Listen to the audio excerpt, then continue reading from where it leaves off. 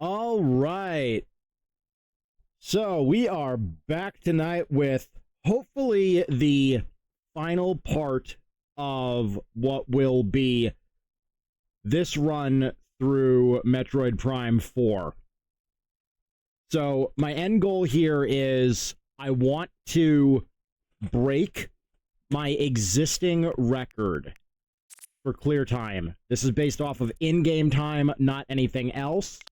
So currently, my in-game record for 100%, and this is because I got sidetracked in the desert a little bit and had to backtrack through a couple of areas because Captain Numbnuts here forgot that certain items were just out in the open and forgot some of the very obvious ones.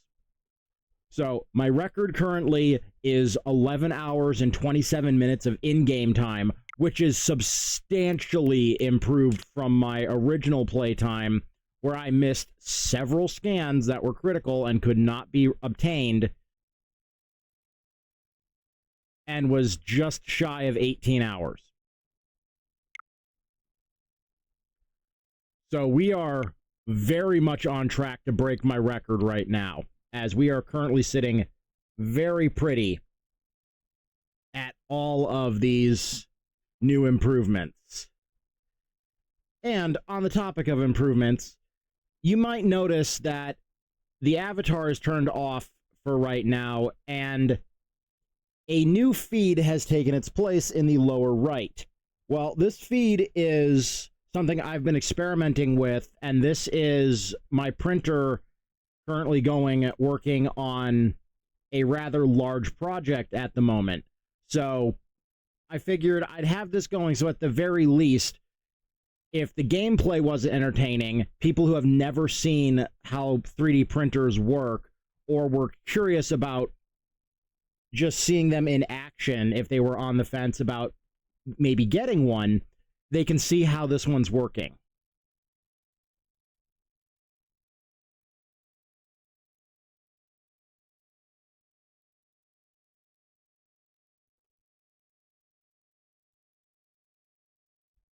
Now, where is my...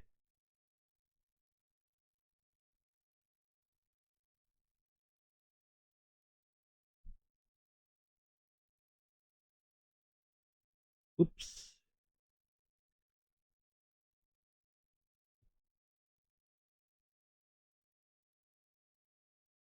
Right, that's the one I was looking for. I am, like, half awake right now. But that is not going to stop the progress being made here.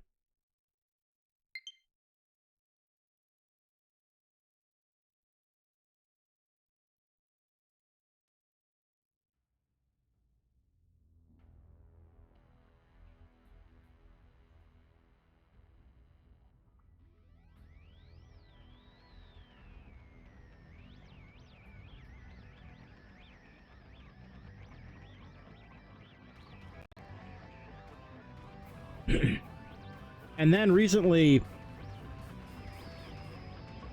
I found out why some of the parts of this game don't make a whole lot of sense. And the reason is disturbing.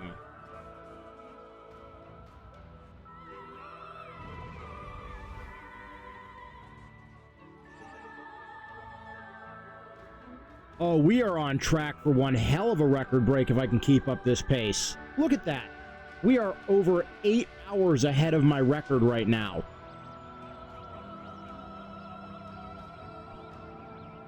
So this is going to be great. We've got over half the scans. Now, this is where we're going to lose a lot of time, though. Unfortunately, our item collection is lagging rather substantially behind. But there's not a whole lot we can do about that, as we are avoiding as much backtracking as possible and waiting until we have the majority of the items needed to actually take care of a lot of this stuff.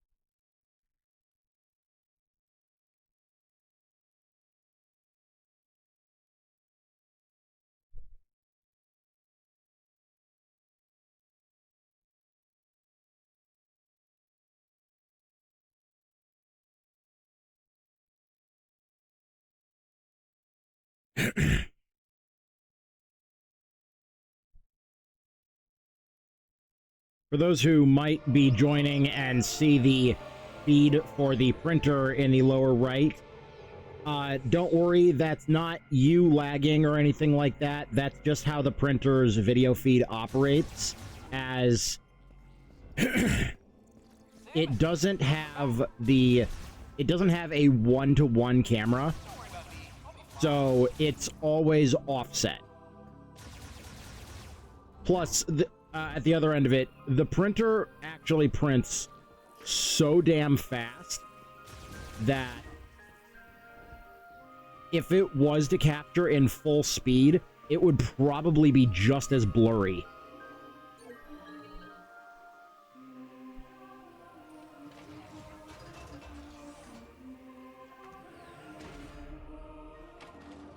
Because I recently found out that this printer has 4 speed settings, and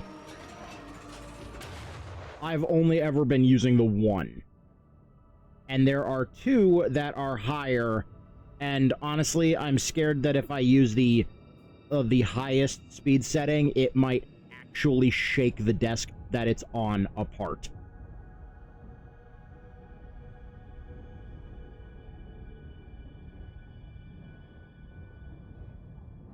But yeah, I hope everyone's holiday was good. I hope everyone, got to spend some time with the family and not lose their minds. I hope everybody got some good food, had a relatively stress-free day, and just in general was able to, just take a breath. Like, the holidays are always so stressful for everybody. But just don't forget to breathe.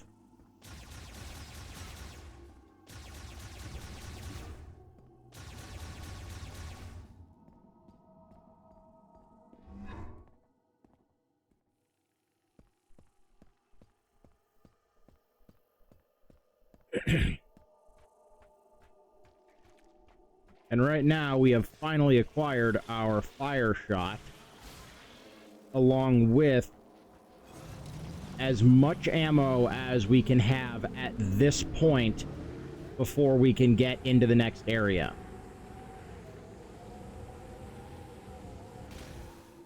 And we have our first upgrade for our shot as well, so now we have its stage 1 charge variant.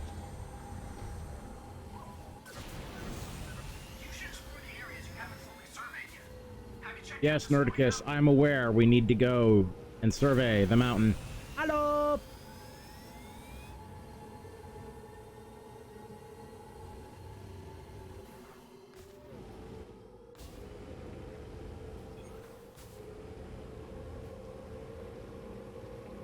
We are going to be making a lot of progress tonight very quickly.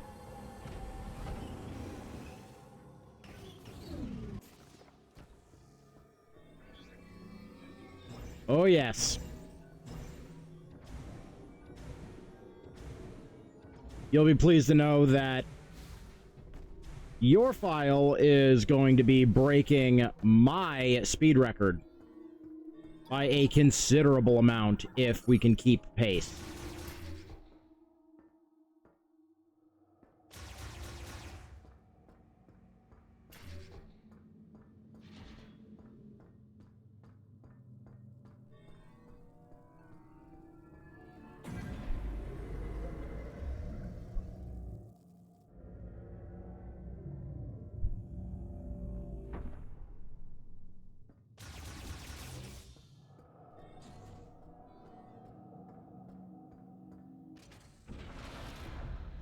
Because this part is gonna go rather quickly on the descent. When we're coming back up, that's where things get a little slow.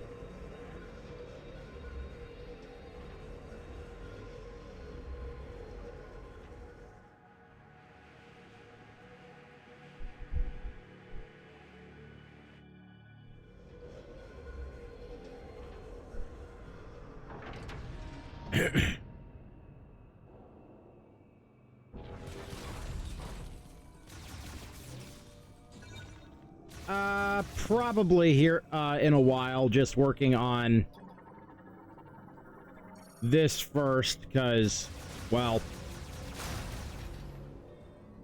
I had the drive, and I want to get through this while I have energy. Because something tells me once I get absorbed back into the printer again, I'm going to be losing a not insignificant chunk of time again.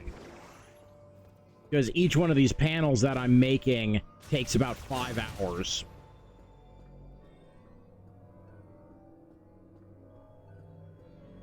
Oh, wait, actually.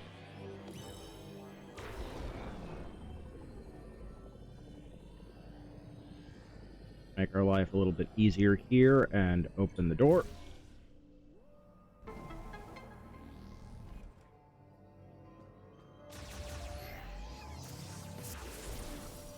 And break the window because we can't have nice things here.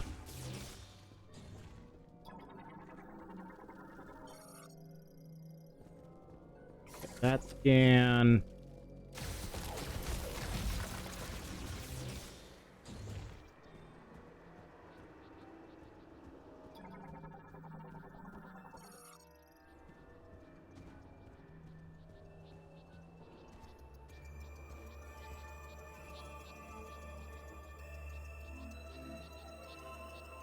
I feel you on the milk part. Like, that stuff always goes way too fast.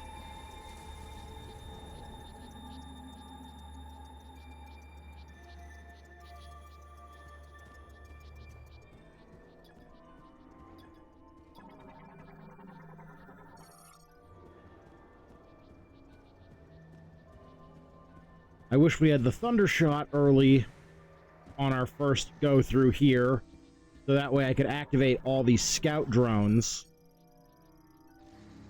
and get all of the items revealed, so that way I could grab pretty much all of them. But the good news is I do remember where most of them are. And there's 10 more shots. So now we get to burn things more.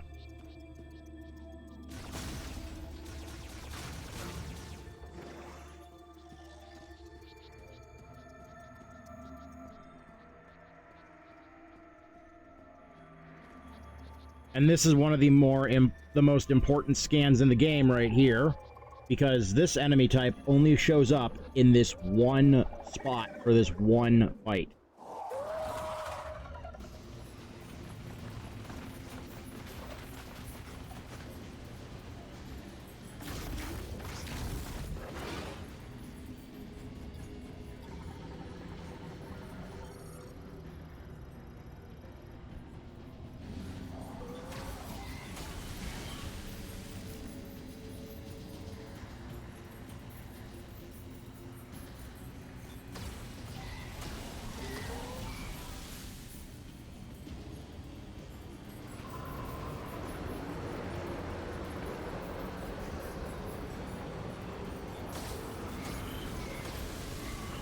Crispy wolf. Very crispy.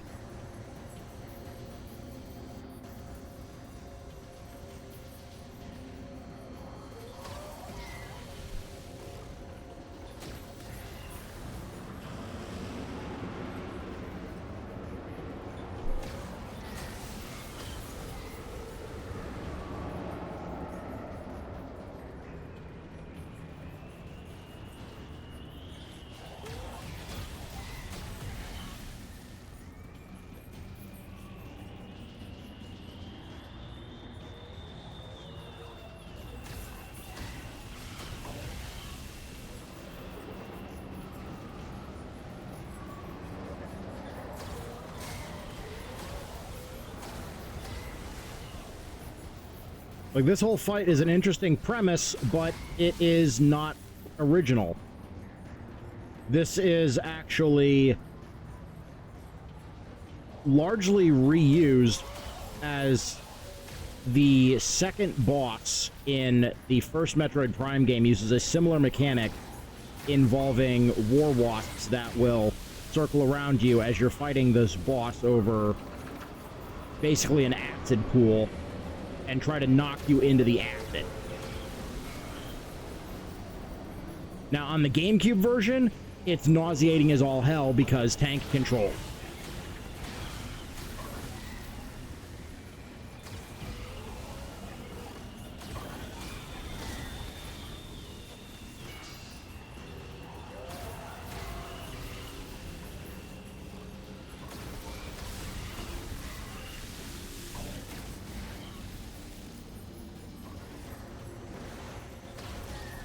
Come on, let's see if we can get the good strat. Because this fight is death by 1,000 cuts.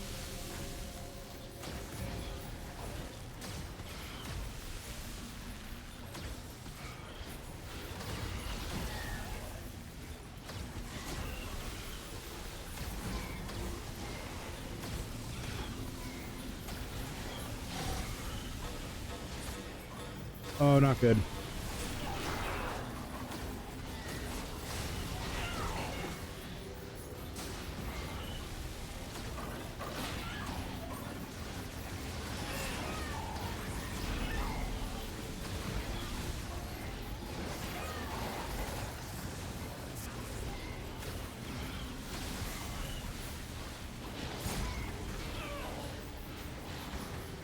Let's see if we can keep our energy loss to above... Oh, we did it! I was about to say if we can keep our energy loss above 2 energy tanks.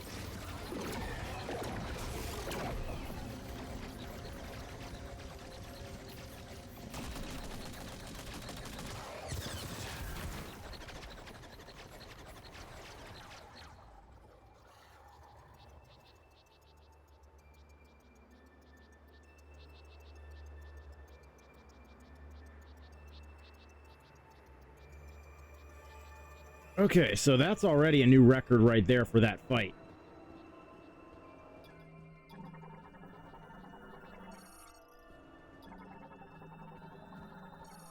Let me get a truck. Odds. And cannon.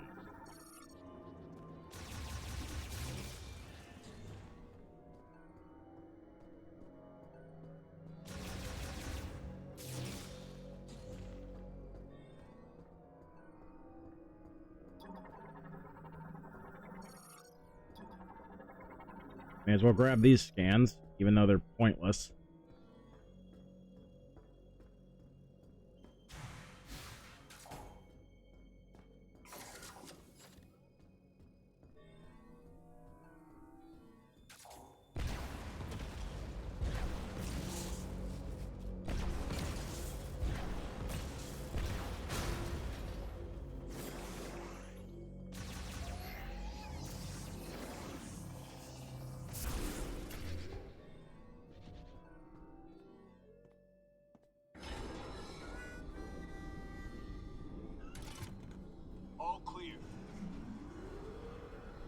Hello, new best friend. The legendary bounty hunter, Samus. In a place like this, Corporal Rigert Tokabi, Fed Sniper, Herc Unit Delta. It's good to finally cross paths with you, but tell me, where are we? We were deep in gunfire. I lost visuals, then woke with a busted comms unit and a leg to match. Now, I tried to access this terminal, but the only thing I could get operational was the gun. That's it. Then I see this here. What do you make of it? Let's see, what do I make of it? Well, I don't know. Let's scan you first, because you're important.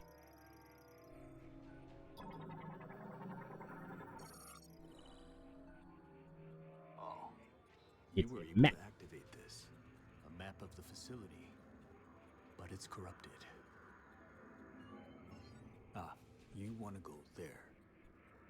In that case, this elevator is the only way down, but the power's offline.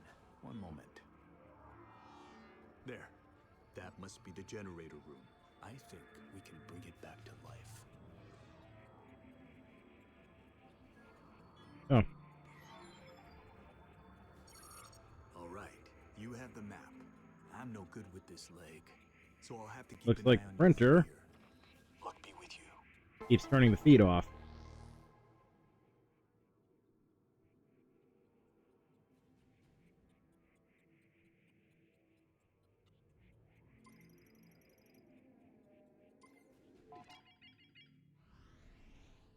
If I had the thunder shot early, we could... Like, all we need to full clear this area is to basically just have what we have, plus the thunder shot.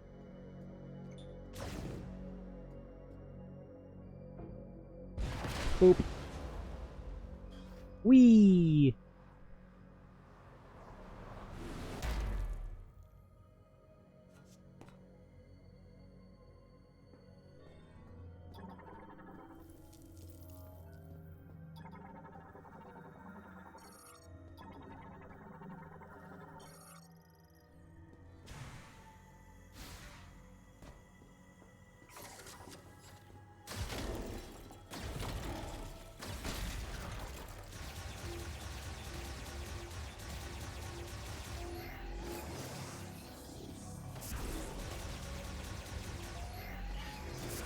Oh!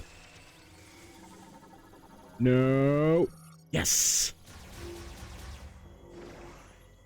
That is one of the most annoying scans in the game to get. And luckily, we don't have to fight to get it on this path. Now, unfortunately, there are a couple more variants of it.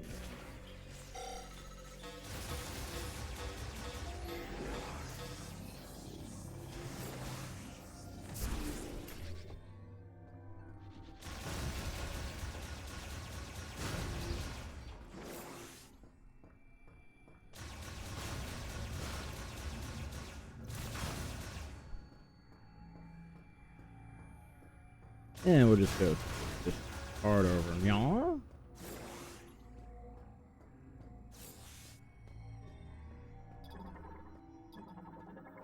That is a... Yep, lasso point.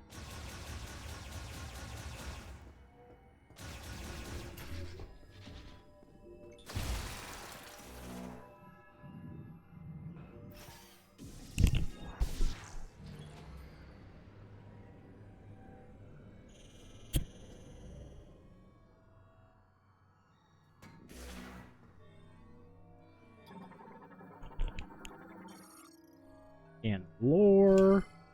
Touch the things. Open all the doors. Samus, you hear me? I patched into the facility speakers. I can use them to communicate. I noticed that several rooms were unlocked at once. That was you, wasn't it? Nice. Then we need to find TK codes. You never know what's lurking.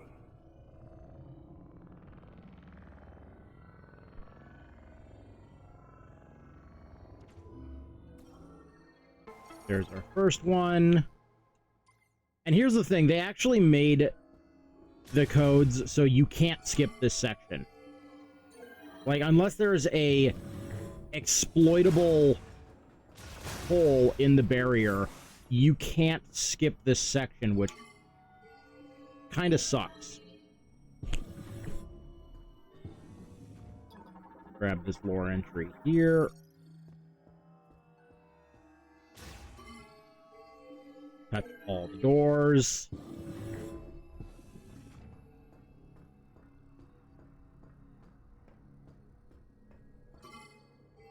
Literally all the doors.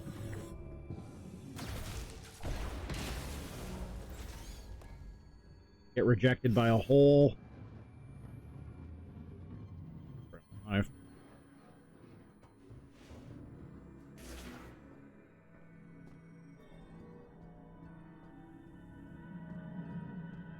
And we'll make sure to grab the lore entry here so I don't have to come back, because I get going so fast here, I miss some of those some days.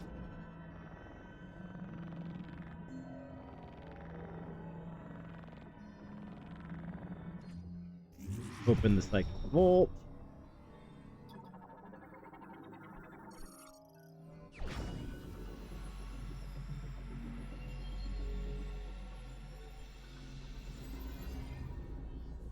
But yeah, I learned a little something last night doing a little bit of research. So, as it turns out, the reason why Prime 4 has a story that is seemingly all over the place is 100% on Nintendo for screwing up.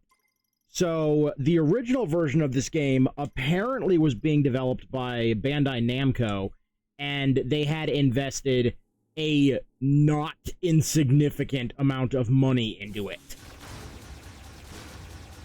And as a result of this, when they scrapped that project and handed everything over to Retro, which they should have done from the fucking beginning,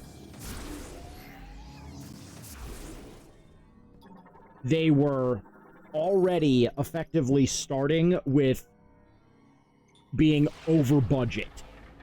So they had to very quickly cobble together a story using a bunch of disjointed elements that they themselves would never have written. That's why the story feels off. That's why there are so many characters who are just, for lack of a better word, chatty. Like, that's why all the characters at the end are just kind of there.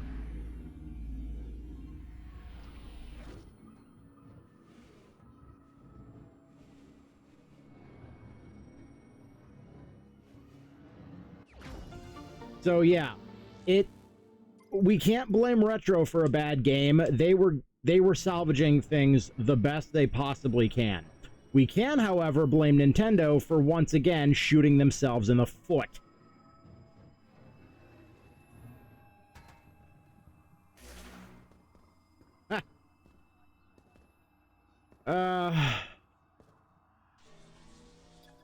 I feel for my buddy right now. He's fixing his sister's car, and he just passed the mechanics test to become fully certified now, because his 10mm socket just went completely into the ether. Congratulations, buddy. You're a real mechanic now.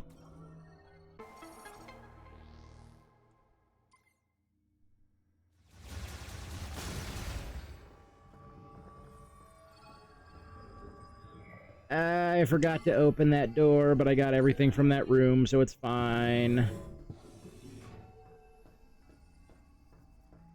Okay, now that we have the TK codes, we scan this. Scan this. Draw the element shape. And this is the whole reason we had to get the TK codes.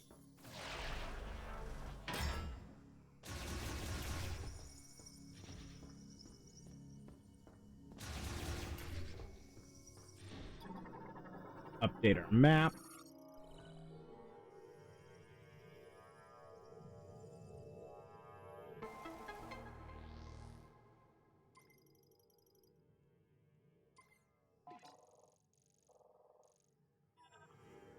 Because otherwise we will be flying, rather blind, I should say.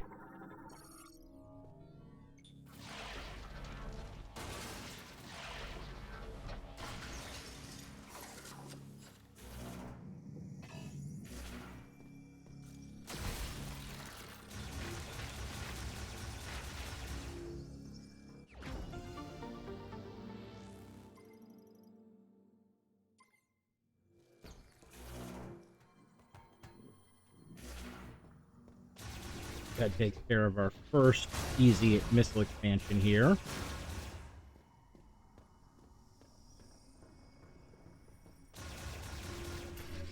Whatever you're doing, it's working. Keep it up.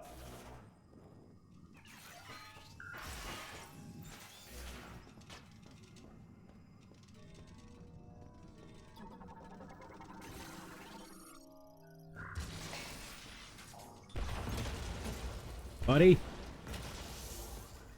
not in the mood.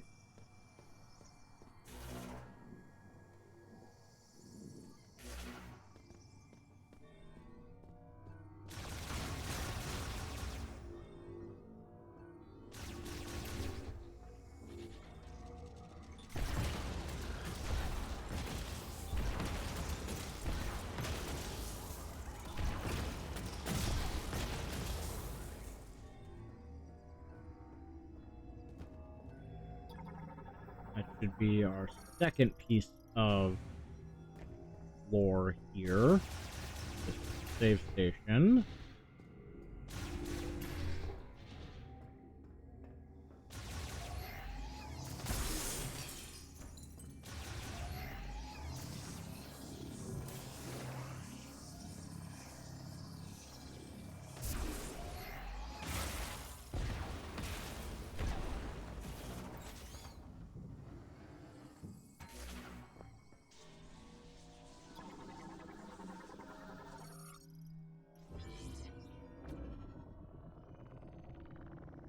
Grab this code.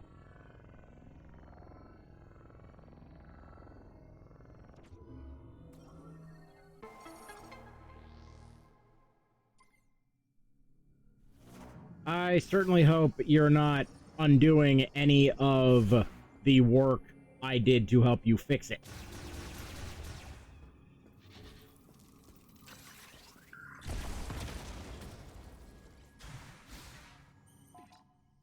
Map. Yeah. Okay, I think I want to go this way.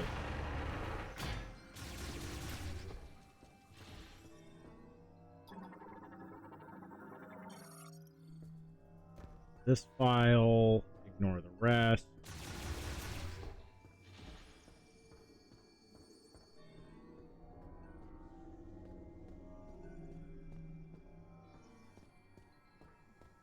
Right, okay. Oh, good. Good.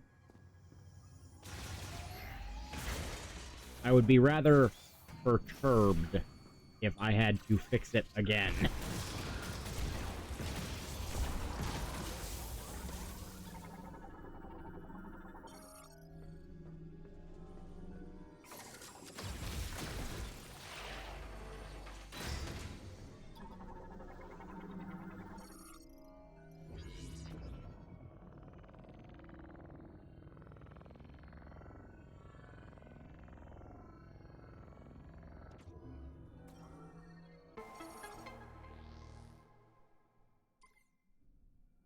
Okay, that's number 2.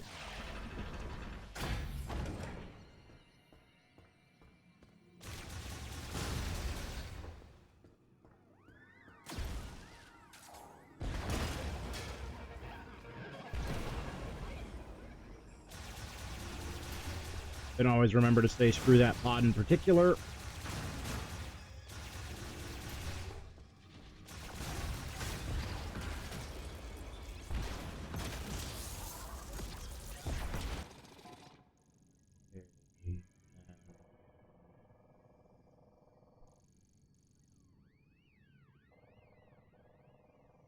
Yep.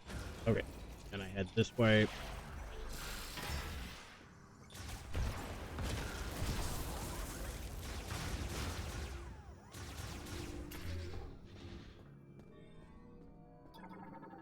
Grab this lore entry.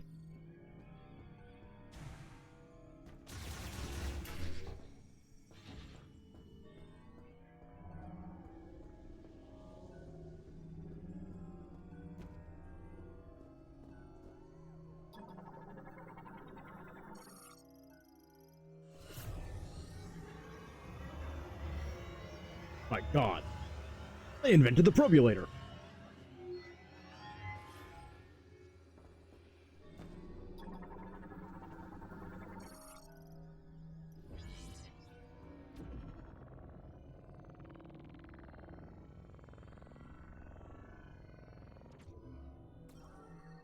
There's one more.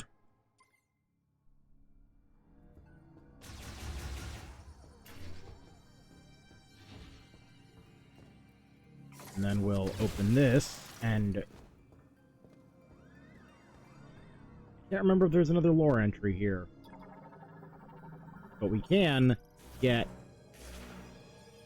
this expansion if I stop hitting the wrong button.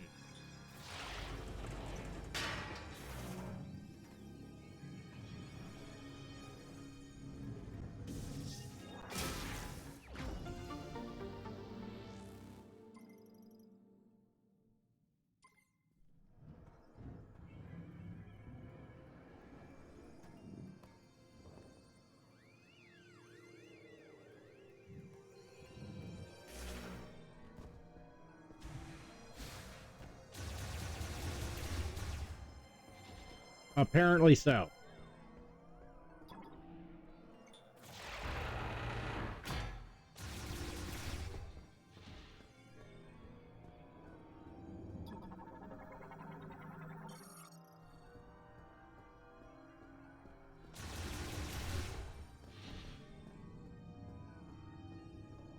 Okay, as much as I want to, I can't 100% this room because I need the spider ball for that. Which, unfortunately, we don't get that until basically the end of the game.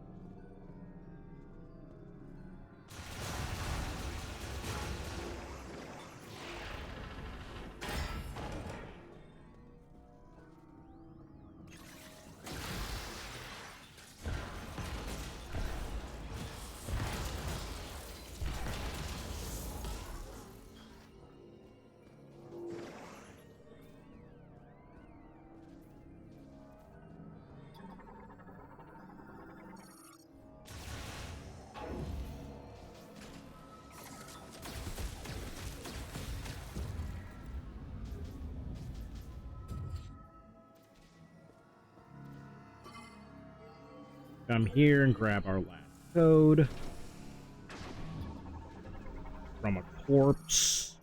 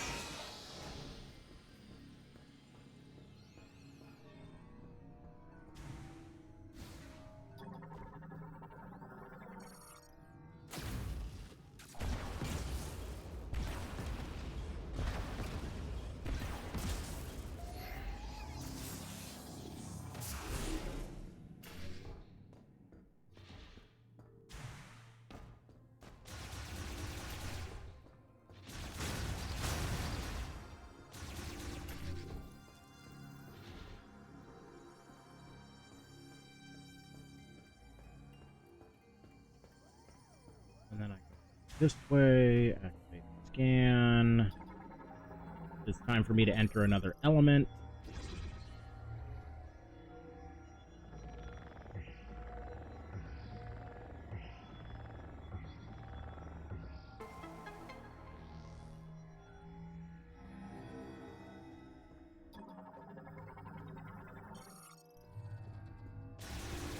Samus, looks Logbook. like you made it through another floor. You're getting close to the generator.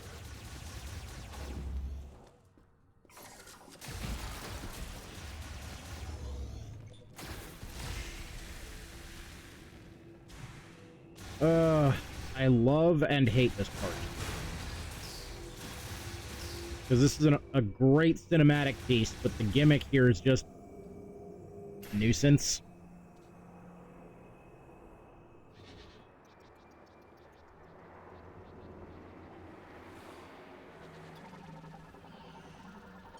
Grab the blue Krauk.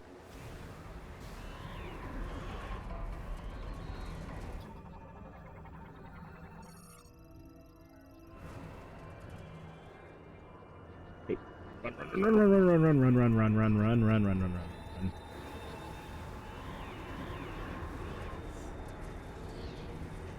And keep sidestepping to avoid getting launched.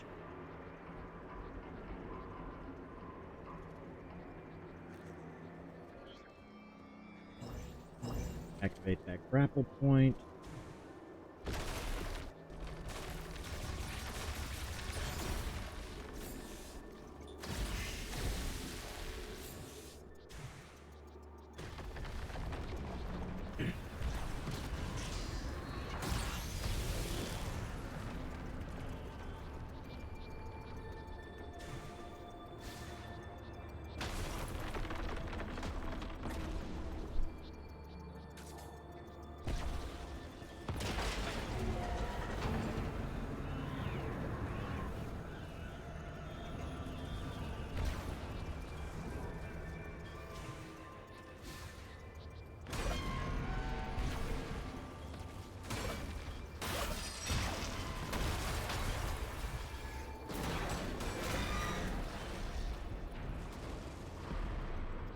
Well, can't go back that way.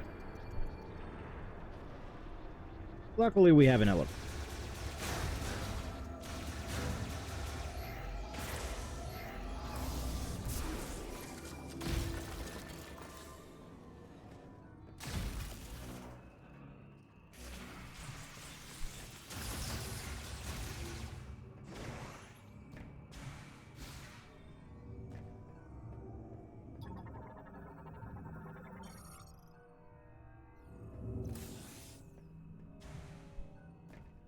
There's the entry I was looking for.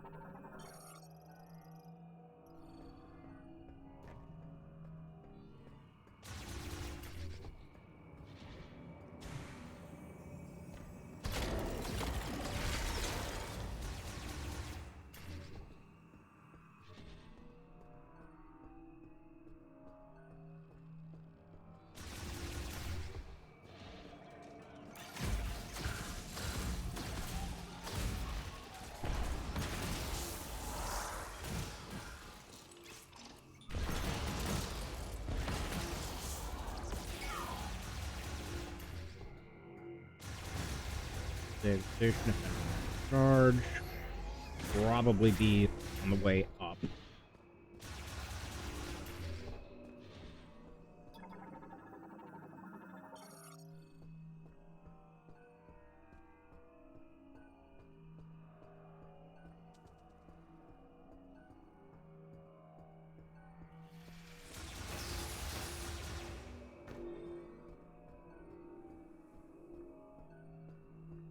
That's offline, doesn't matter.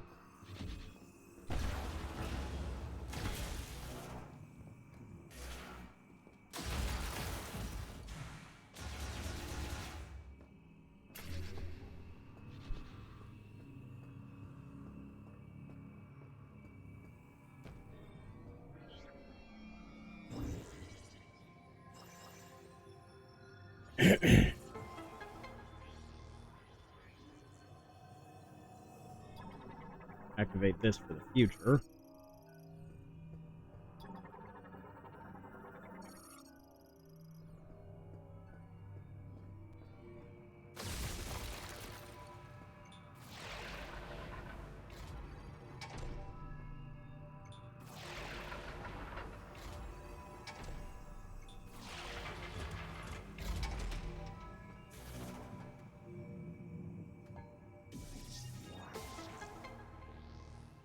Reconnect power.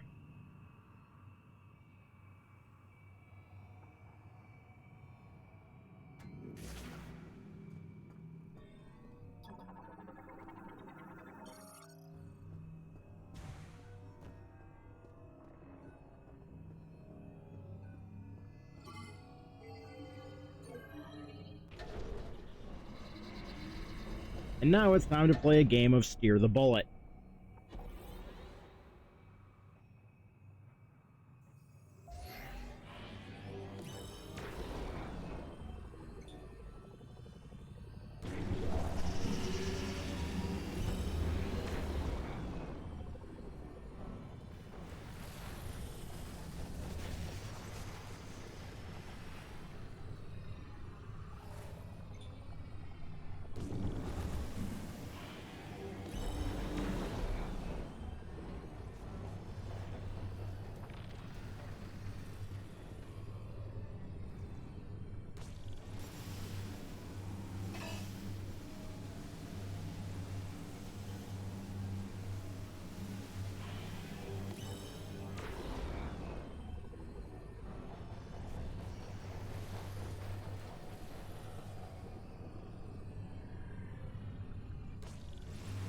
What the hell?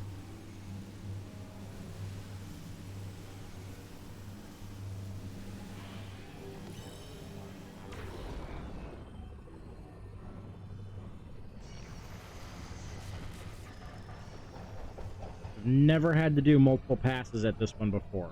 I hope it's not a glitch.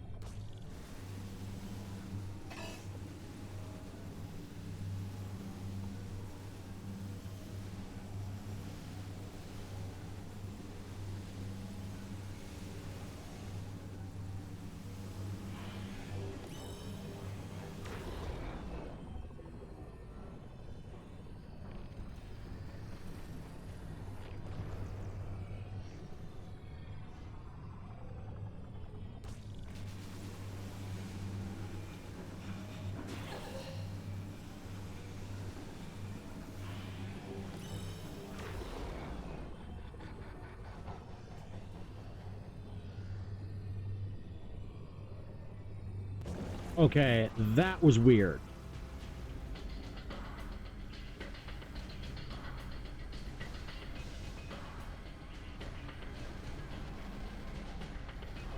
Like, I've never... Like, that was not normal.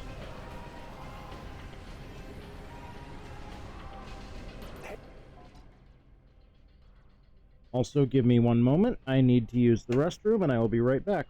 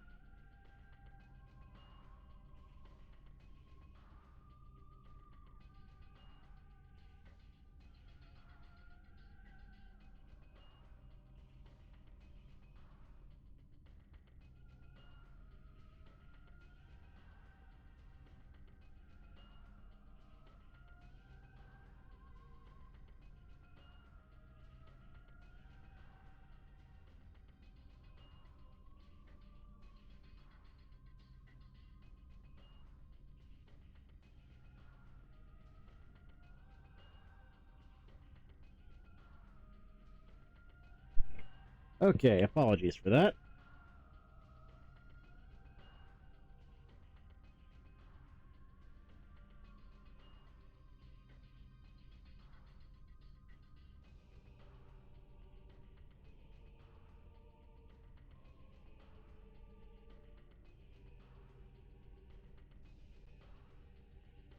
Hey, you got the power back on.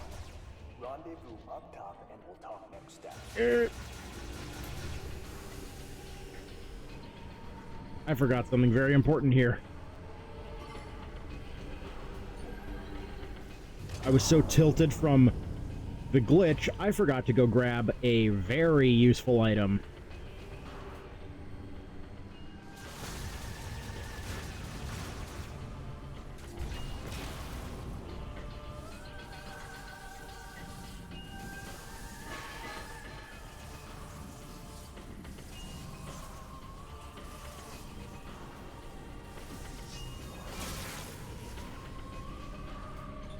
It's an E-Tank.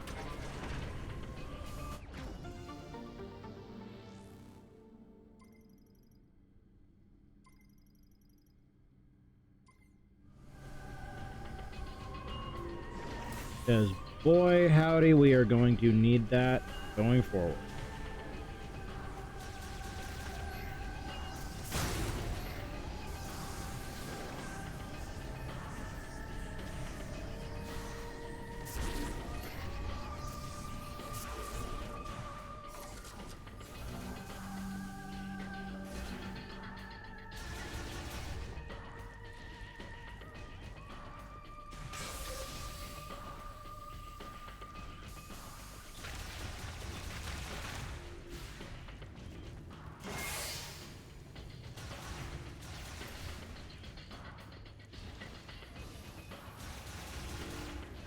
And we are absolutely going to save just in case there's any... Open the door!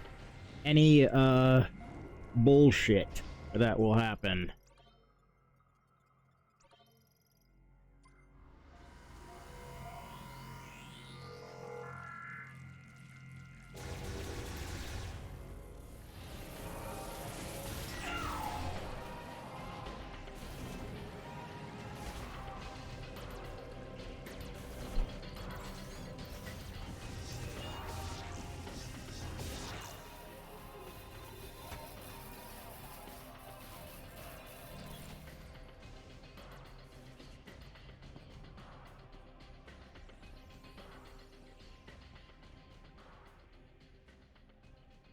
Kishenta nakanes planetet tasan jun krishet.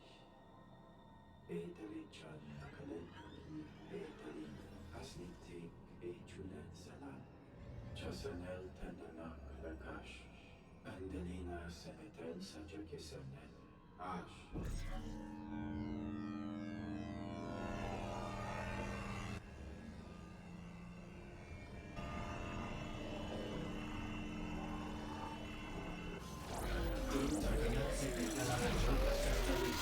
Teklinaganath. Dan. Kit nashanich aneth. Nakaneskata senjen krishet sota. Kanenta senagir. Intala saik shatoya. Teradin nagir.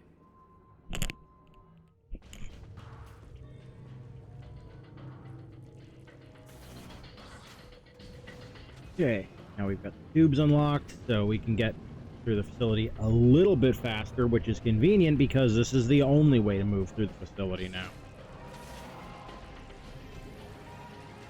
Yeah.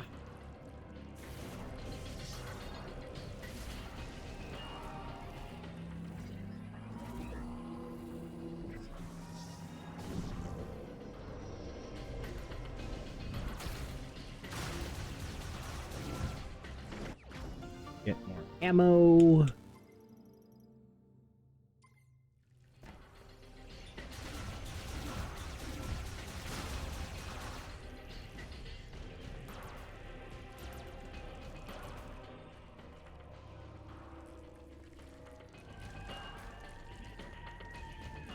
Yep. My brain just shorted out there for a second.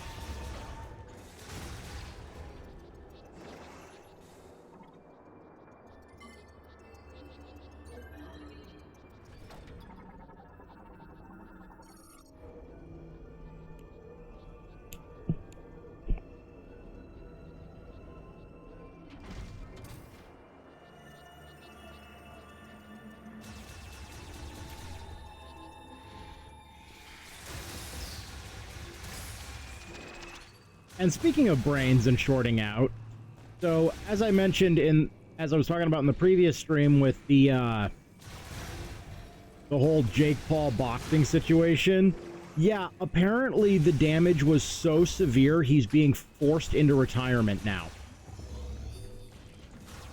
What the? Something triggered the alarm. I can't override security.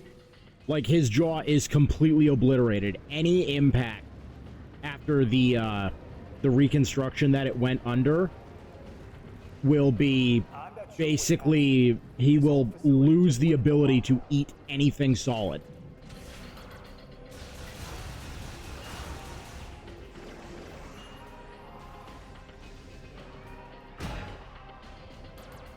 It also gets better because I was watching a few clips from Rogan's podcast, and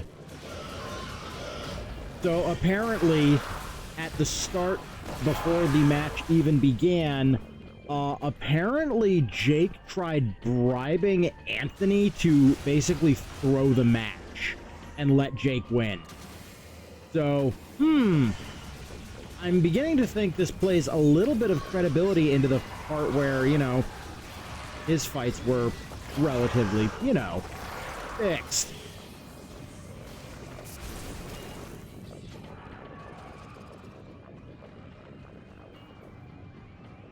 Yeah. He's a perfect human being who now has to eat pureed beans.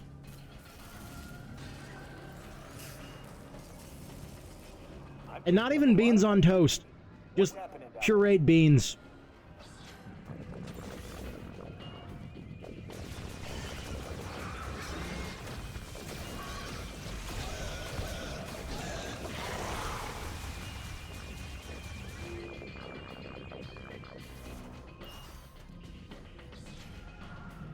Like, you know, I feel for the guy, you know, not being able to eat and stuff like that. That's got to be absolute hell. Because, you know, God forbid, if he is anything like me when it comes to cravings and stuff like that, oh, the second he can't have something is the moment he's going to start craving all of it.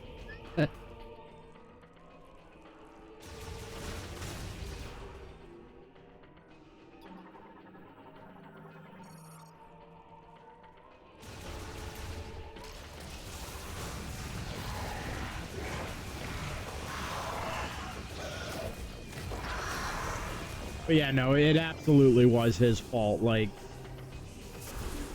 bro, like, that match, the second the 6th round came in, he jumped straight to the find out part.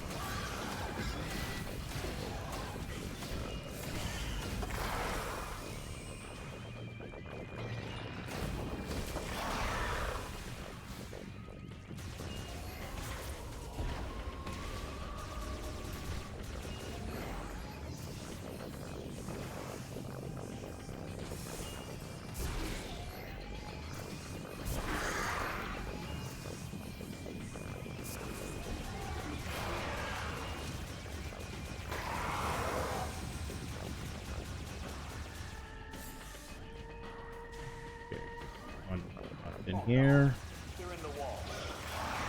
Okay. 2 more. Oh, absolutely. Oh, no, dude. He's already done that.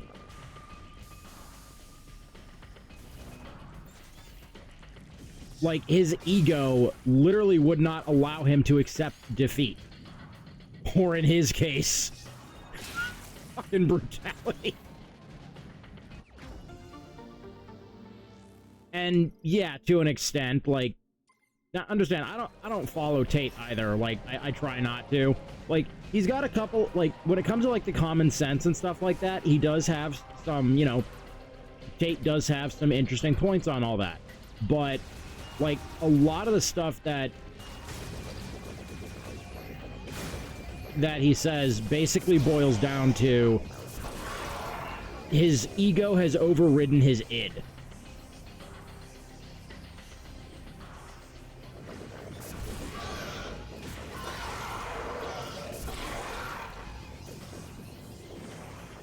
But also, at the end of the day, like, I was watching another clip from... Okay, so ego is only part of the, like, the psyche equation. So ego is obviously, like, the self-worth and everything, and his id, like, the id is basically the... If I remember my psychology... the id is basically like the core personality, if you will.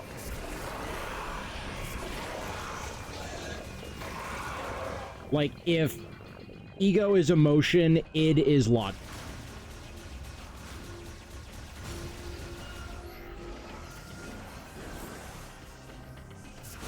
And then there's the super ego. We try not to acknowledge that one, as it's so far absorbed up its own ass. It could qualify for a politician.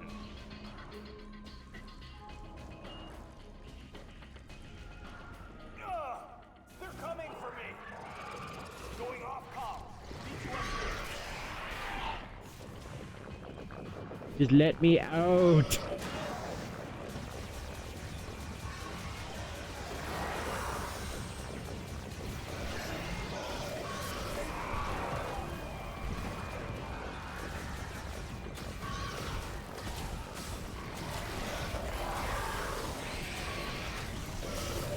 Yeah, as I was saying, like, I was watching some other clips before they went on holiday hiatus for, like, you know, Timcast and stuff, and one of the quotes from there actually makes a hell of a lot of sense.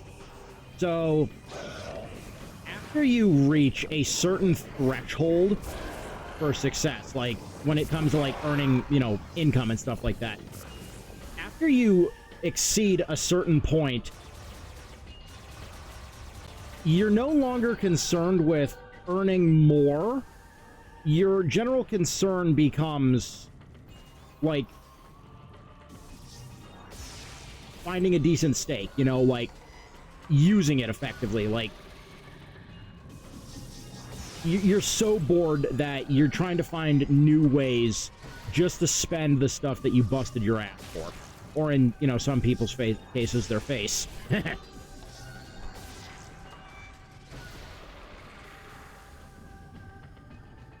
Like, that's actually a rather interesting way to look at it, because, like, a huge chunk of it can actually boil down to boredom at that point. And, like, I understand that. It's like... Because I kind of went through something similar when I got the printer. Like, I was so excited to have endless possibility, and then the second I started exploring the possibilities is when I kind of fell into, like, a weird...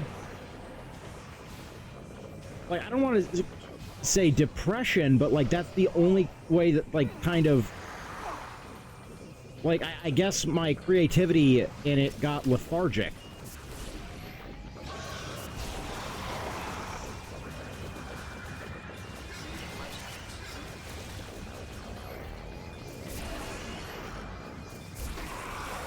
Which, by the way, you can all see what I'm working on now. This will be done in the next several hours. Yeah, and honestly, I think that's actually probably the best way to put it, actually. Just indecision because of just too much choice.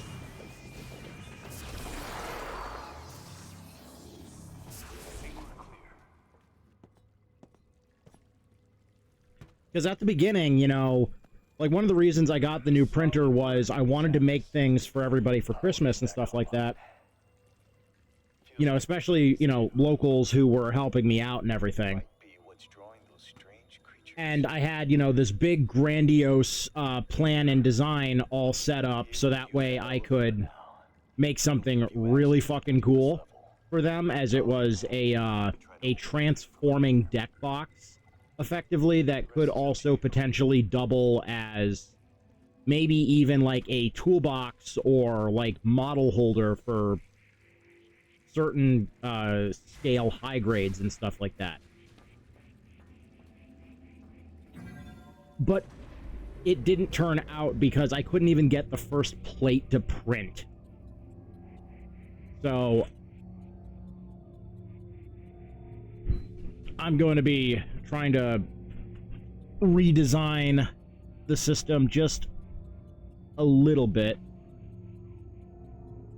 and get a couple of mods for the printer, because right now I'm using the original build plate that came with it, which is just a basic textured PEI plate, and it works pretty decent, but apparently there is a consensus among the community, and having used it for a while, I agree, that the build plate has issues.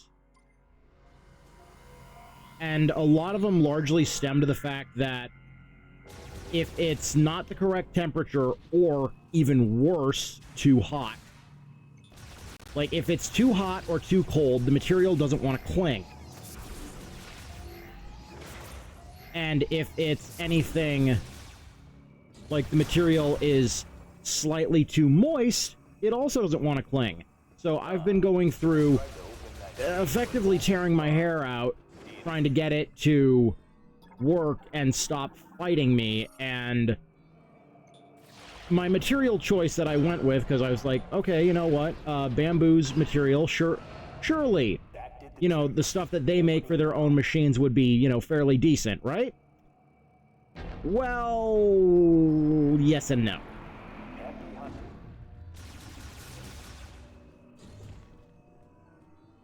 Let's just check the logbooks real quick. I want to make sure I got...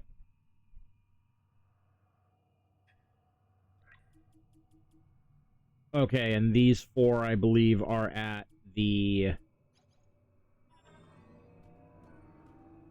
the volcano. So the material I went with, because I wanted something durable, and, you know, I've been printing in PLA for a very long time, because that's what I was trained on, and, like, I knew PETG had higher durability, so I was like, okay, let's get some of this.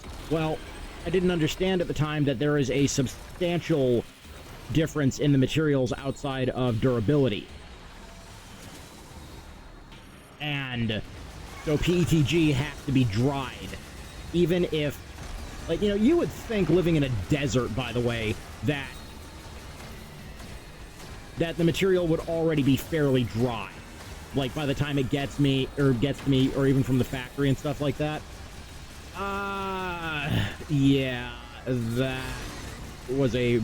that hypothesis was an error.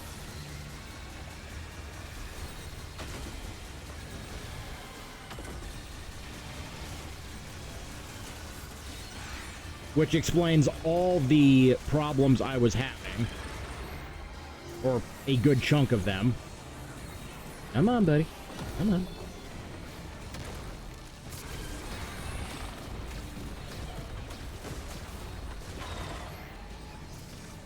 Come on, buddy. You can do it. But then, like, so the material I went with, because I didn't know, what all, like, massive differences everything was at the time.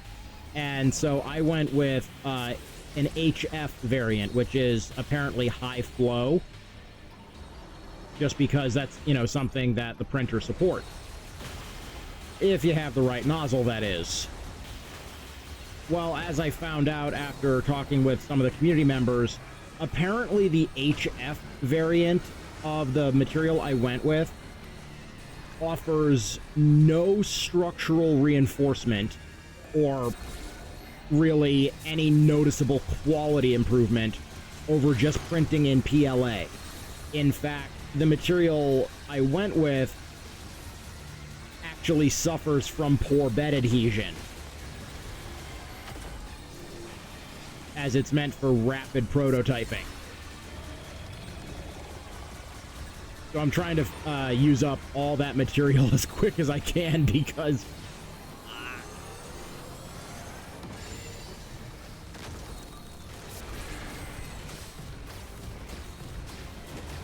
and then the other thing I learned, because the colors I went with, and I'm not sure if you're familiar with the Acceleracers franchise at all, was I went with black, gray, and a clear teal, because I was basing the colors for the boxes off of the drone racers from Acceleracers.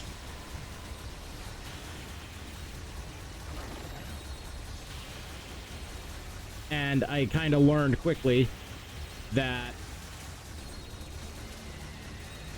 the clear material can actually screw with the sensors. So apparently the printer operates off of LiDAR, and the clear material can actually kind of interfere with the sensors reading with the bed.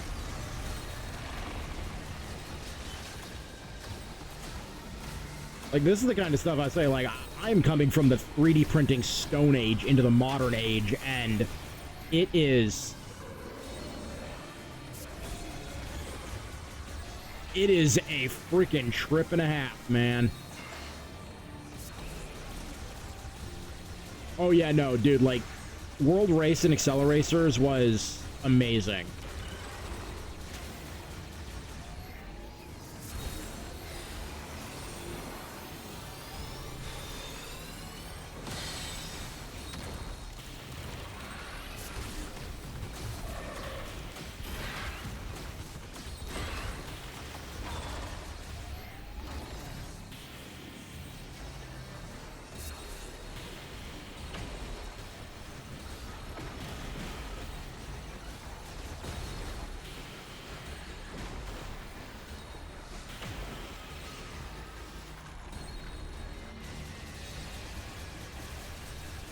And yeah, don't worry, if you gotta go, you gotta go, so.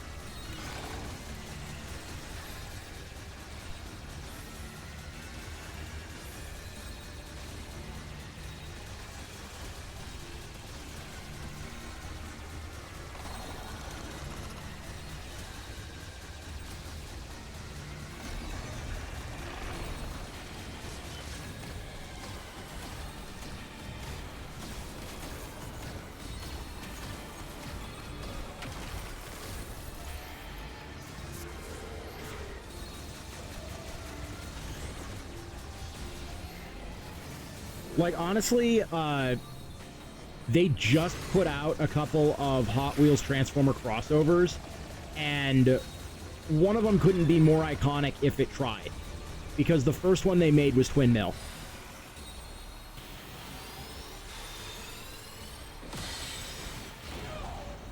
Damn it!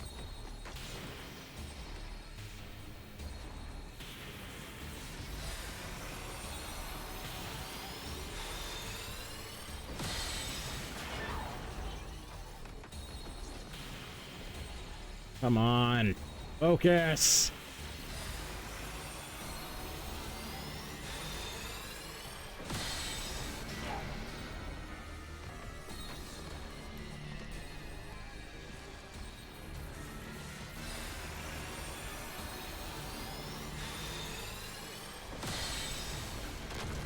There we go.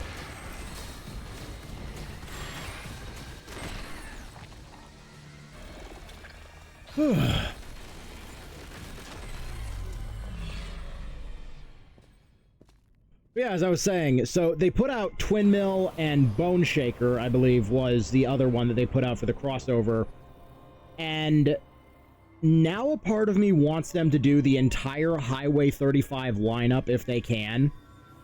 Or even some of the ones from Acceleracers as, like, actual, like, Transformers and stuff like that, because that would look amazing. But at the same time, like, I understand that that's going to create some licensing issues, because Highway 35 had a good number of actual real-world vehicles, including, like, a, I want to say it was like a 64 Chevy Impala or something like that. Along with, obviously, like, the Shelby Stingray. But, like, I just want them to make, like, the crazier designs, you know, like, I want the, I want the Diora 2, I want Slingshot, I especially would love to see, oh god, what was his name, Hadim? The Road Beast, or not Road Beast, the Dune Rats leader's car, I cannot remember the name of it, to save my life. But the one that had the cockpit on the front, like, you know the one I'm talking about.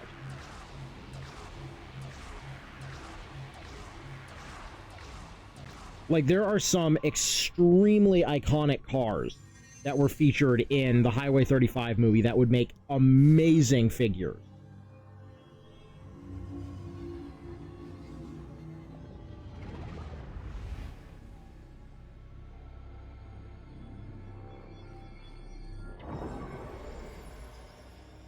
Like, especially if they did, like, honestly, the one I really want is, I want Slingshot.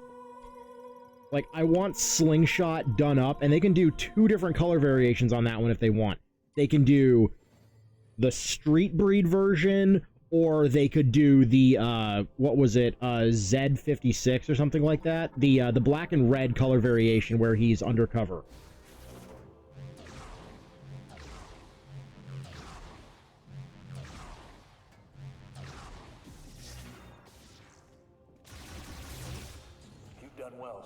But yeah, no, like, if they... The drone racers would make excellent vehicles, since they have no pre-existing character traits to, you know, really incorporate, other than they are robot drones that incorporate and or turn into the cars.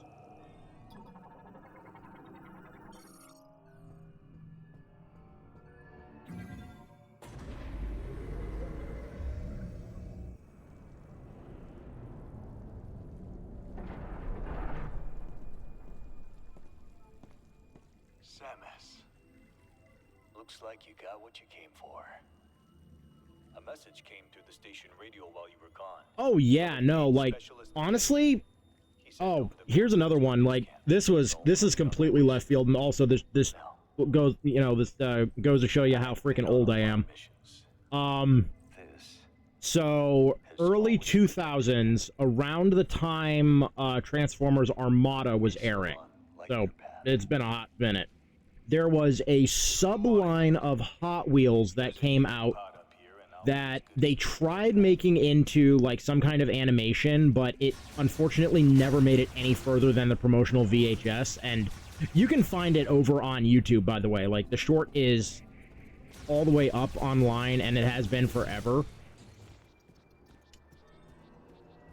But there was a subline called Robo Wheels that Hot Wheels had back in the day.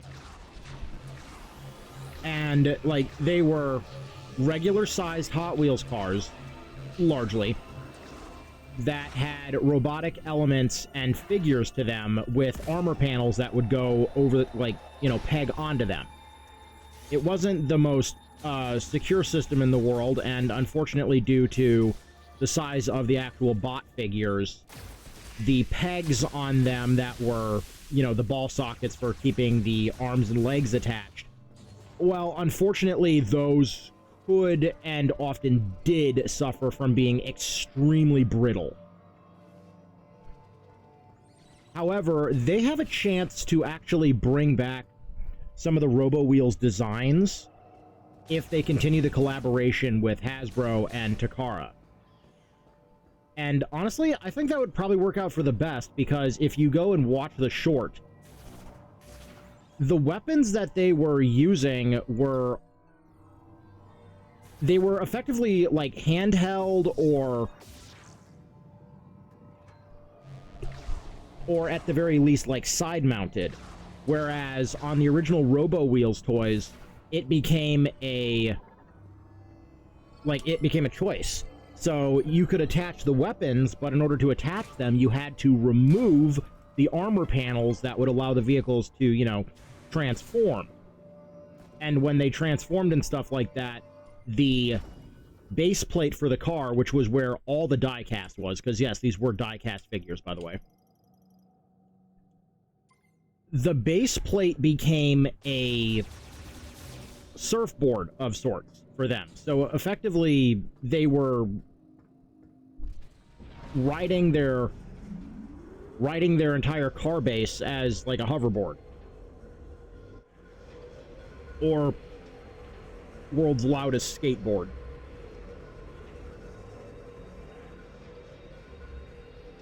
And yeah, no, I agree. Hasbro is, when it comes to some of their recent stuff, yeah, they are pretty dumb. Like, especially when it comes to, like, I am furious about the cost of the figures going into 2026 now, because they refuse to, so, going into 2026, the cost of the figures is going up a lot. And it's not due to material shortages. It is entirely due to the fact that they do not want to bring a factory into the United States. So they are forcing the United States consumer to eat the tariff cost. So deluxe class figures, which were already fucking absurdly priced, by the way. Like over here, a deluxe class figure at full price currently is about $30. With Voyagers starting at $35, Leaders starting at $55, and Commanders being a minimum of $90.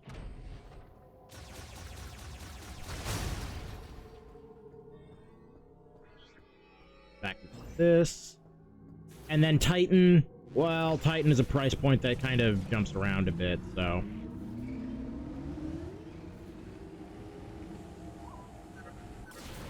Congratulations, you got another teleporter key. Only 2 keys left. And it looks like you found more Laborn technology in Ice Belt. I might be able to help you. Can you bring it back to base camp? By the way, I saw the data you But like going into 2026, they are raising, like, to quote unquote combat the cost of them producing the figures. They are raising the price so that deluxes are now going to be $35, Voyagers are going to be $43, Leaders are going to start at a minimum of $60. Commanders are starting at like 100 to 110, and Titans may as well cost as much as a game console. Like, all they have to do to skirt the tariffs entirely is to just open a production facility here and stop making the shit in China and Vietnam. Like, hell, this is how screwed up it is. And I actually think they did this for exactly this reason. The United States just got their first official Gundam base. Like we have a Gundam base store here. Now, I disagree heavily with where they put it. Because, see, they put it in Chicago. Like,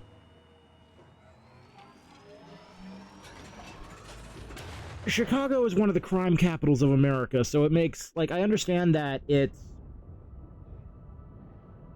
Yeah, I know. Yeah, even you know of Chicago. Of all places, they put it in the heart of gangland. So I'm hoping it does well, because on, you know, like opening week and stuff like that, lined up around the block. Like, people were lined up into the parking garage.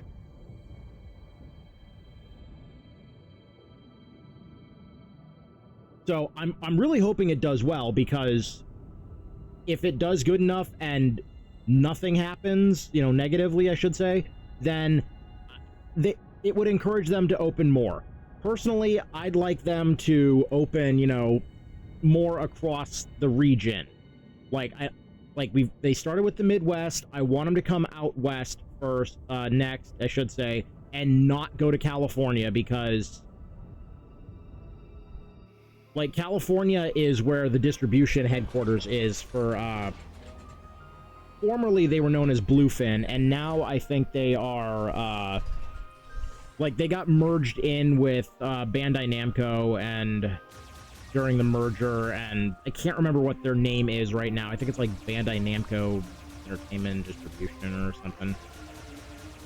But same company, different name. And Bluefin is in charge of the premium Bandai store out here. Okay, well, actually, I can't even say out here, but you know what I mean. Like, they're in charge of premium Bandai for the entire country, and they screw up royal every time.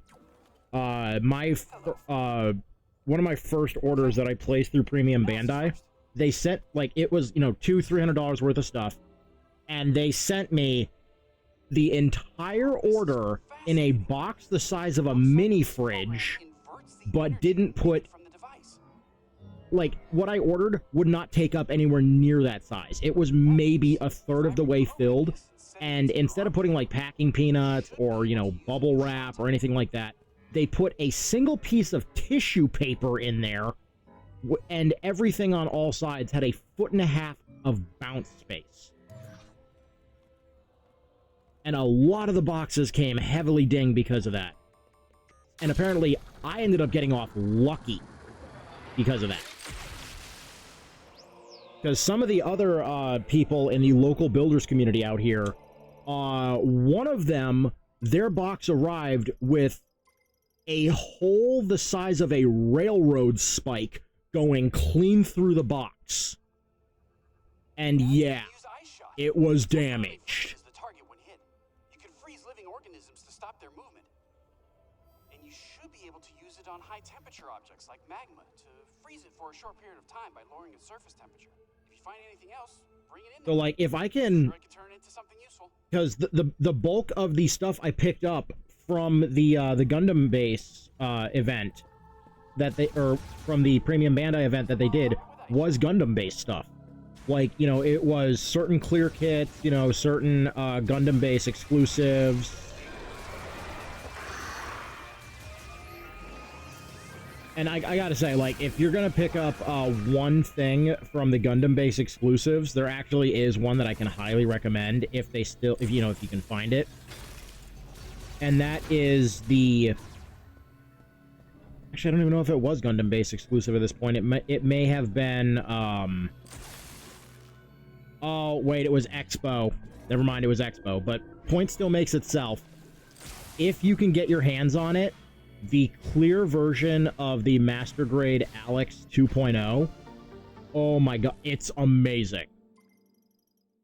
So they have it so that even the Chobam armor that goes over everything is clear. So not only do you end up with, like, the actual main figure itself being clear, so you can kind of see through the opaque armor into the inner frame, but then you've got the exterior frame that goes on over that, and then you put the Chobam armor on, and you can see through that. So this thing is like a multi-layered ghost.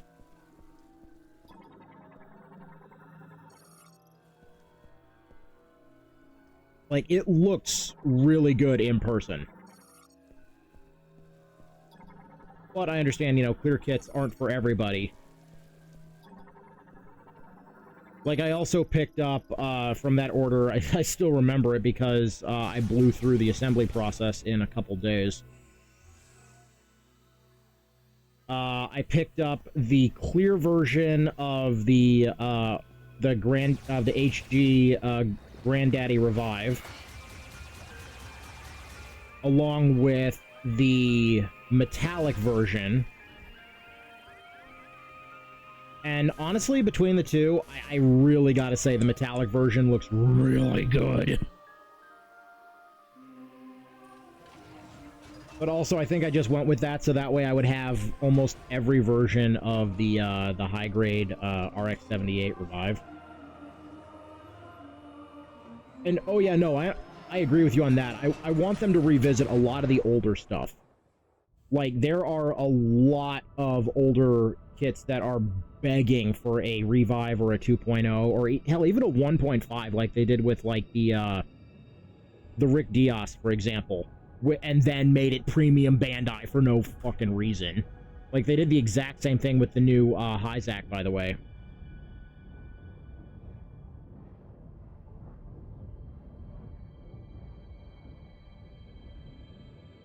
Yeah, okay, so stuff like the GOG and... So, larger high grades like those, that would probably create a bit of an issue. And this is what I mean. Like, it's not the design that's the problem. It's doing the whole 2.0 bit. Like, it would get expensive very quickly. So, take, for example, the Axe Guy. The Axe Guy and the Bear Guy for high grade are already very much up there in scale. Like, the high grade Bear Guys, for example, are counting to the top of the head and or the ears, depending on how you want to do that. The Bear Guy is the size of a Master Grade. Like, your average scaled Master Grade. I'm not talking like Wing or Victory. I'm talking like, it's like the size of the Granddaddy 2.0. Granted, it's nowhere near as articulated, but if they were to, like, go in and do, like, a 2.0 on that, which, in my opinion, they really don't have to.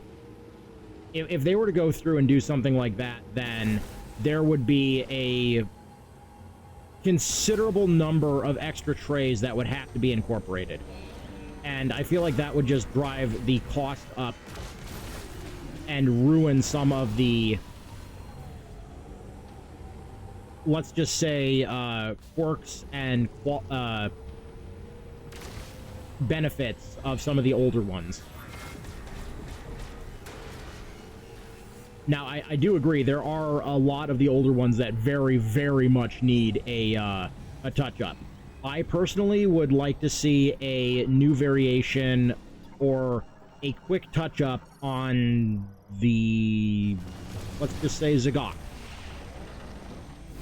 And we already know that they have the parts to fix that, as they use the old, like, you know, the $10 high-grade Zagok as the base when they did the, oh, excuse me, the Amazing Zagok.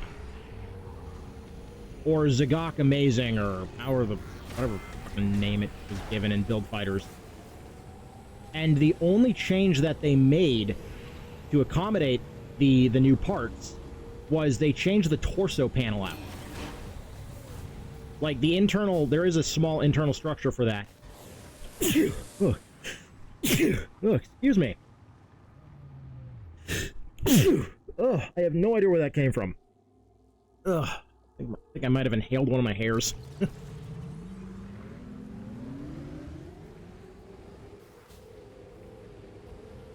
So, like, on the, I'm not sure if you've ever built the original high-grade Zagok that came out.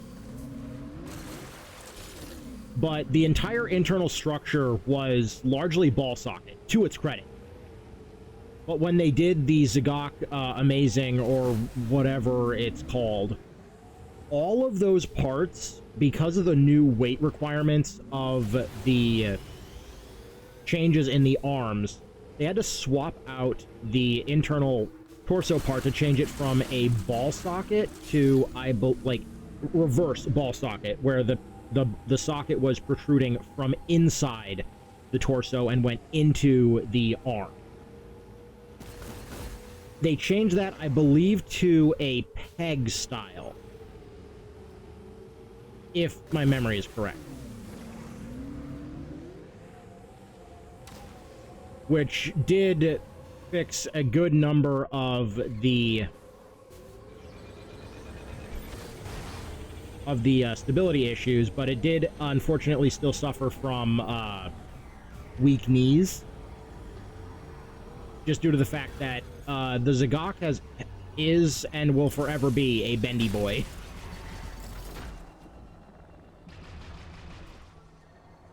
You know, like, what other, like, really old kit could do with a touch-up?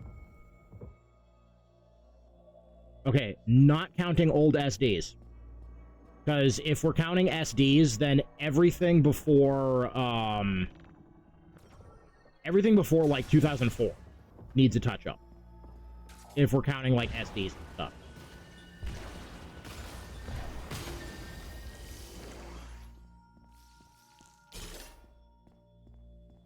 Actually, you know what? 2004 actually is a pretty good starting point for looking at where, like, a bunch of the revives need to be. For me, I would say almost the entirety of the Cosmic Era line for Seed and Destiny, every last one of those could do with a 2.0. Or in some cases, just getting a high grade. Because the bulk of that line was 144 no grades. Which, I'll give them credit, but they should have just, at that point, just turned them into, like, Sofubi's or something.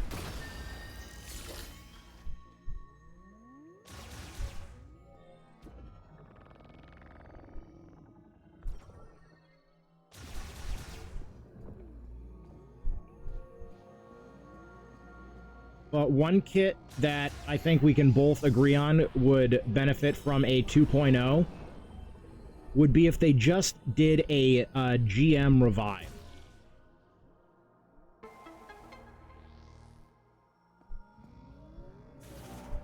Like, the original one's okay, but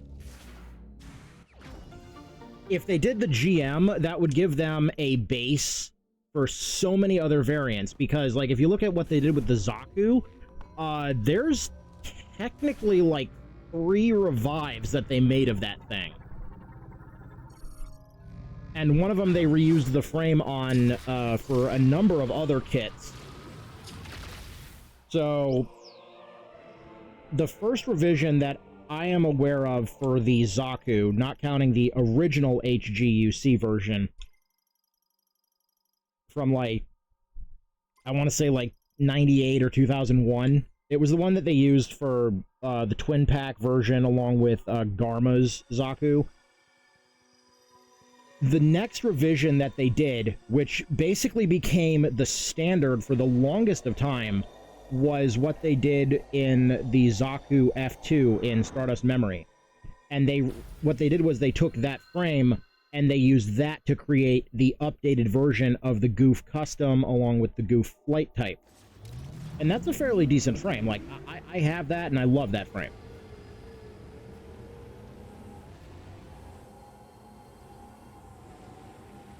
And yeah, no, I can agree with you on that. Like, I myself am, I do stand for the Jagan, so. Like, I wish the Jagan could get a slightly improved version for the high grade. Like, in all honesty, it doesn't even need all that much. Like, just bring the articulation on the high grade up a little bit. Just swap out, you know, the arms can remain the peg style and stuff like that. I don't particularly hate, you know, the old peg style, as I find that charming. Just not so much when it comes to, you know, compatibility. But all they would really have to do to fix the, or really improve, I should say, the high-grade Jagan would be to give it double-jointed elbows and knees, and then just make all of them have, if they're going to go for a true universal compatibility, just give the upgrades that they did for the Jagan Blastmaster from, what was the series? Build Divers.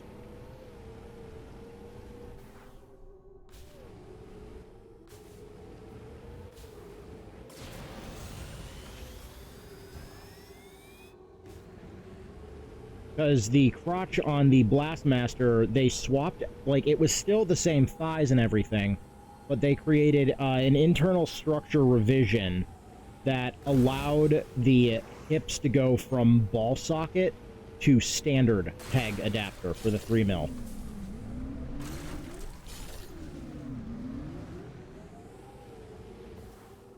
Now, granted, I am also still a guy who sometimes, on the good kits that I like, I do stand for the old ball socket hips, as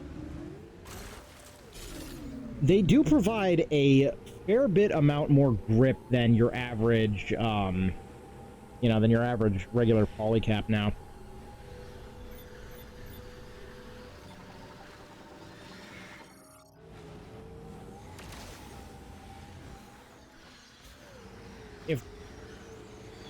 You know what? I'm not sure if you built this one. Here's a good compromise, because this one desperately needs a 2.0 because the original one is hot garbage. Gundam 00, the flag/overflag. And this also extends to the Enact and the Brave line from Trailblazer, because all of those are... And I just realized another one's using the more or less the same mold, and that would be the Susanoo/Maserao, which a third party technically fixed that one by making it 1/100 scale. Yes, Nerdicus, I know to go to Volt Forge. I am collecting crystals.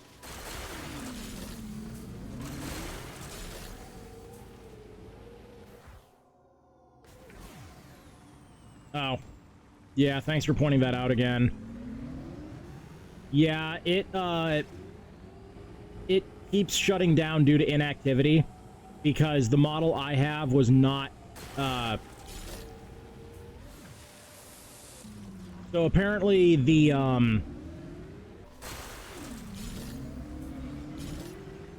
P1S, while it does have, you know, the camera inside, apparently it was never designed to have it active for long term. More for monitoring reasons. Whereas, I believe it was the X1C along with the new H series, all of those have a feature in it for the software that allows you to use it as a, like, you can stream it. Like, it creates a, what's the word here? Like a UI link or something like that that would basically capture the part of the window that it's in. So that way you could do what I'm doing without having to keep jumping back and forth with the software.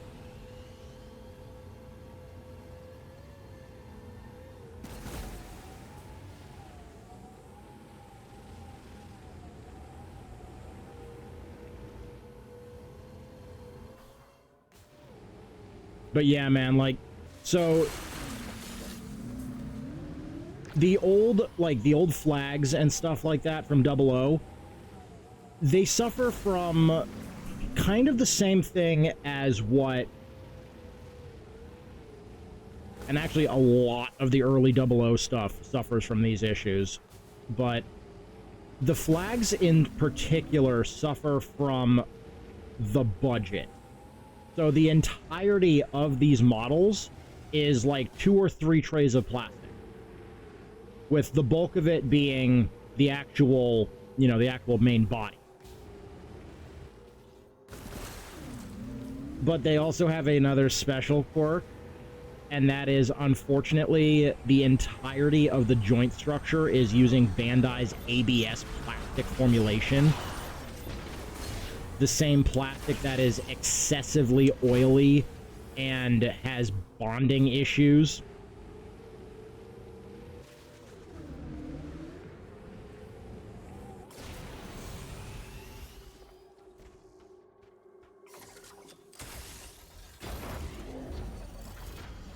And that results in the entire build after more than, like, basically, if you move the joints around to any degree where any kind of dust can get in them, the dust basically becomes WD-40.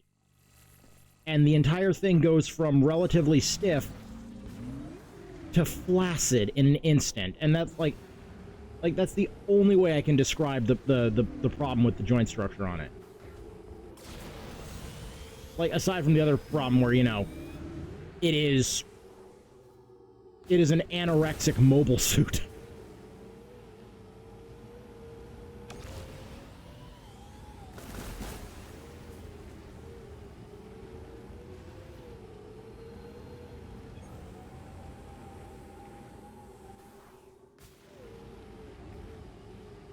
Because, like, when they did the new version that came out, which, by the way, missed its launch window by 18 years. The new version of the flag they did for the GN flag, yeah, that is largely reusing the original. And the original was a $10 model. Like, even factoring in for inflation and stuff like that, like, the actual adjusted retail for those is only like $13. And yet they were charging like $24, $25 for this thing, and they changed largely nothing.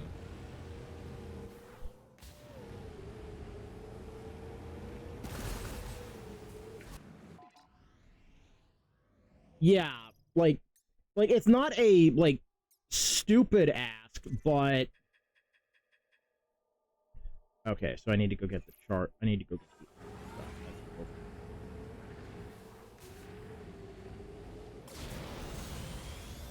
Like, it's not absurd. It's not what they were doing for, say, some of the other recents that they made premium for no reason. So... I'm sure you're familiar with the Gundam G Unit line, which for the offshoot from Gundam Wing. So what I don't understand is, like, on one side, I understand that they made a brand new mold, so they had to do this to justify recouping the cost from that, as making the molds are not cheap. But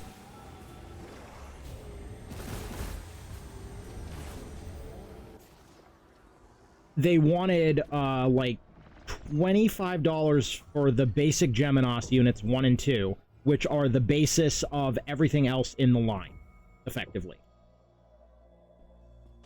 So they make all those, that's all well and good.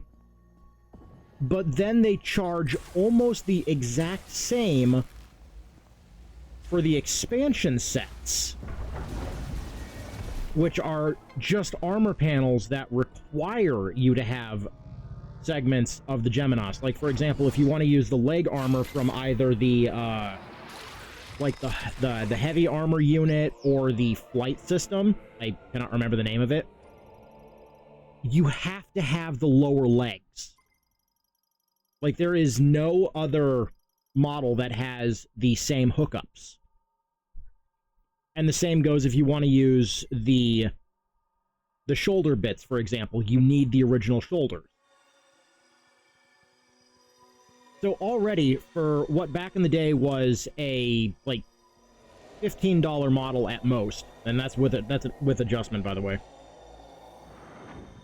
In order to complete any version of the Geminos now, you're spending anywhere between $25 and $50 just to get an updated version that has structural issues. But that's not what that's not what really grinds me, because they updated all the G-Unit stuff, or they're working on it in a lot of their cases. They just announced, what was it? What was that stealth bomber one? The Greep. That's what it is, the Greep. So they're doing that one now, and that one uses the Geminos as the base. Well, they want $45 for it. And I'm not sure if that's just what they're charging over here on, like, the American side of the P Bandai site, or what's going on, but, like, they are stupidly upcharging these things. And, like, keep in mind, these are in scale with Gundam Wing. So these are already on the smaller end of high grades. Even if they were, like, 1/100, they would still be on the small side.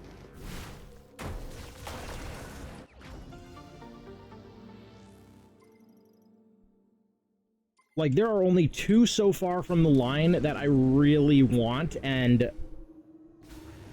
at this point, I'm considering I'm considering knockoffs. Just because the 2 I want are the Asclepius and the Burn Lappius. I almost forgot its name.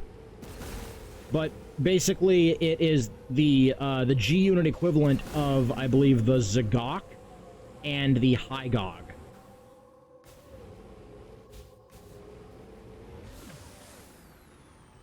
And let's not forget to scan these.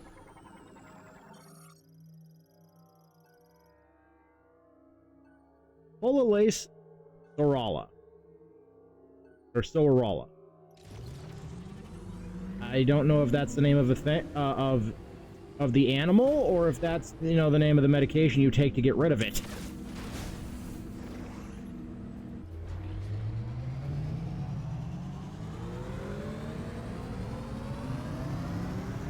Like, the cost for, like, the premium stuff, like, premium Bandai has become a meme at this point. Like, granted, it probably always was.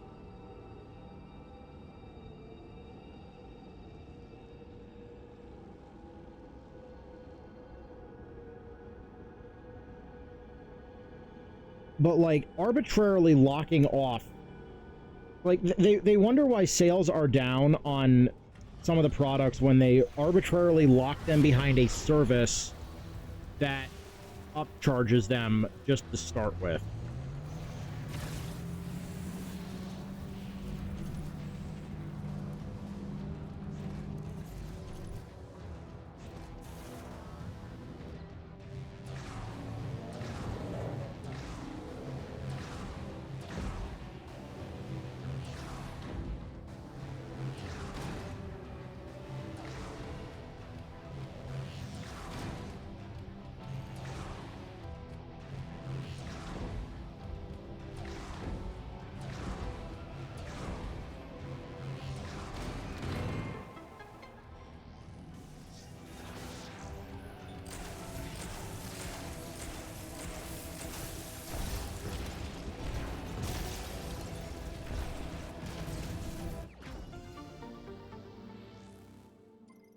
Now, what other high grade could, like, desperately use a 2.0?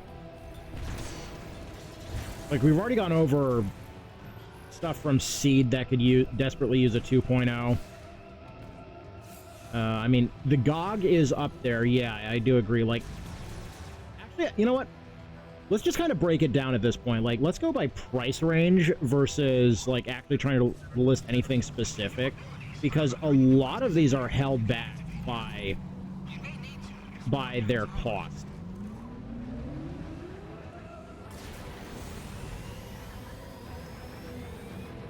Like, anything below the, like $12 and under price point, I think could probably use a touch-up.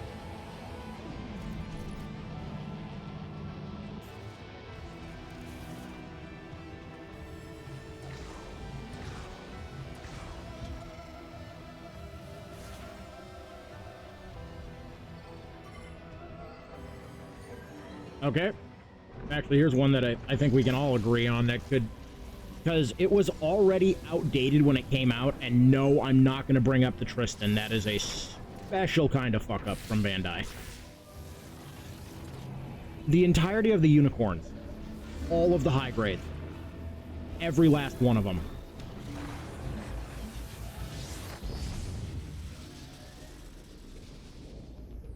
I have acquired more crystals for the suit.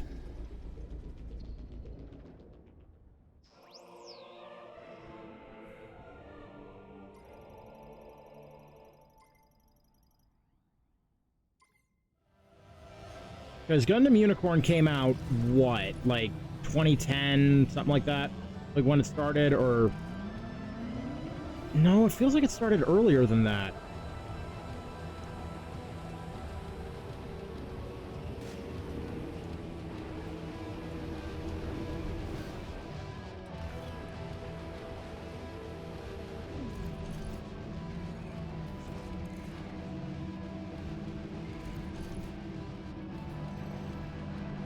I could stay a little bit longer here and risk,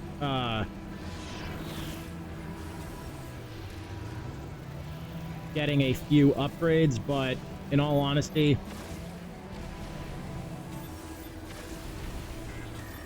Oh, bruh.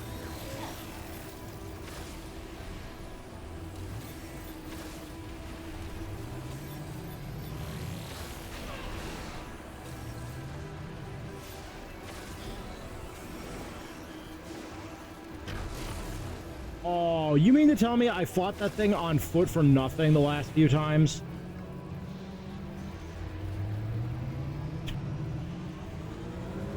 I didn't even consider that you could use Viola to kill that thing.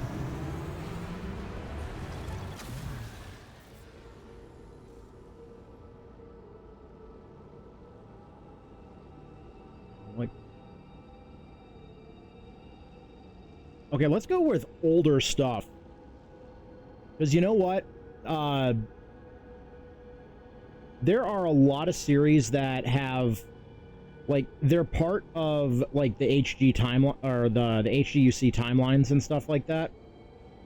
But they have basically no entries. Victory is one of the ones that comes to mind. Like, one of the big ones that comes to mind. Because there are a bunch of designs from there that would, could, and should get an update to their figures. And I cannot pronounce... I will always screw up the name of this one because I think it's in Welsh. The Gottrolitan? I do not know how to say it. It's the red unit Katagina had.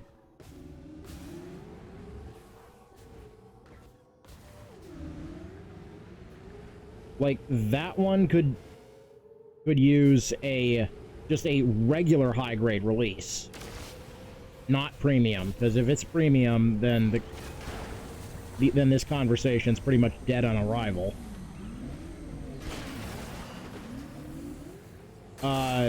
The Abigor, or the Abigorbine, I can't remember what its name. It's the Beetle. Like, that one I know exists. I've seen that. Now, the cost on that one is also relatively low, even back in the day. Because that one, when it came out, was only, I think, a 900 yen kit.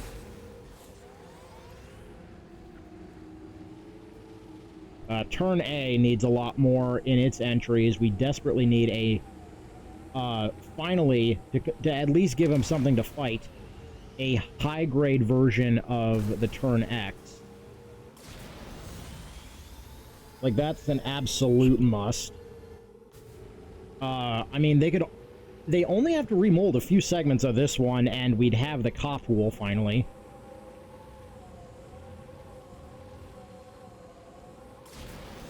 Because, like, they already have the bulk of the work done on that one with the Momokopool.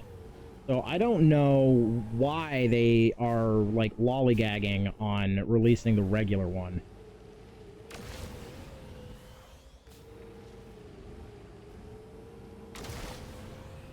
Especially since the Coppool was featured in, like, not only just Turn A, but it was also featured in Gundam Unicorn. So they have a couple different ways they could sell it. They could sell it as, like, the Turn A version one way, and then just, like, make the Unicorn, like, the sleeves version, you know, a different variation.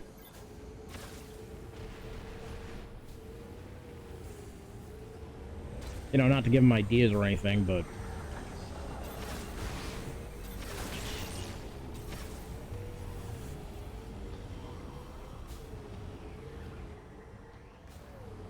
Like, if they are going to do one thing, though, I want them... Like, I wish they would stop Master Grade for a little bit, because... The cost of one Master Grade is getting out of hand. Like, I don't care how, you know, potentially good it may be. The average price of these things, just for going into them blind, is like $60 now.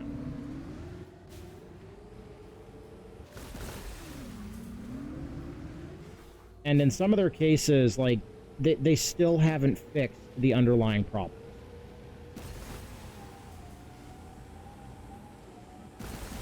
Like, this is why I wish they would just, like, reissue some of the older stuff. Like, the old 1/100 high grades and stuff. Those, even with adjustment for inflation... inflation. That's a new word. Yes, inflation. As I was trying to say before my brain broke, like, a lot of those, adjusting for inflation, the most expensive one out of the, like, the regular box size would be like $40. Which, like, okay, that's fine. Just rebrand them as full mechanics.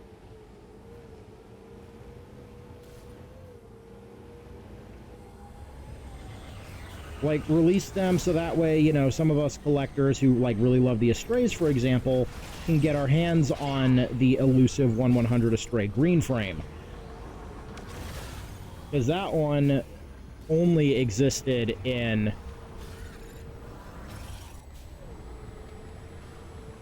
Like, it has no Master Grade equivalency to my knowledge.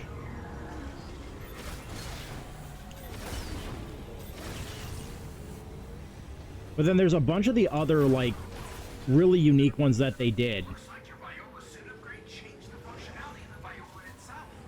You should be able to drive Yes, more Nerdicus. I am aware that I go to the volcano next. I am collecting crystals.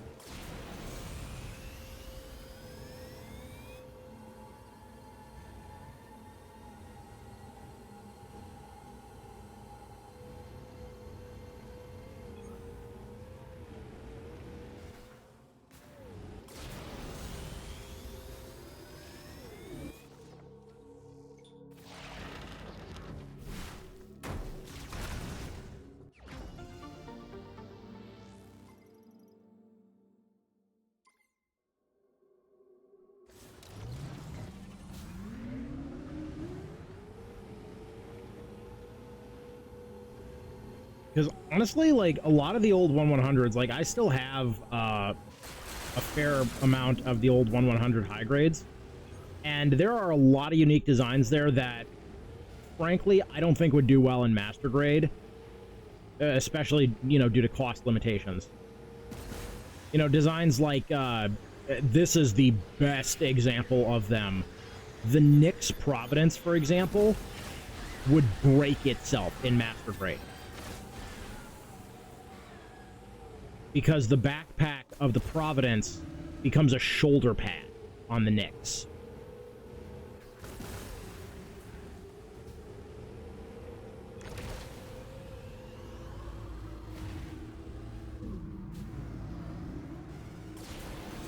And considering, you know, the Master Grade Providence uses the Freedom Gundam 2.0 frame, like, that's a decent frame, but it's not going to be able to take that load for very long, or, you know, especially have any degree of articulation with that kind of, you know, weight on it.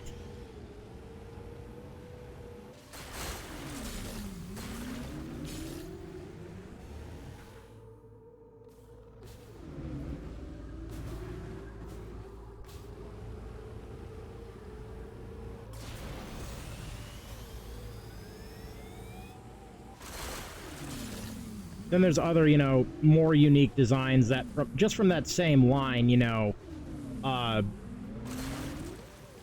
what was it? Not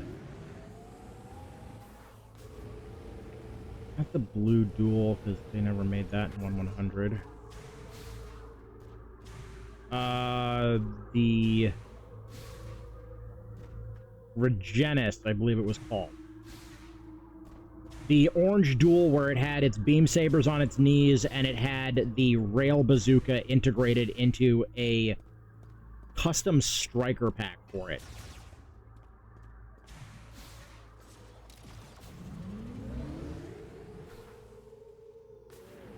Like, that one, like, okay, that one might be possible in Master Grade, but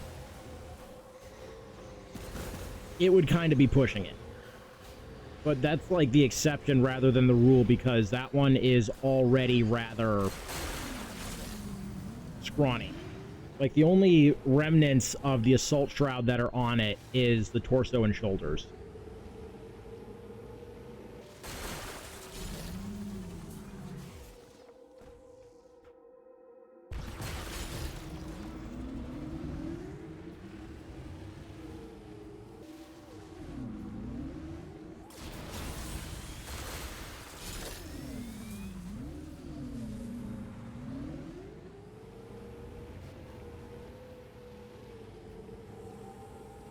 Oh, wow. We're actually making pretty good progress. And time. I thought it was later.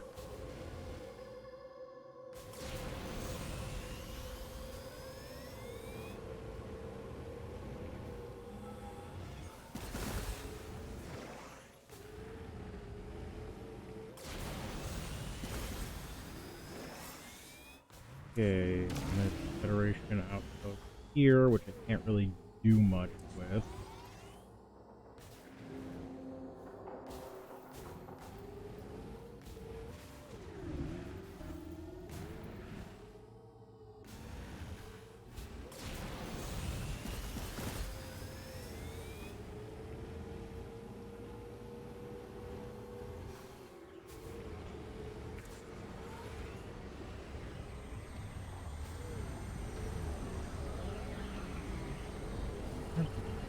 All right.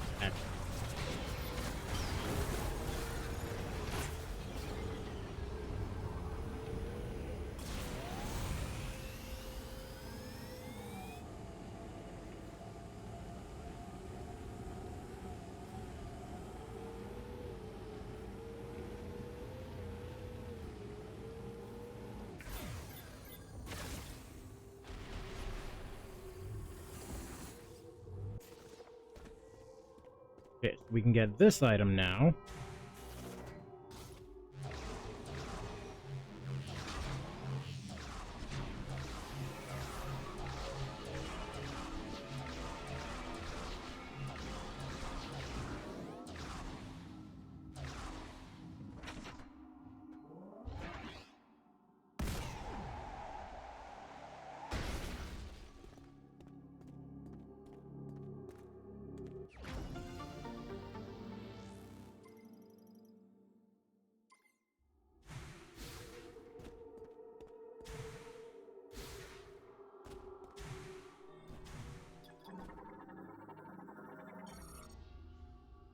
Get some more juicy lore.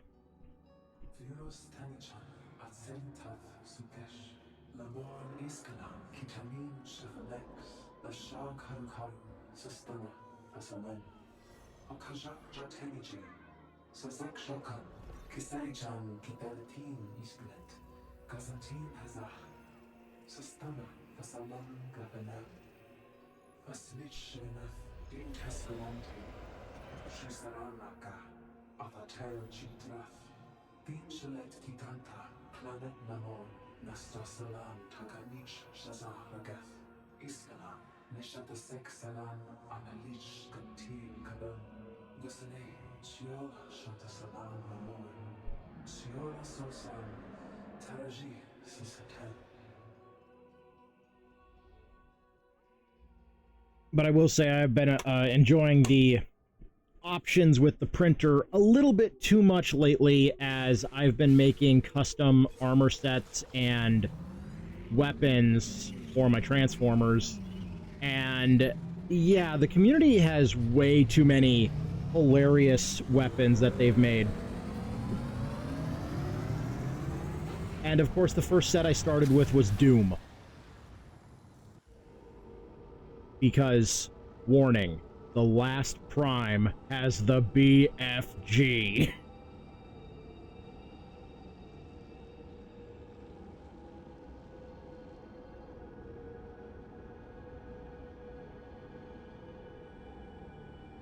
Like, I'm still working on refining that set. The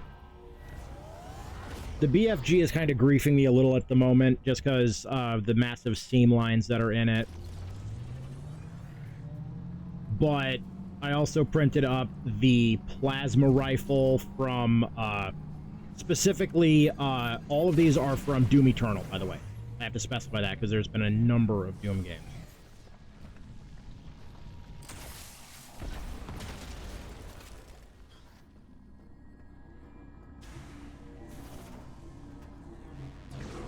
But then I've also been printing up some of the other parts from it. I've got the arm blades made, or the arm blade. I just decided to make 2 of it because, boy, if you have option to have arm knife, have arm and knife.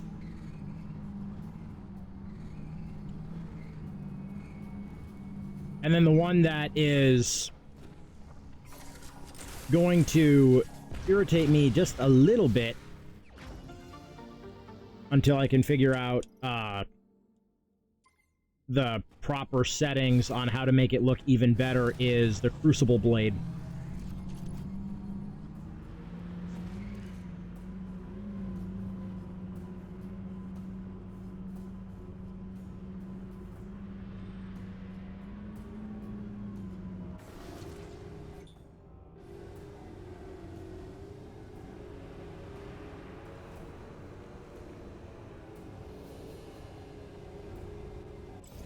Because the set also included the super shotgun, but it, like, due to the way the handle is designed on it, because they went for, like, game accuracy, which is awesome, but at the same time, it's not held flat. So, if you have the arm pointed straight out, the gun is pointed up at a 45-degree angle. And if you have the weapon aimed at a proper position for the weapon, and now it looks unnatural because the recoil, like, they don't have wrist.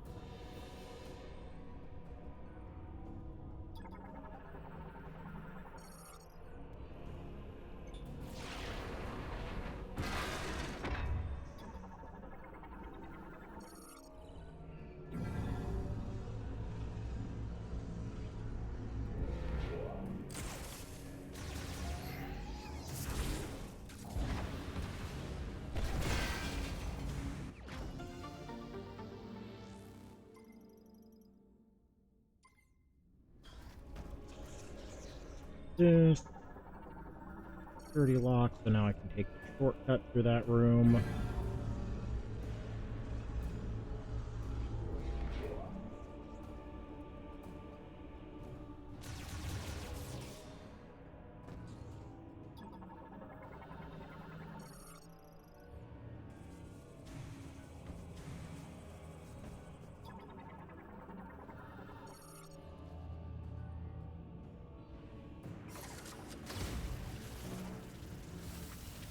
Grab this so I don't forget it again.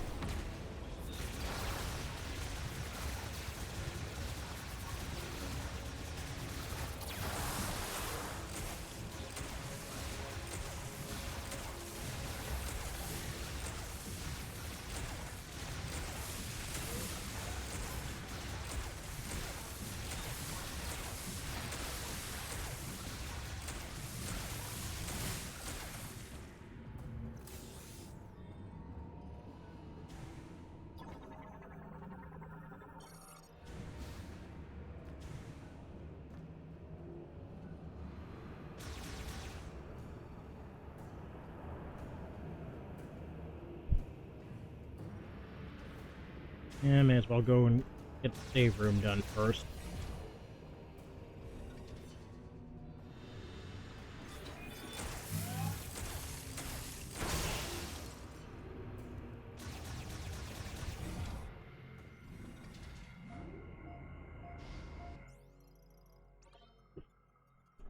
Just because after that I could use a little bit of an ammo top off.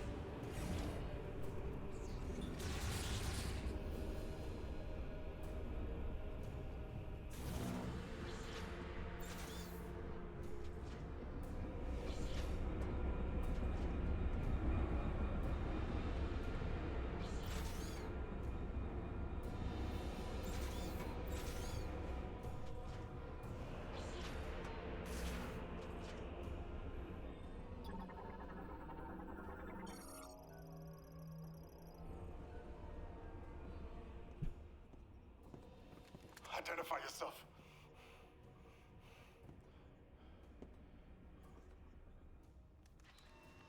You're Samus. There were dozens of higher priority targets back at base. I doubt Fed Command would post their best hunter to rescue duty. We are stranded.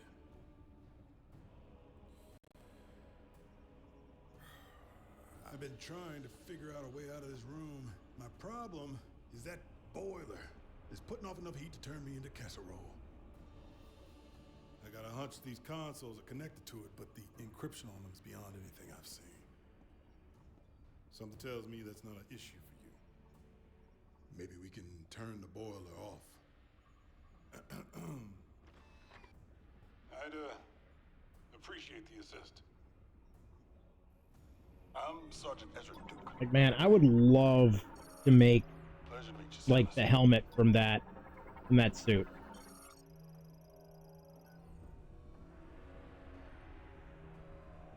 Like, it's sleek, it's got all the right curves.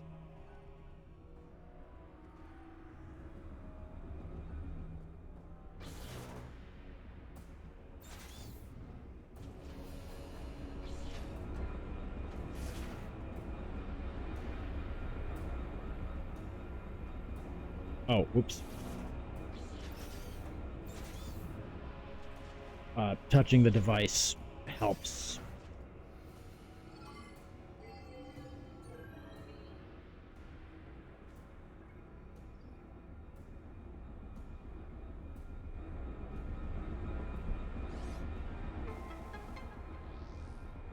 Something happened. Around like that. Just get in there and shut off the heat.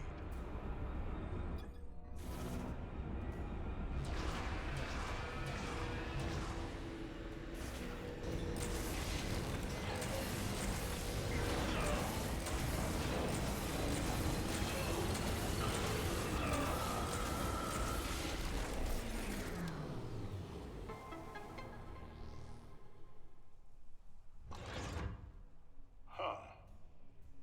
Thank you. Temperature dropping. Where are we headed? I'll follow you.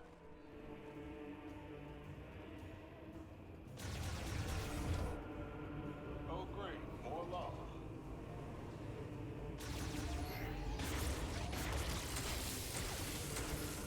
Now it's my turn.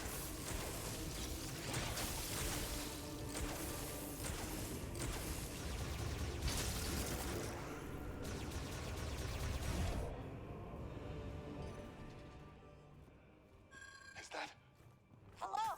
Come in! Armstrong? Armstrong, do you read me? Sarge! Finally! I was starting to think I'd never break through the interference. Well, I can read you loud and clear now, Private. Hopefully the signal will hold. Are you all right? Where are you? I'm stuck. Not sure where, but there's a hologram in here with me. Looks like a cannon? I'm in a compartment on its south side. Are you safe? I should be. For now. Hold tight. We'll find you. Over and out. That doesn't sound good. We need to find Armstrong. Data received.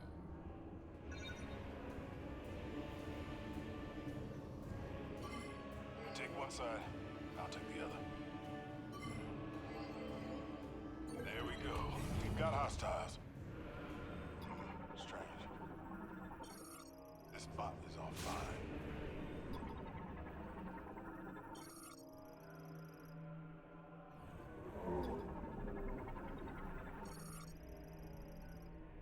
Can't see. My eyes just fogged up.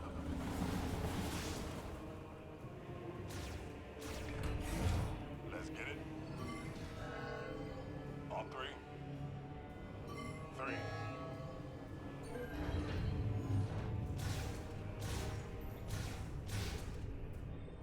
Why are all these bots offline?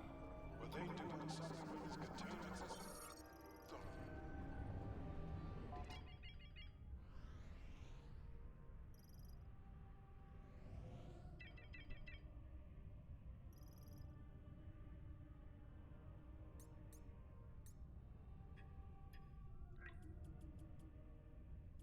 Yep.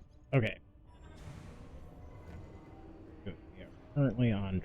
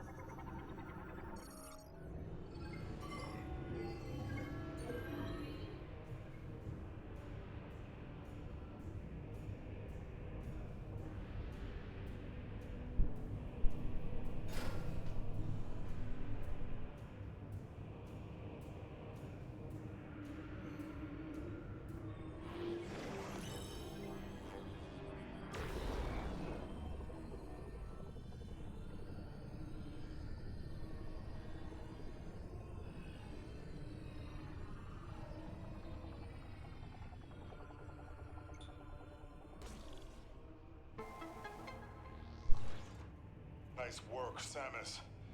You did it. Now let's go find Armstrong.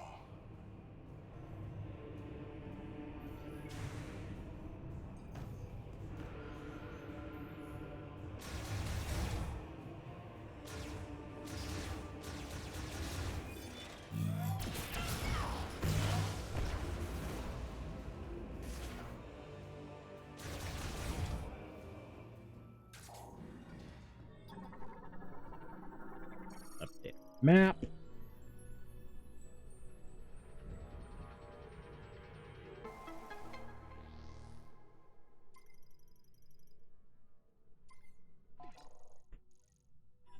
Excellent. Hated flying blind.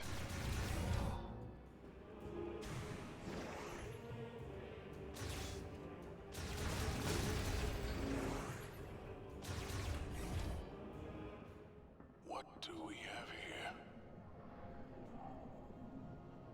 They're pouring green liquid into this container. Is this where all that muck was headed?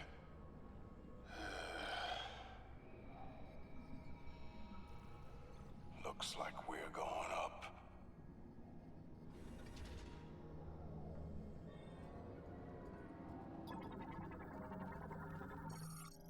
What are they doing loading this thing with green energy?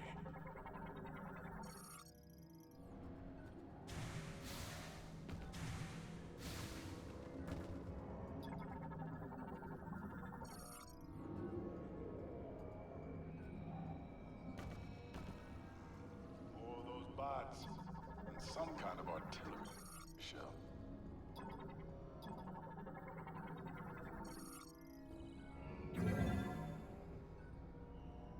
Hold the lift.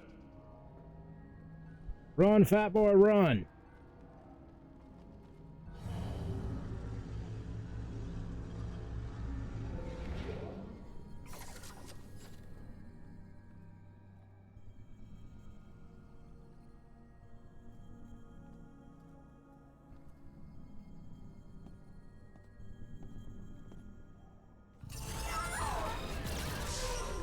I've commanded.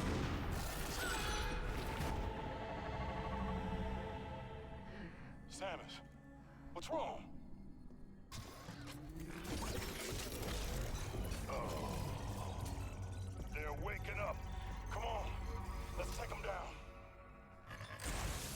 I shot it, slow them down.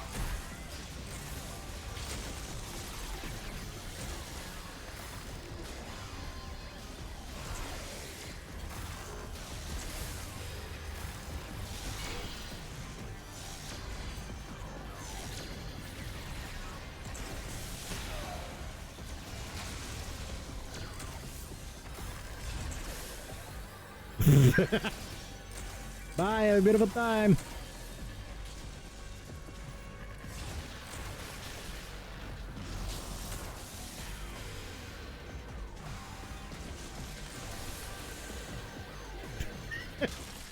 Oh, it is too much fun freezing them and just watching them fly.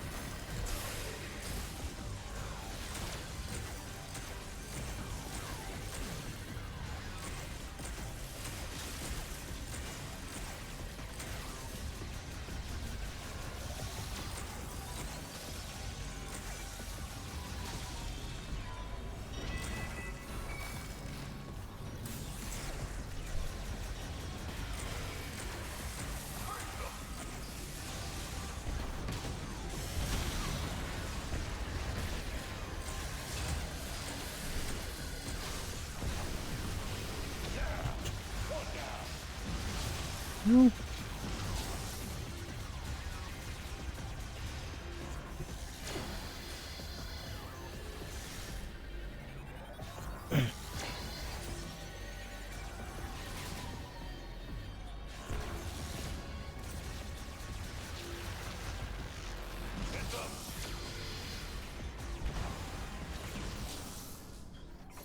been up.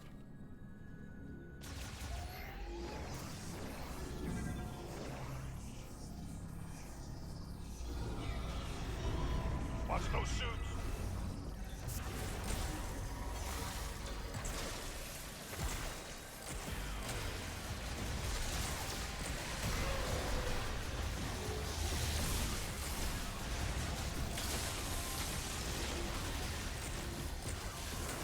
Like, I wish there was, more than anything, I wish there was a way to get the thunder beam or the thunder shot early here, to have it on the first trip to the volcano, or I'm sorry, second trip.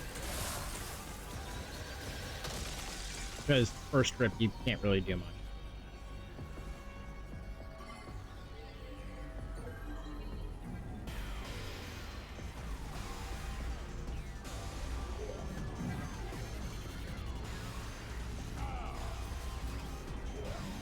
Because if we had the thunder shot early, or like I should say, around this point, we would actually be able to full clear this area. Okay, okay, well actually, wait, no. No, because we'd still need the super missile. Never mind. Never mind. Like, we'd still be able to get a bulk of the upgrades, though.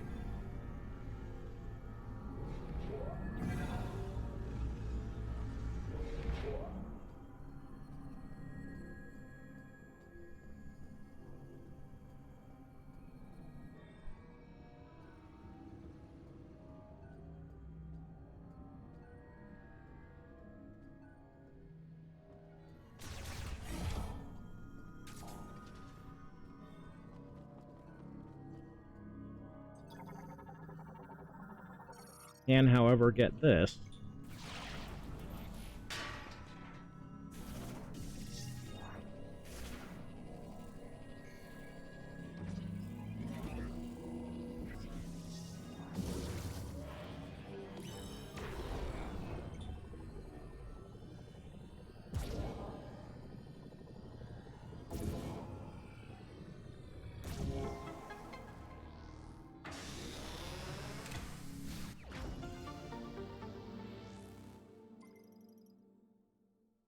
And now we are officially at the, I believe, halfway mark for, yeah, we're at the halfway mark for missiles. That's the last lore entry.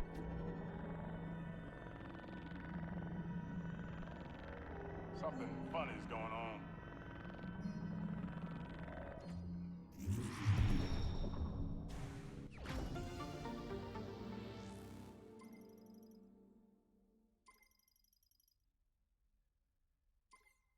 That is half of the energy tanks now.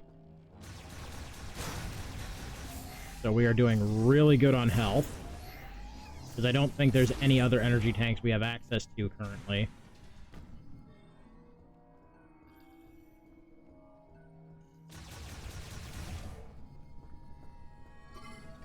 Got it.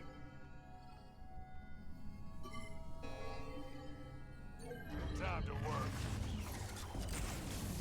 Put 'em on ice.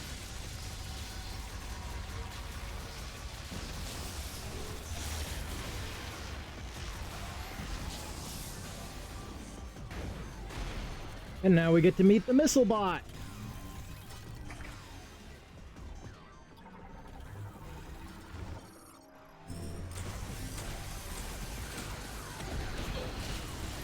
able to knock those energy spheres out of the air.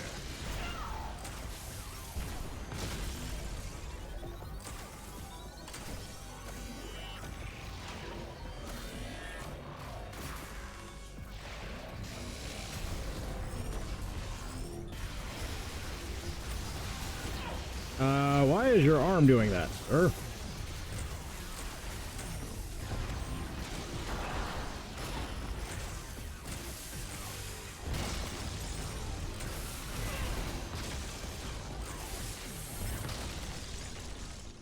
Piece of cake. Red velvet cake. You had to vault over something you could just walk around. They really hire the best and brightest for the military, don't they?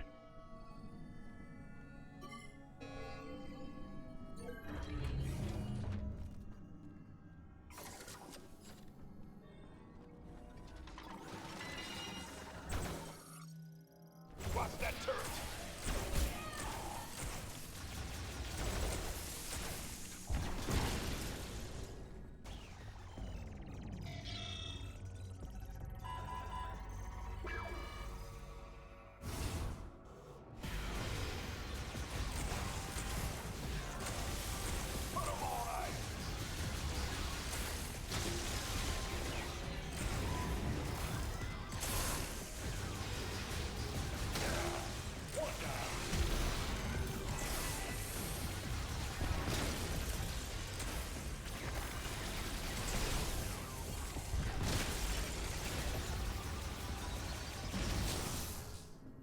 We clear?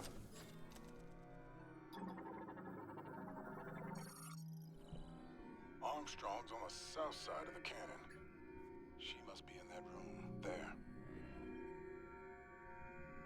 Where are you headed? It's below the cannon. In order to get there, we'll have to open the access gate and go in. To open the access gate, looks like we'll have to switch the facility into maintenance mode. Can you switch it to maintenance mode from here?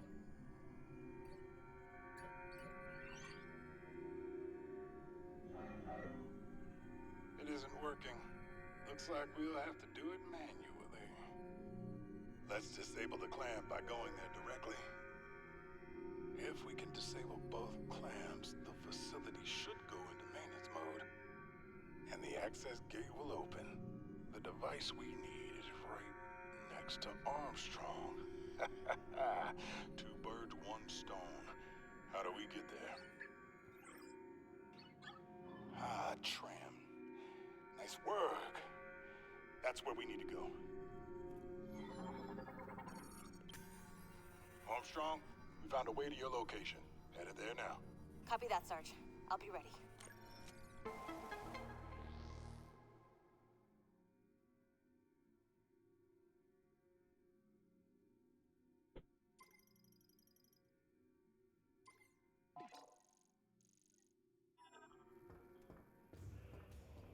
Okay, don't think there's anything else in here we can grab. Nope. Okay, so only thing we can do is catch that train. We're almost there, kid.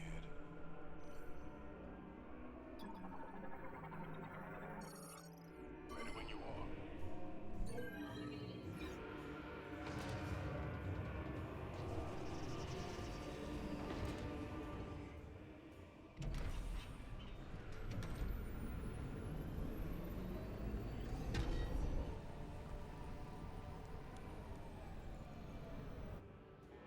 That doesn't sound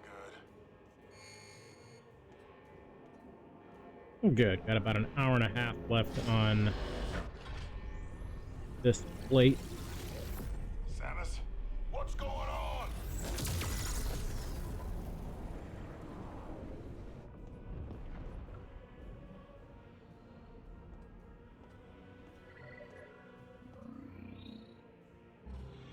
What kind of chemical is that? They're dispersing it into the atmosphere. We better find Armstrong.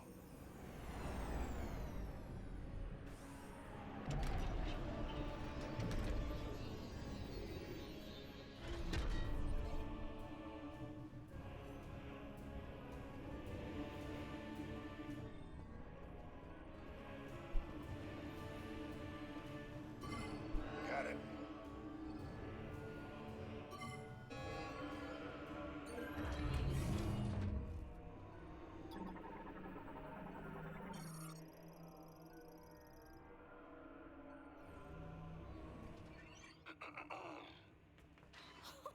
Sarge! Armstrong, you all right? I'm good. You? Yes. While I was waiting, I was studying this hologram. I just... Well... Samus? It's really you. I don't even know what to say. Is this a new suit? It's amazing. I love it. I love it so Private. much. Yes, sir. Right. Sorry. Private First Class Nora Armstrong. It's an honor to meet you, Samus. Thank you.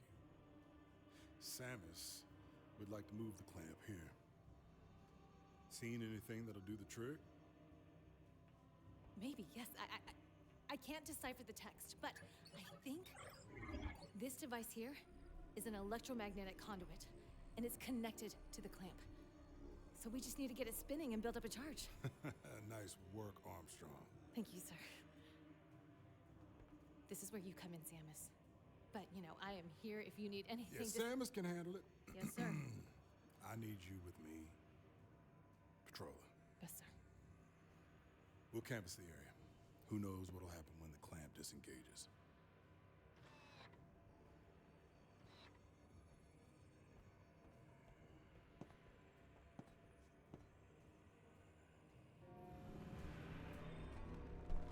Armstrong, how are you?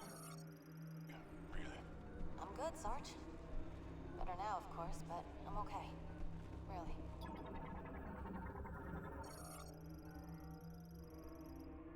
Maybe I can get her autograph. That's enough. Armstrong, these bots attack you? No. They were like that when I got here. Okay, that makes me feel better.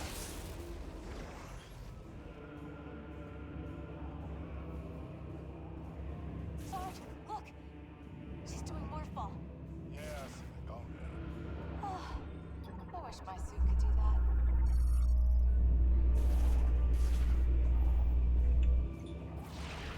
Nice! Lasso. One of these days, and I'm not sure when, I will finally remember which button does what.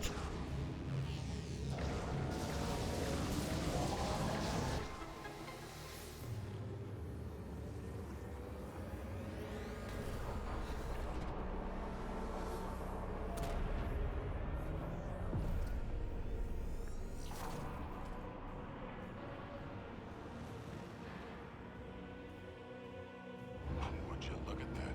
I've been trying to get that thing working for hours. What's our mission, Sarge? We're sticking with Samus. She's the only reason I found you. Excellent. That's what I was hoping you'd say.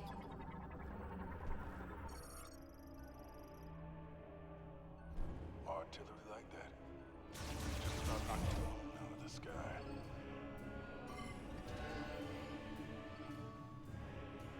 Sarge, let me help her with the next one. This is our ride? No way.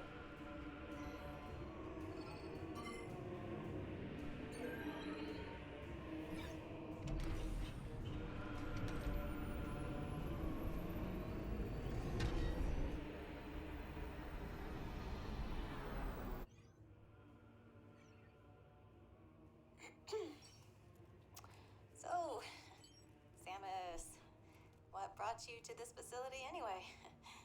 Some super secret mission?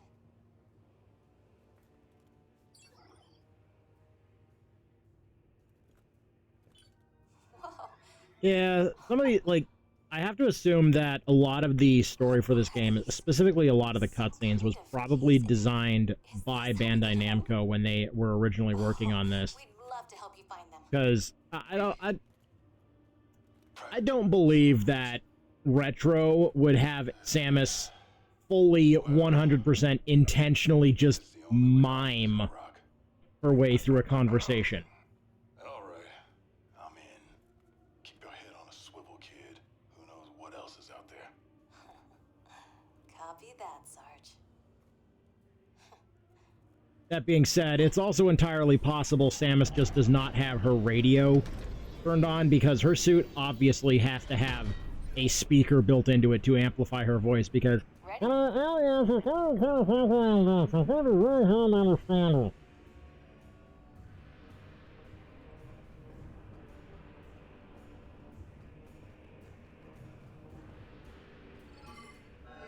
come on. I want to help.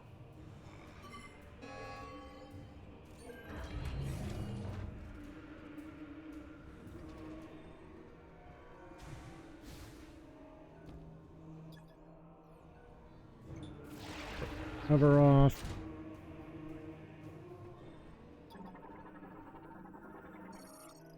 Okay, kid, you're up. All right. My turn, Sarge. On three. 3.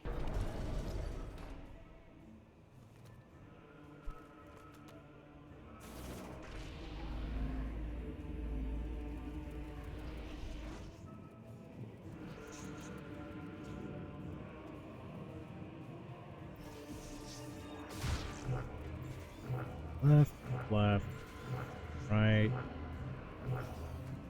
right, right.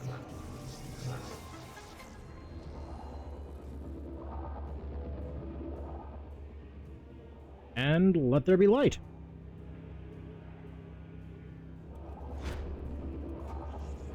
Whatever you did, it worked. Come on back up.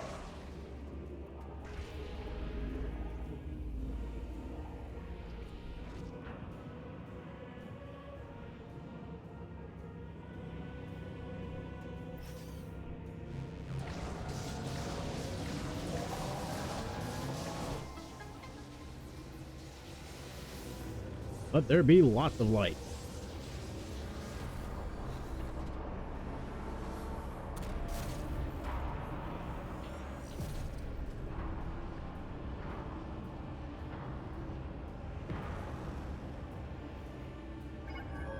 The access gate should be open.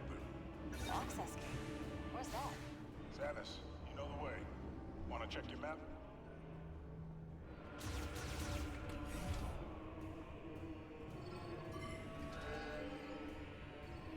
So my favorite part for some of the interactions here, like if you actually pay attention to the motion tracker whenever you interact with any of those doors, regardless of where they are on the map, they just instantly teleport to you, and it is like, thanks to the motion tracker showing them on your little area there because of their identifiers, you can actually see that they just slingshot to your position.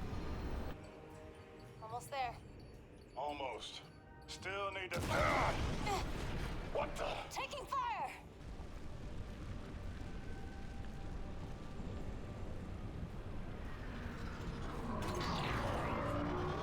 Knuckle up.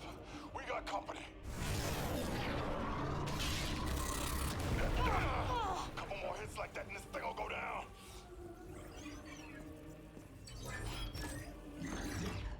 Hang on!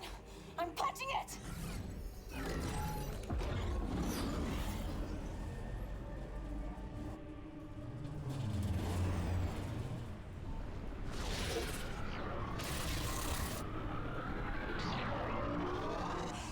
We're crash landing! Brace for impact!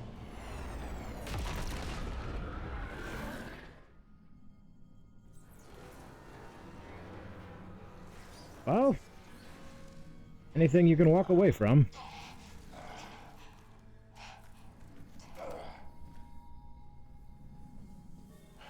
Although we definitely cannot go back the way we came. Okay.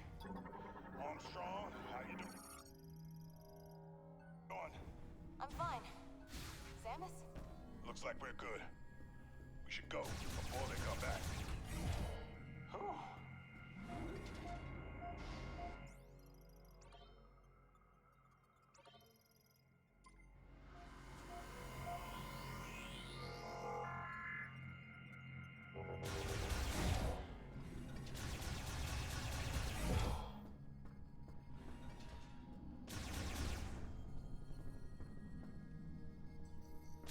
Open the frickin' door.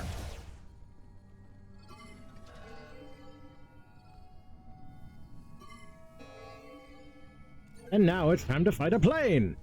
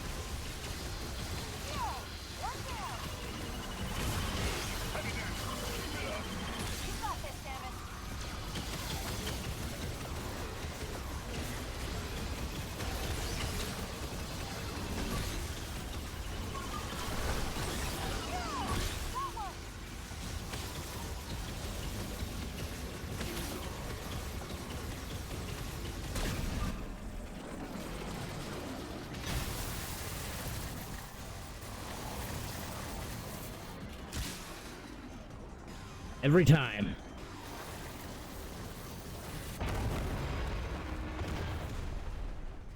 Cruiser's down. It really messed up that door, though.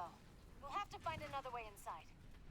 Well, thank you, Miss Member of the Stating the Obvious Club. This is as far as we go, kid. It's up to Samus now.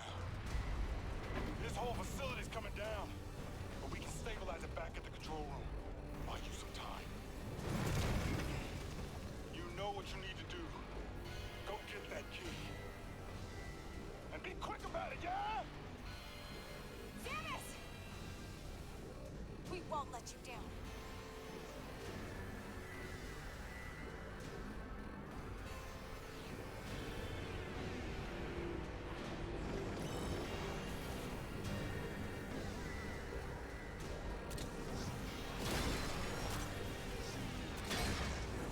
Samus, we're in the control room.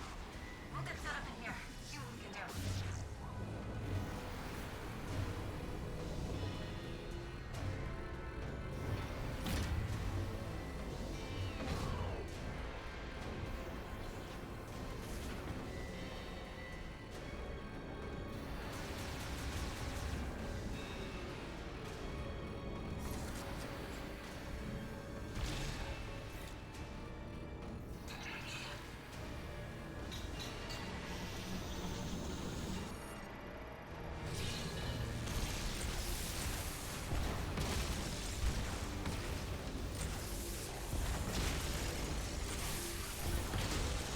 I have no time.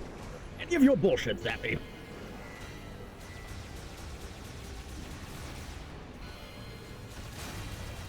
Okay, we found a way to access the emergency systems. Might work, but everything locked down after the explosion.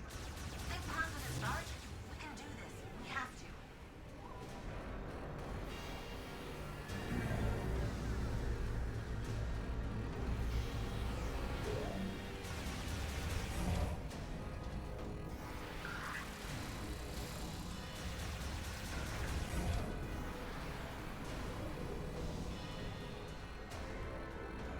We've got trouble stairs. Multiple systems in the red. It's gonna get hot in here. Reroute some of the... Ah! Oops, never mind. Keep trying, kid. We'll get back to you, Samus.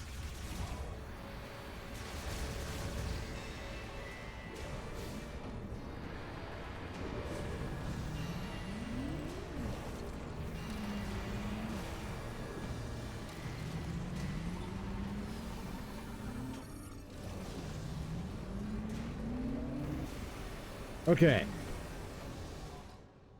Now, before I head into this next room where the boss is, I'm gonna make a quick stop at the restroom real quick, and then I'll be right back.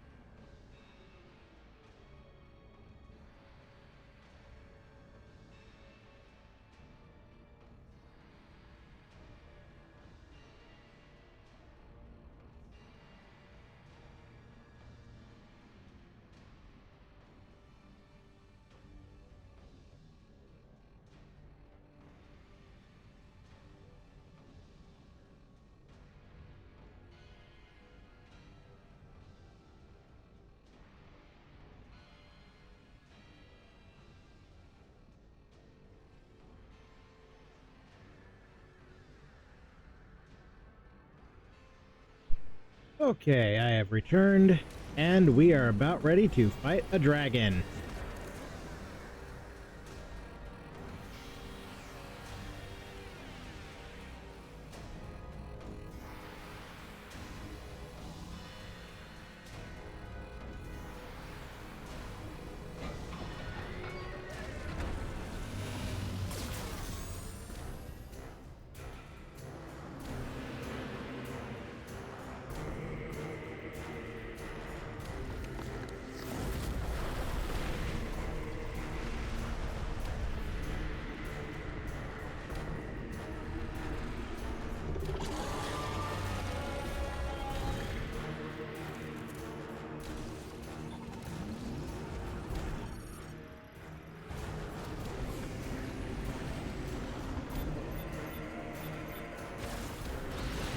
Samus, you better hurry.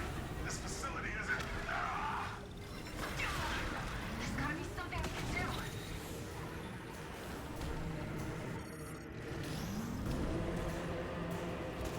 Get that down.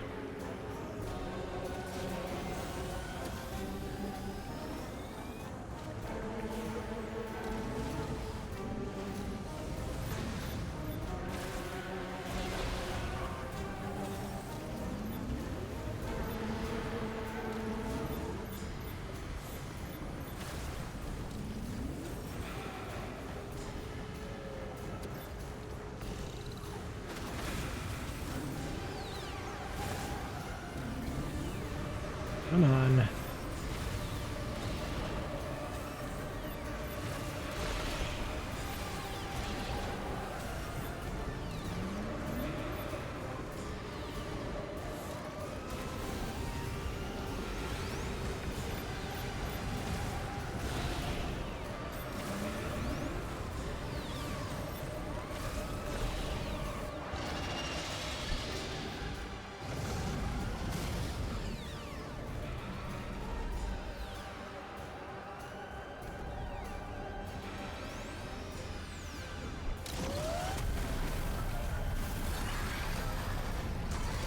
You son of a bitch, you ate my bike!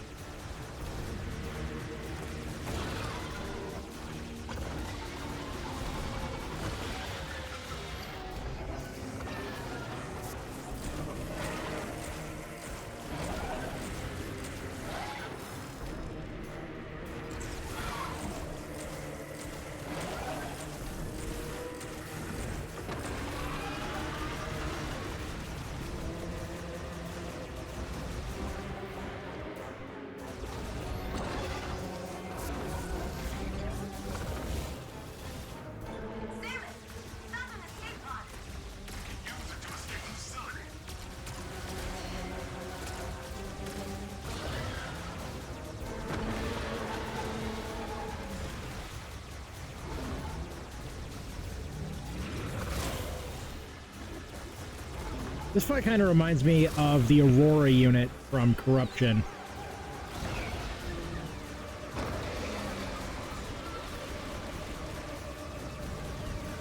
Just a little bit.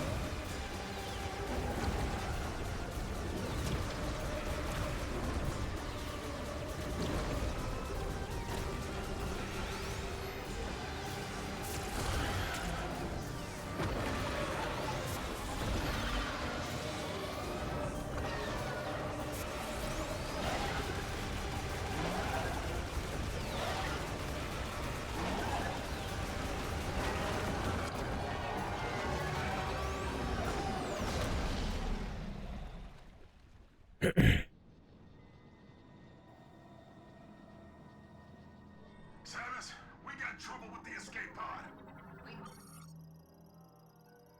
I need your help to fix it.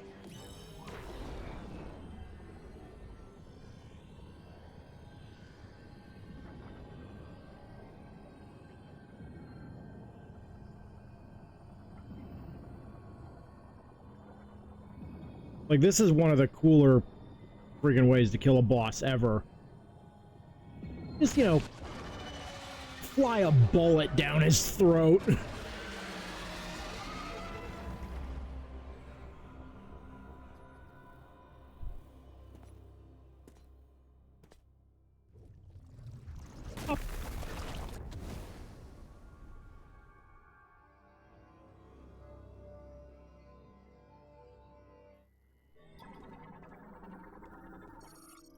Grapple!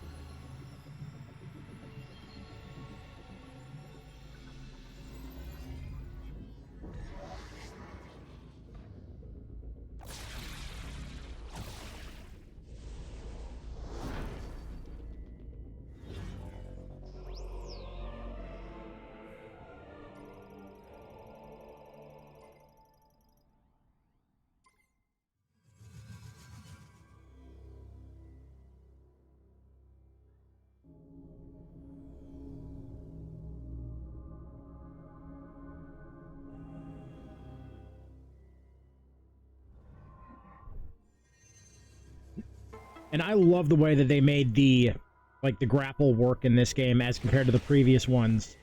So, they kind of tied it into the power grip as well.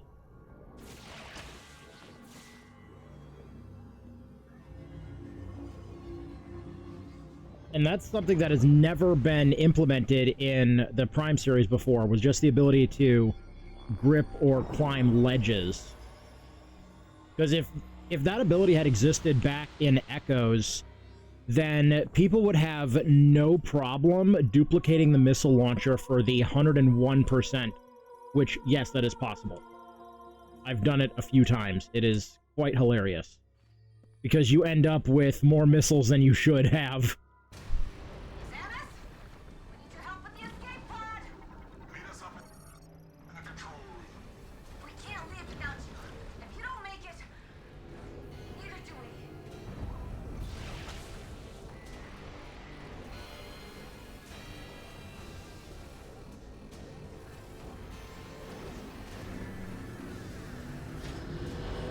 And this is definitely one of the cooler escape sequences that we've ever had in a Metroid game.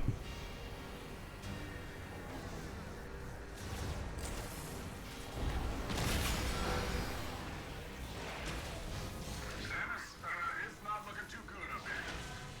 Systems are failing. Fast. Are you on your way?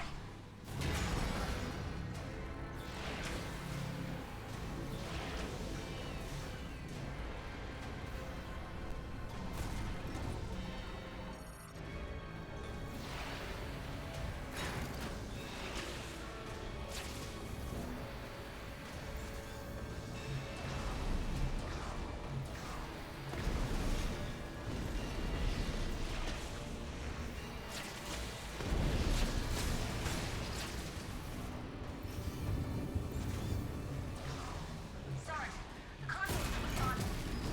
Just try to reboot it. I'll pry this panel off. See if I can hardwire it.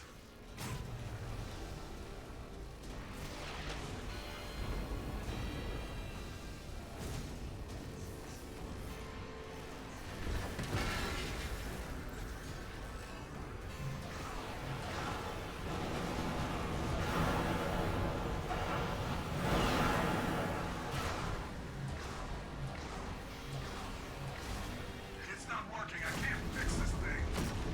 Damn it! We're not sure how much longer we can hold out.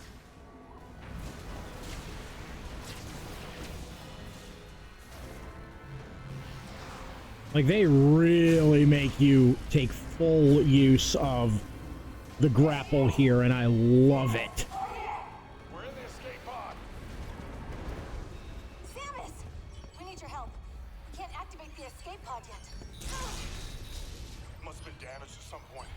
We need to find a way to manually override the system.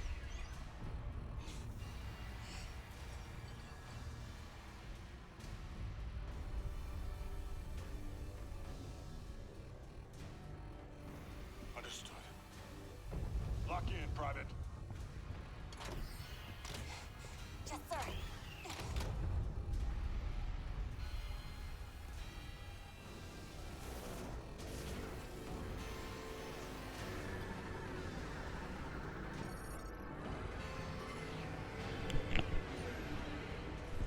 Hey, that's not bad. Actually, that's a bit of a faster time for me than usual. Samus? Samus! No! No! We can't just leave her! Trust that she'll make it out.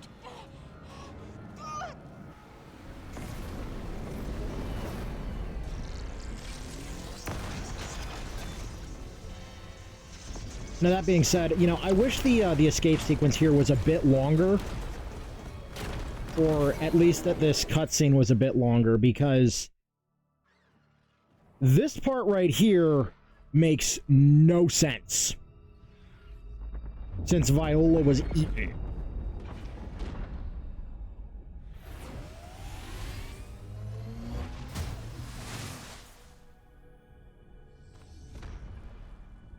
Unless she has a magical infinite amount of Viola available,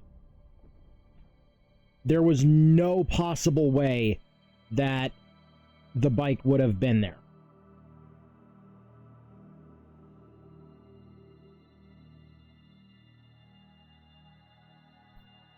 And now we get to deal with the, like, 15-20 seconds of black screen that is unskippable for some reason.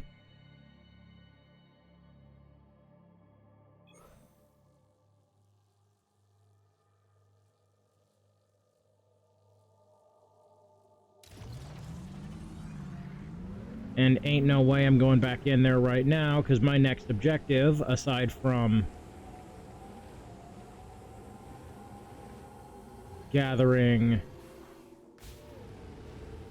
more crystals, is in Volt Forge.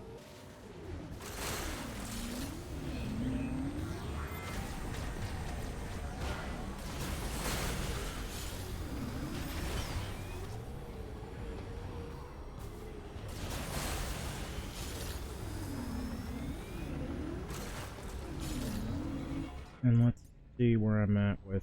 Oh god, not even close.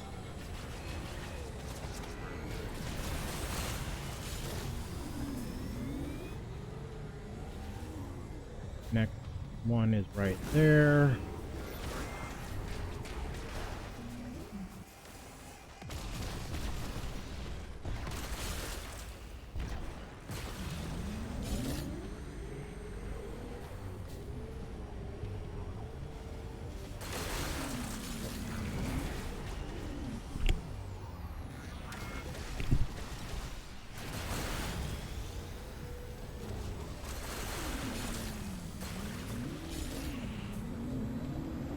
This one.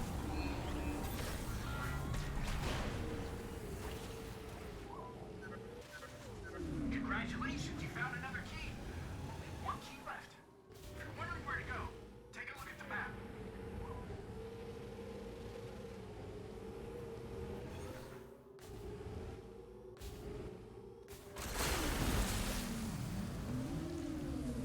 And we're going to be doing this for a little bit because we need the next upgrade.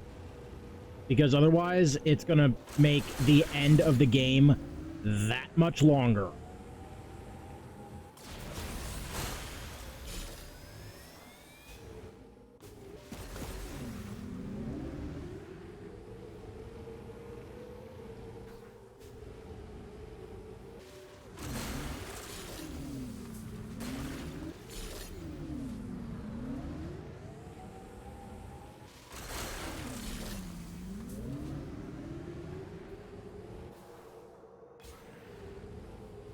Even though I have the ability to access that area now, I don't have the required item to claim the expansion that's there.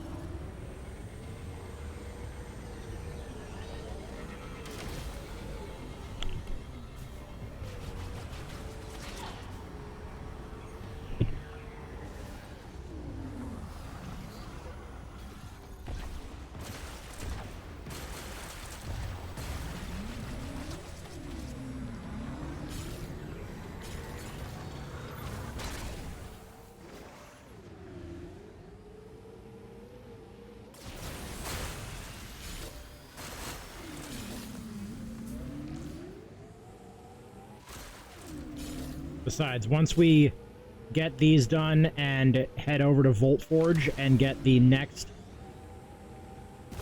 weapon, which actually we probably should do now, because there's not a whole amount, like, there's not like a super lot of crystals that are in the desert right now until after we get the Thunder Shot. Because once we get that, the only thing we need is the Spider Ball to get every single weapon upgrade.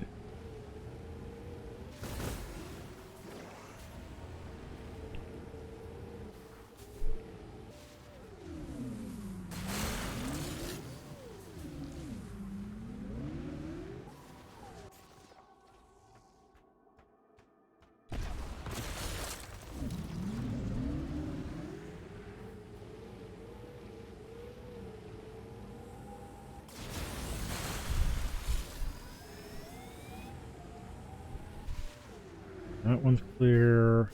There's another set.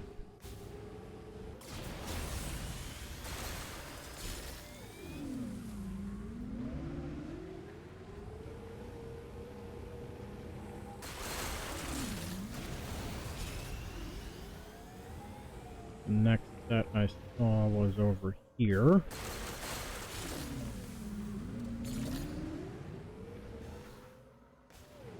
And there's that good-sized pile there.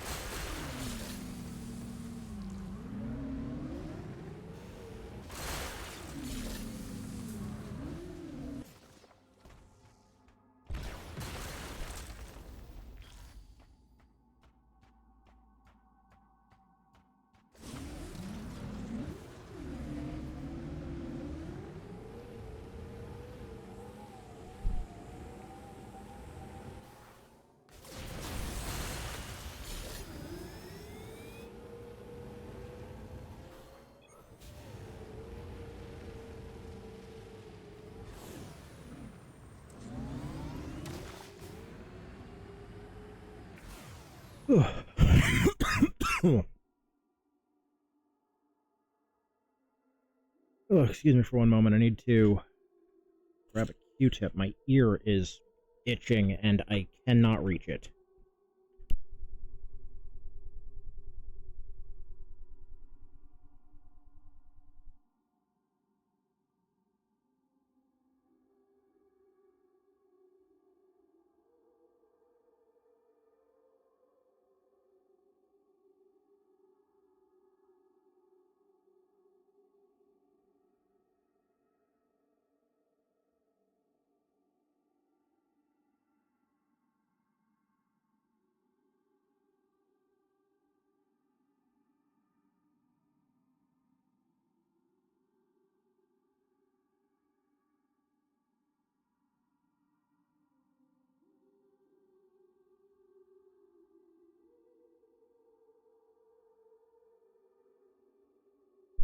Okay. Sorry about that. Freaking ear was itching something fierce. Starting to hear the ocean.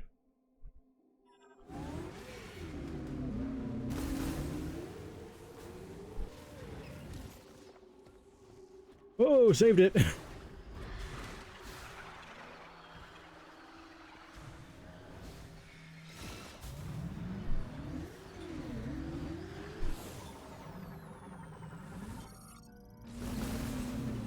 And they have gotten hyper-aggressive now after their third bath in green energy.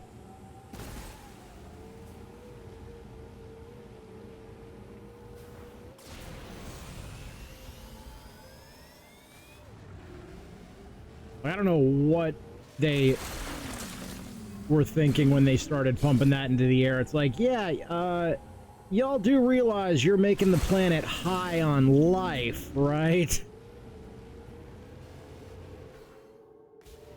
Like, a lot of these things are getting full-on wasted on life.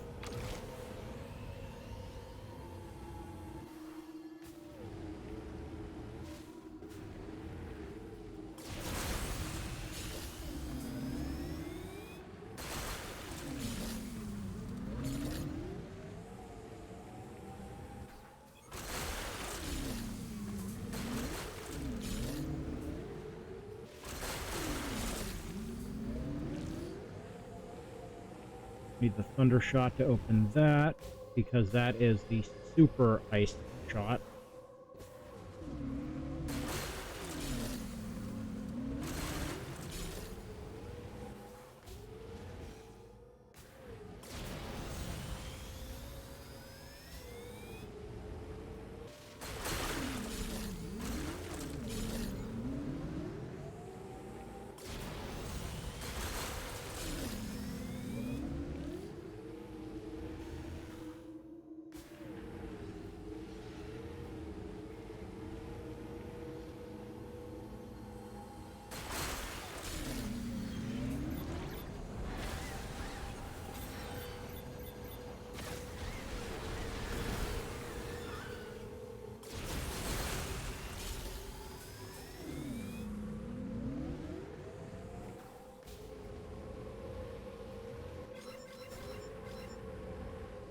But once I get the Thunder Chip and get the Thunder Shot, we can finally start really harvesting upgrades.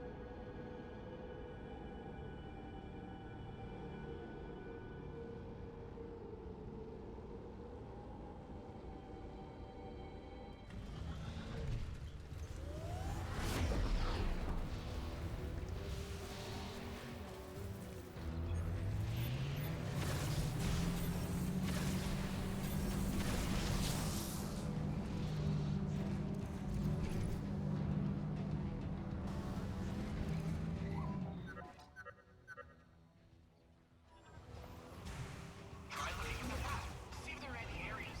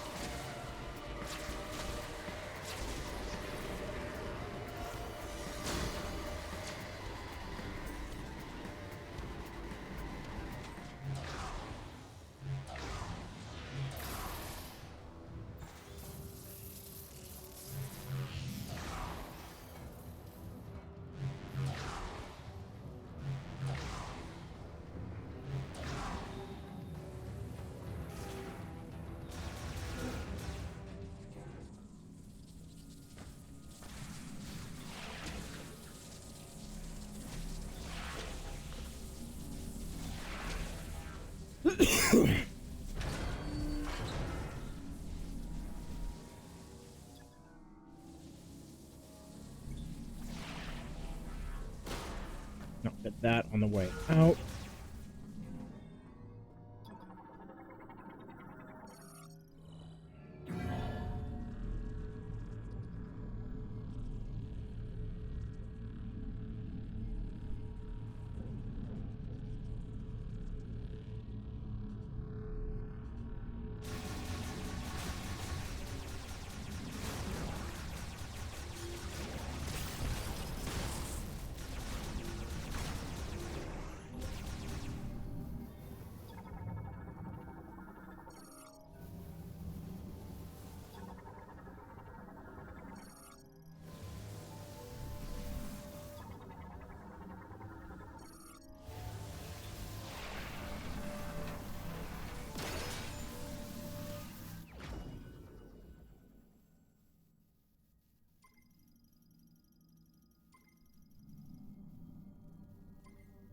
There's our new Thunder Chip.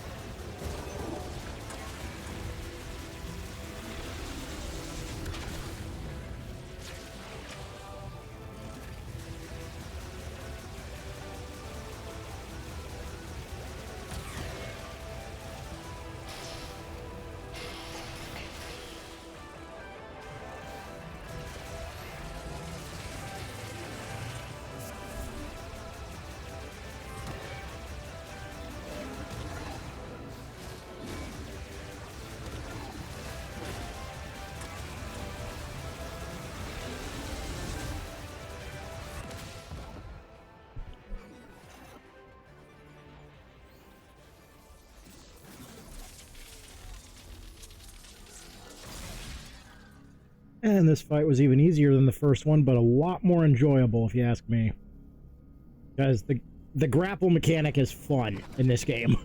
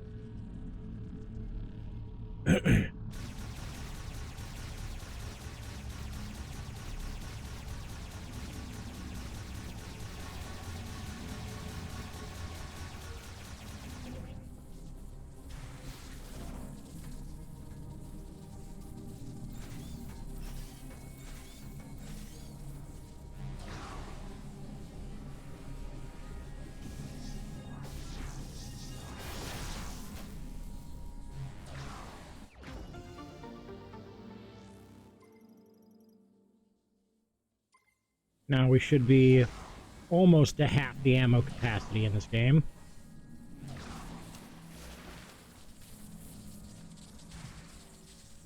Yeah, because there's 530 ammo, or there's 530 max ammo in this game. You know what the hell?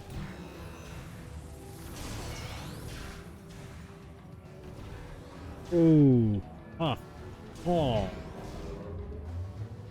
You know what? I gotta go do other towers anyways, so...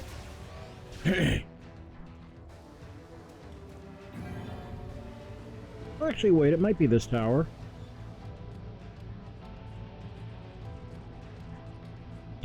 Because there are several more... Ooh, actually, yeah, okay, we might stay here for a few minutes. Because there are a few more ammo expansions I can get here. And we want every last bullet we can get our hands on going into the next area.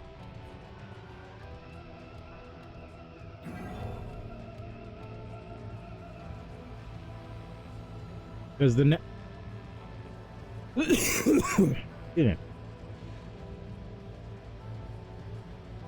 the next major area we go into that's not a revisit is the mines.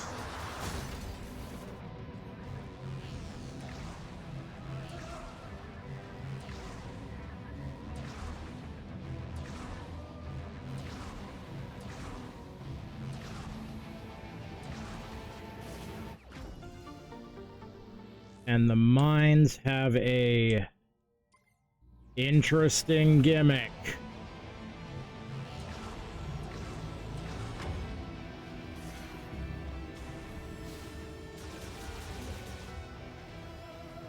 Okay, so the part I was thinking of for where the ammo is here, it's in towers 2 and 3 respectively.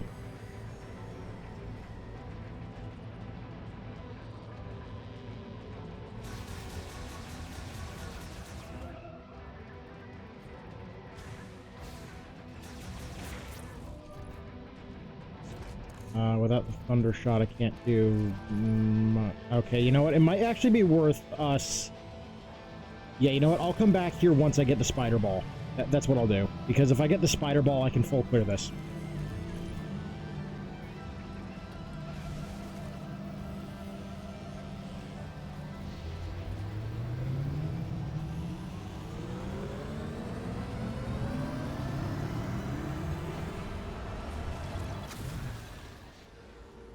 Because once I get the thunder shot from Nerdicus and get the spider ball from the lab, I can full clear the lab while I'm there, as I will have everything I need to take care of that. Then we'll come back to Volt Forge and we'll do a full clear here. And then we will have to wait until we clear the mines before we can make a return trip to the volcano. And then finally we'll make the final passes through both Fury Grove and the desert. Probably not in that order, though. Because in all honesty, we'll probably do the desert first. Just because there's a hell of a lot more to collect here in the desert than there is at the Grove. Because at the Grove, we've only got like maybe 3 or 4 checks that we can do for items, and one of them requires the super missiles and one of them requires the power bombs.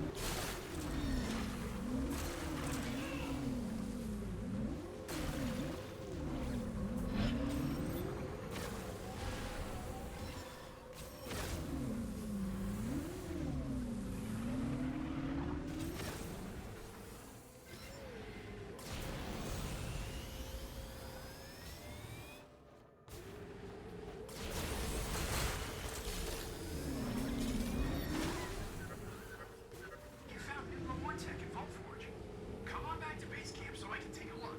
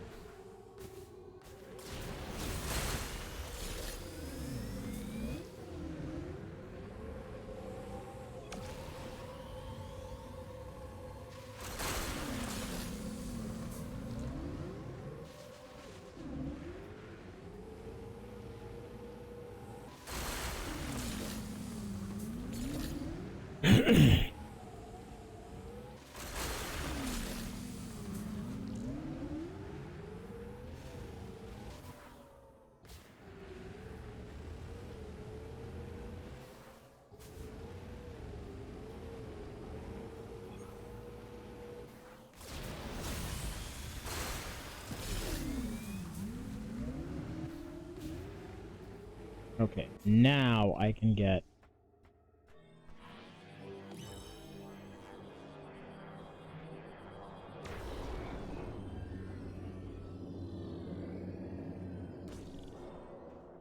I can get this, if I get the distance right, that is.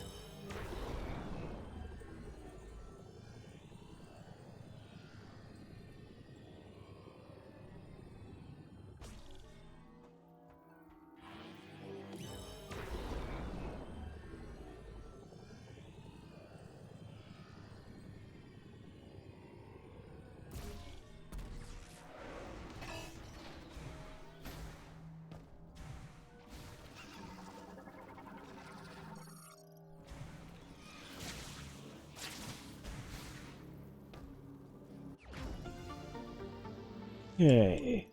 There's one more of the upgrades here taken care of. We can get... Hey, stupid bug. We can get this moved.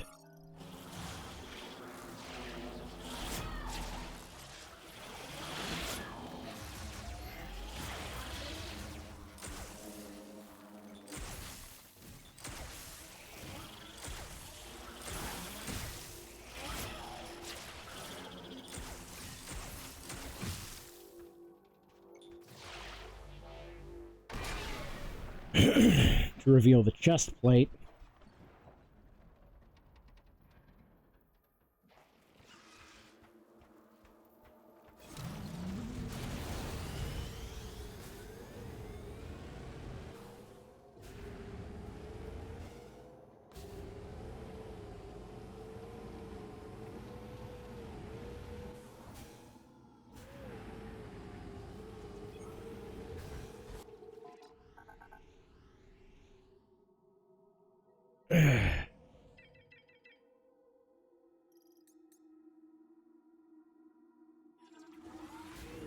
And we still got a ways to go.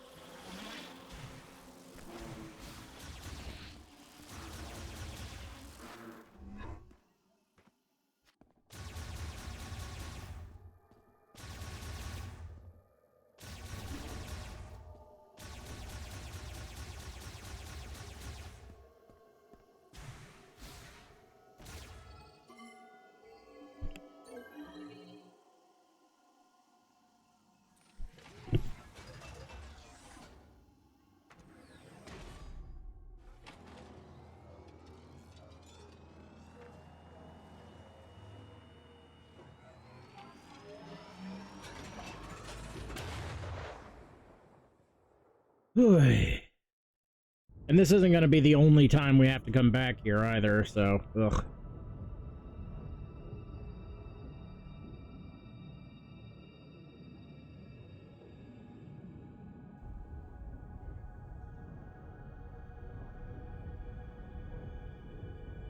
Hey, that's not too bad, actually. We made a fairly decent amount of progress. It's only been about 4 hours since we began, and we're already into effectively the final act of the game, more or less. Because the final act begins with getting the Thunder Chip.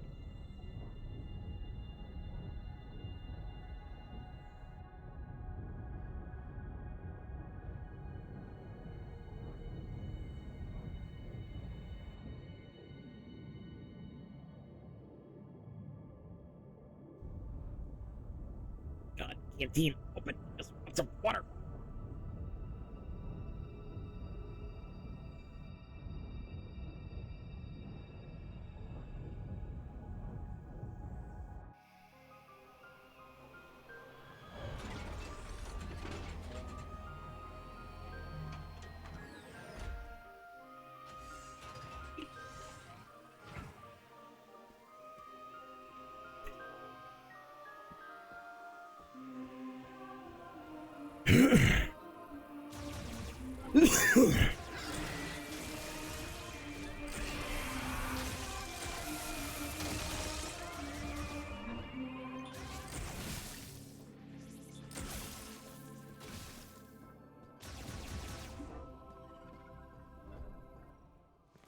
Holy cow! Samus! I knew you'd make it out of there. Because you're Samus Aran. You're not dead. Excellent. Sarge, come on. She saved our lives. Yeah, I know. Glad you made it out. Thank you. We could use a breather. Let me know if you need anything. Let's go, kid. Glad you're okay. Don't know what we'd do without you. You're making it worse. Hold on. Hey, Samus. I was finally able to get here after my leg was fixed up. Hold still. I am. I'm almost done. He's been saying that for an hour. Alright, how's that? Better? I can't see. What about now? Good. Welcome back, Samus. You found a new chip, right? Let me see it.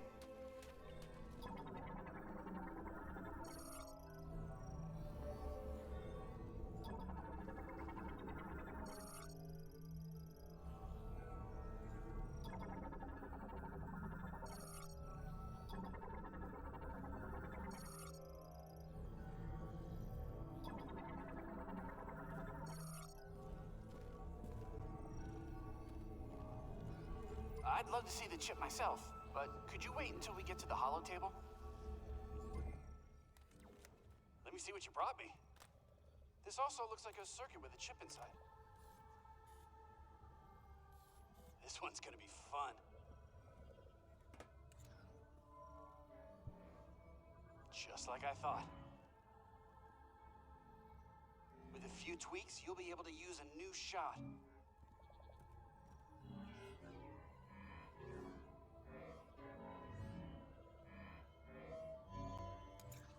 Sometimes I surprise even myself. This one's a beaut.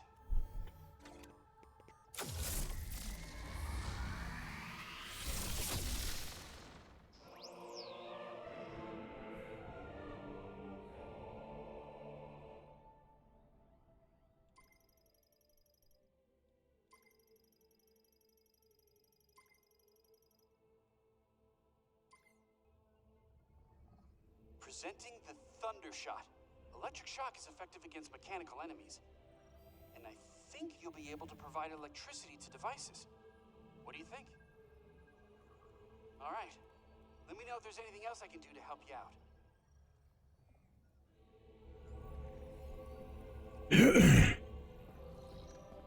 Okay, now that we got the Thunder Shot... Go shopping with Thunder Shot. Only items we can get are here.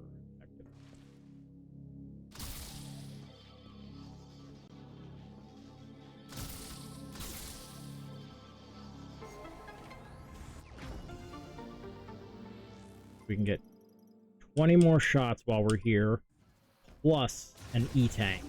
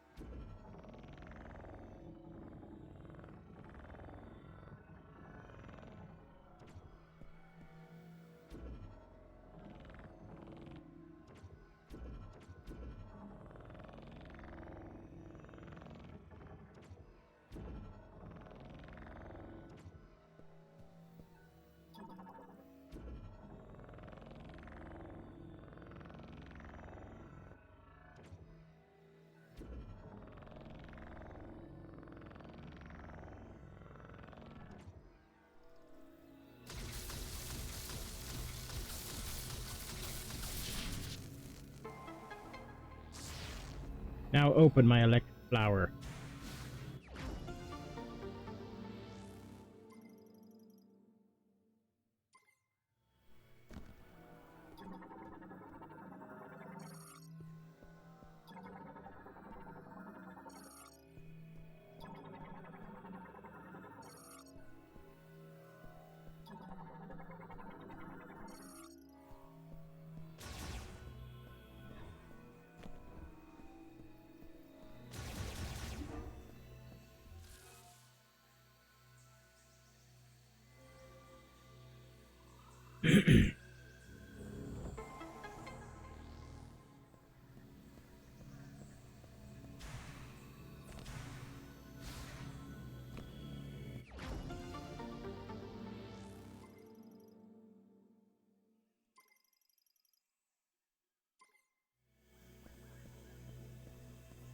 Okay, now we never have to come back to this chamber again, ever.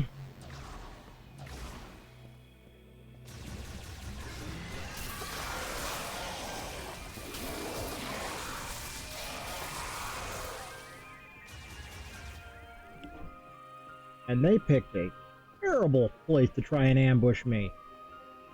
All gathered, backs to door. It's like, yes, quite.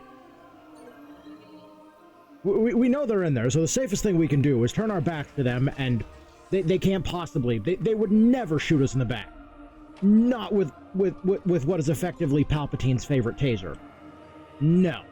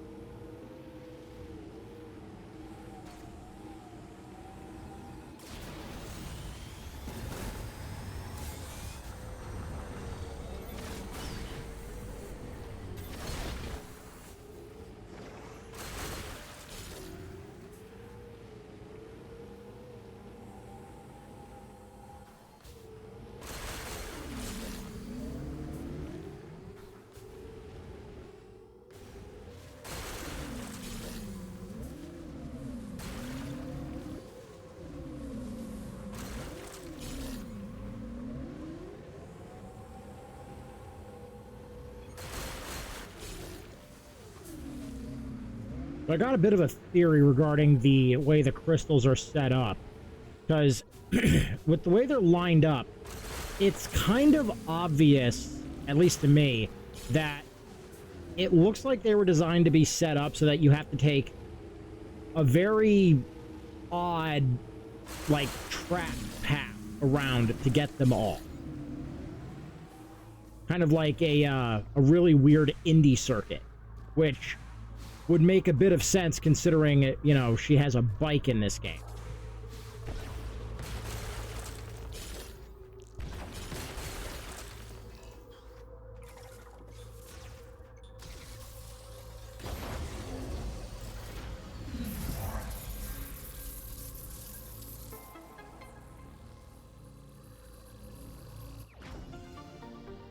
Okay, there's our final boost upgrade.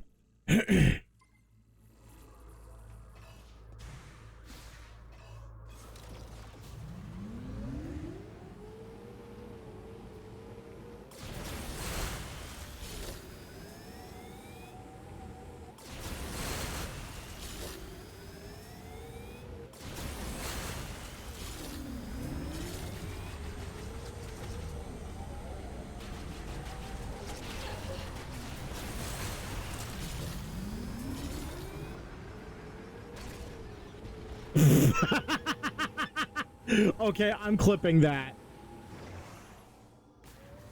I can't believe they both took the same path and both blew up in the same rock. Bro, the AI in this game is fucking stupid.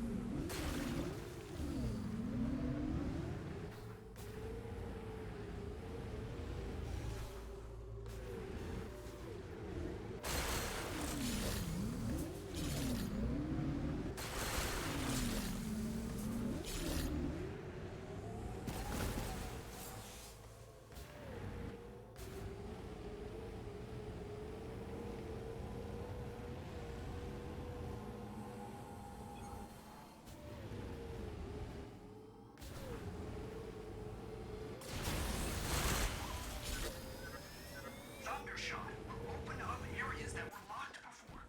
You may want to explore some of the places you've already been.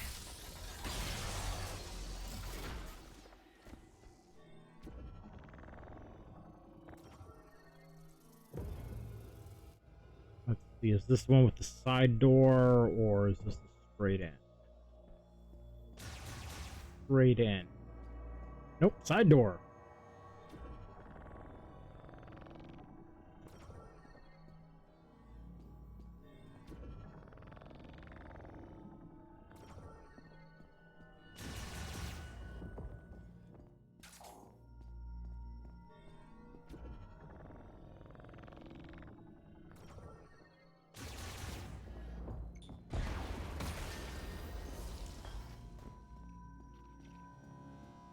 Okay, that means this is where this is the level 3 Thundershot then. Because this is actually I can get the scan for this, which is important.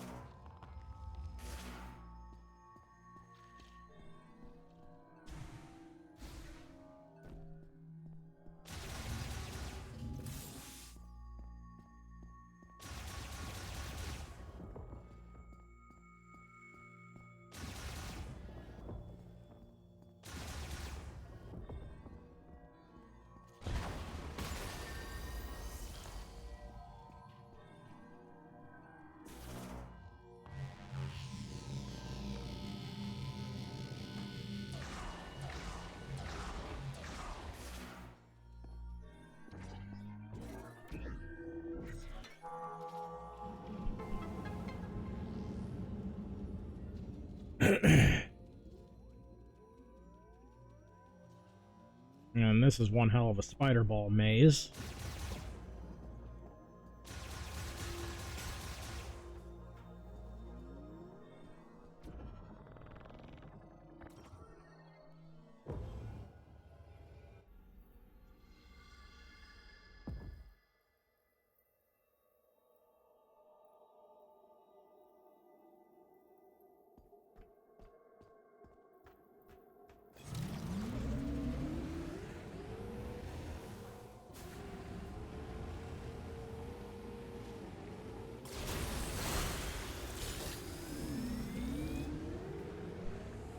Next ones are here.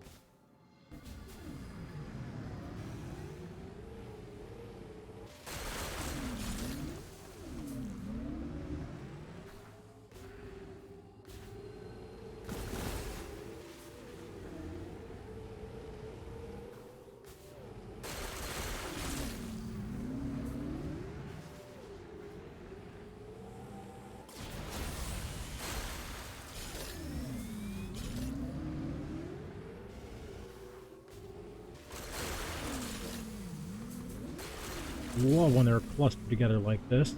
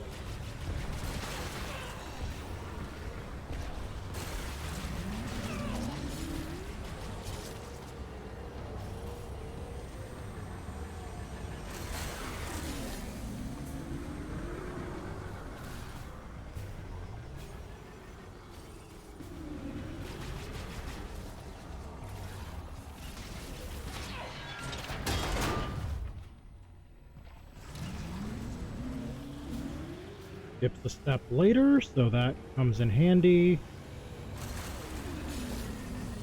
Actually, I can go... He should be at that location right now. That actually works out.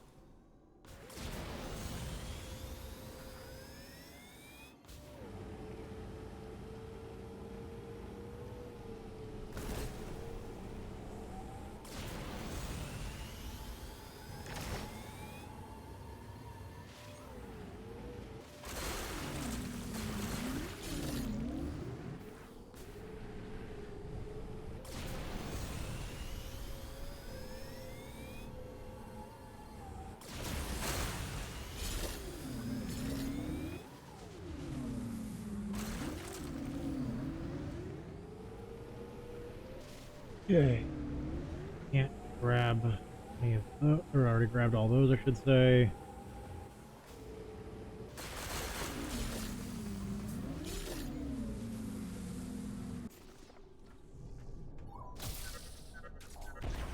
Unexplored areas in Icebelt.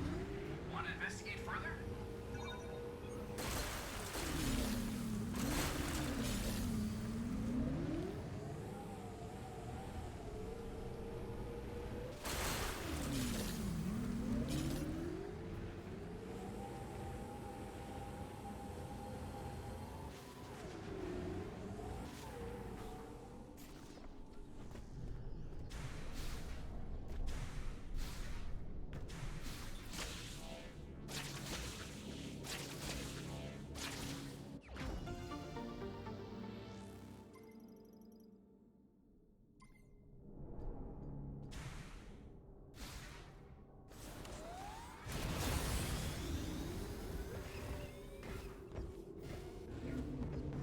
Whoa! Viola is glitching on these surfaces.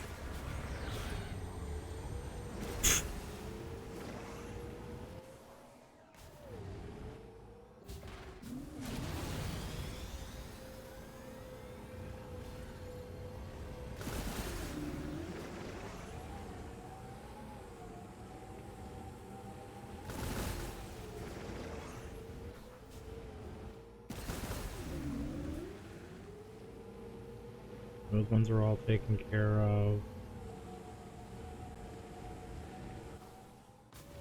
There he is.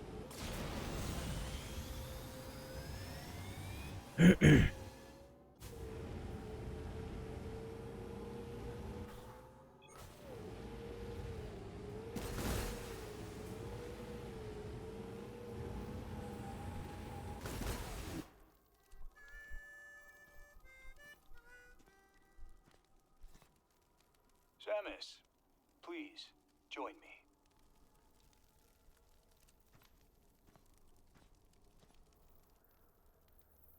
Do you feel that? Dry wind blows across the land. The sound of the breeze and the voices of the creatures that dwell here remind me of home. My family comes from a long line of hunters. Hunting is how we survived. Like my father and grandfather before me. Now, when I catch the scent of game in the wind, I remember those who came before. Anyway, I lose myself. I found something near the cargo launcher. I kept it, thinking it'll be of use to you. Here. Now we have the important part. And we absolutely want to start this quest before we go to the ice lab again.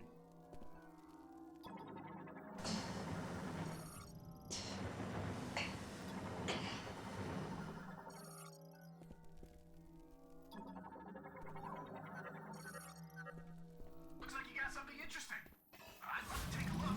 Come on back to base camp when you have a minute. Because now we can start recovering those mech parts.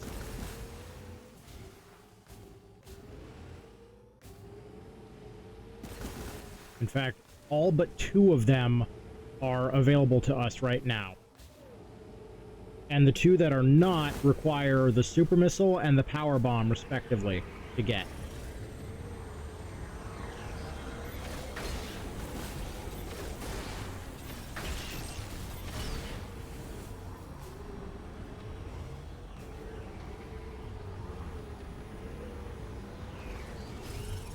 Oh yay, the print's done.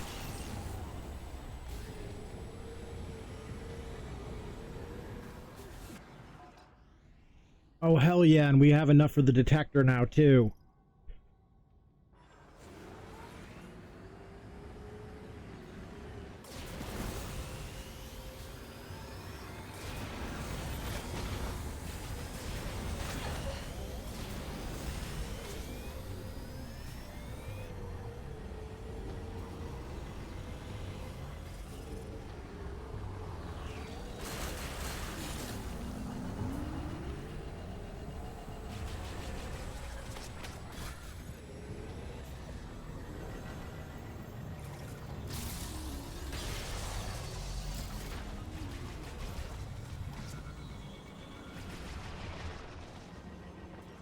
Grab this while we're here.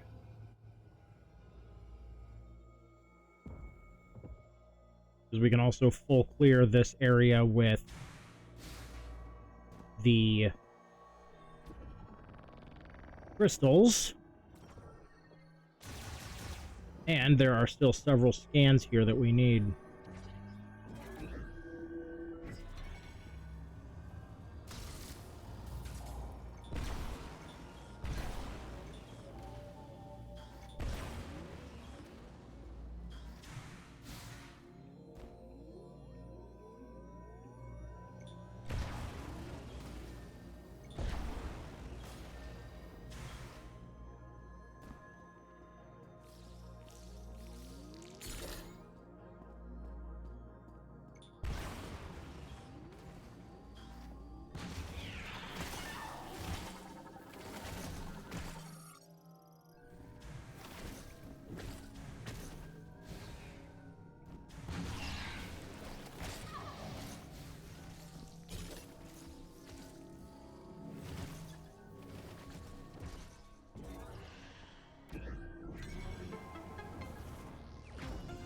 ammo expansion.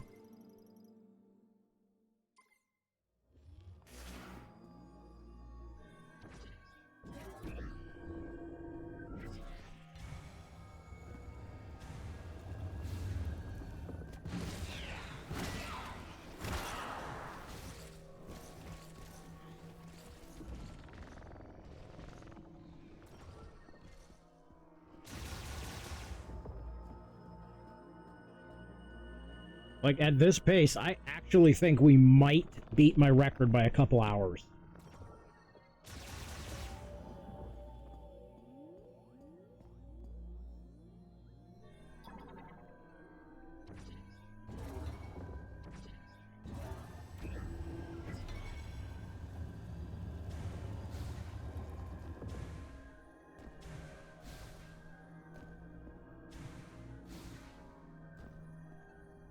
Okay.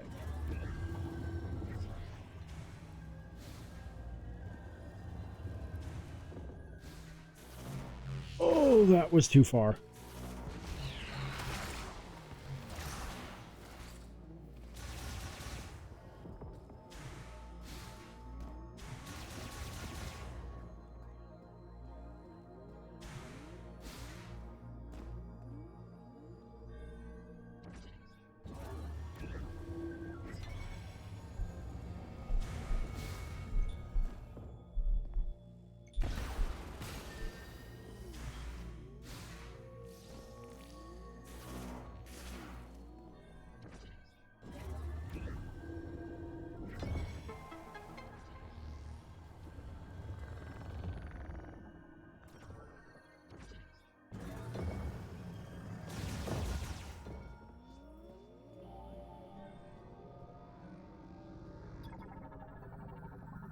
Super ice shot.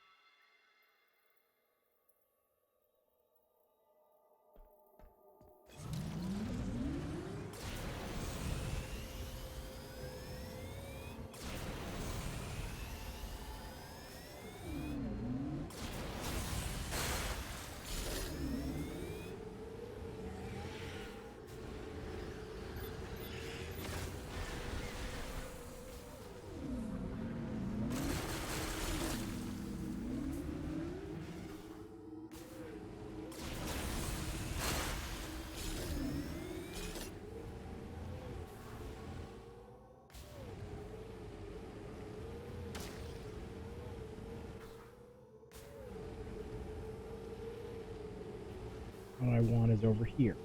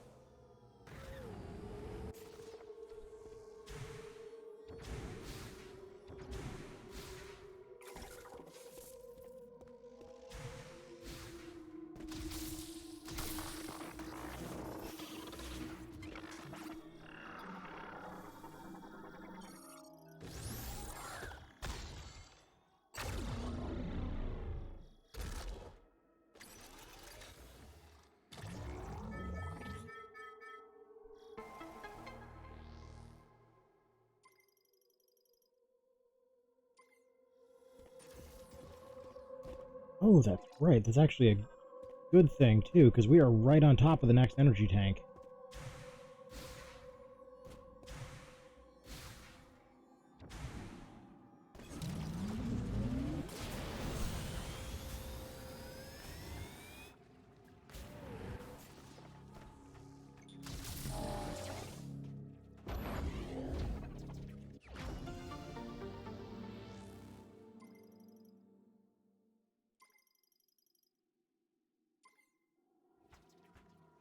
I'm right. We are missing, yep, 4 more energy tanks. We've got over half the items, which we are making decent progress on, but at the present rate, I'm thinking it's probably going to be another 3 hours of in-game time before we get to 100%. So I need to haul ass if I want to beat my record.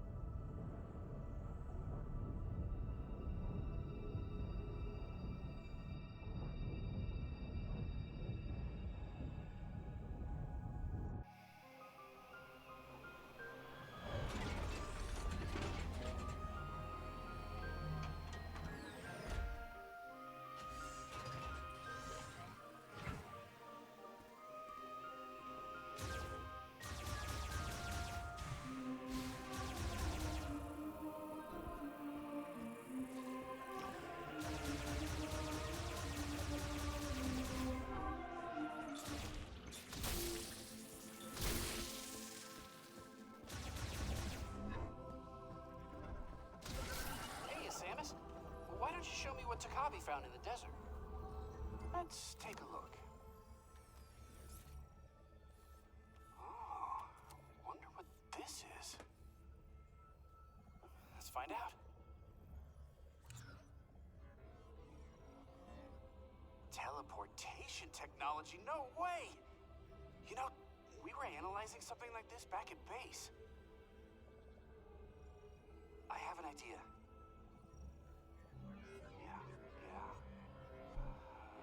And a little bit more. Oh, yeah. Let's see.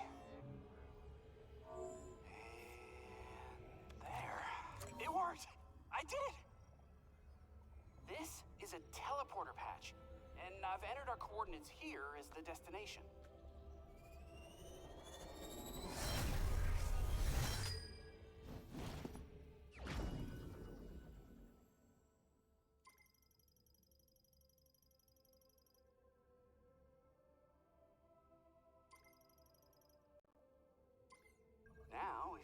find any of those missing mech parts, these patches will let you teleport them directly to base camp. I mean, I can't take all the credit. The Lemorn really nailed short-range teleportation, but just put my own spin on it.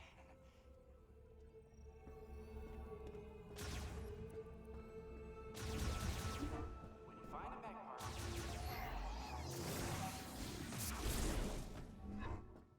Okay, now let's get... I forgot the collector.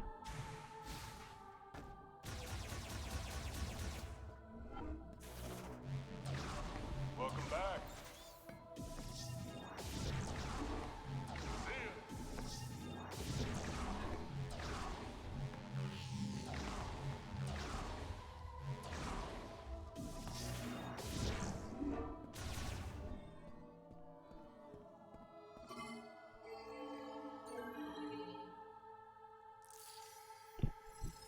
Now, I'm sure there are people out there who play like an absolute madman, and it is not required, by the way, to deposit any of these crystals at any point until the end of the game. So I'm sure there's someone out there who's played like an absolute lunatic and waited to get not only the final suit, but every upgrade leading up to it at the same time.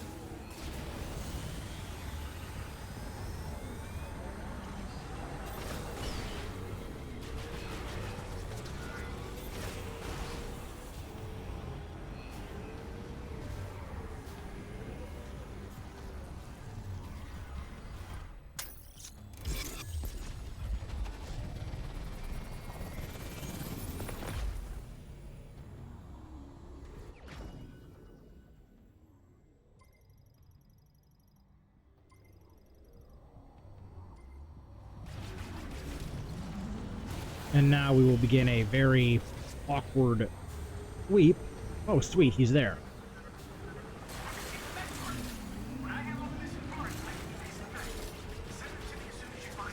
To get all the crystals we don't have.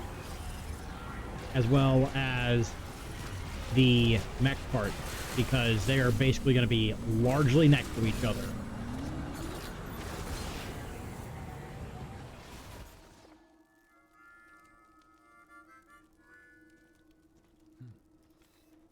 Samus, please, join me. Make yourself comfortable.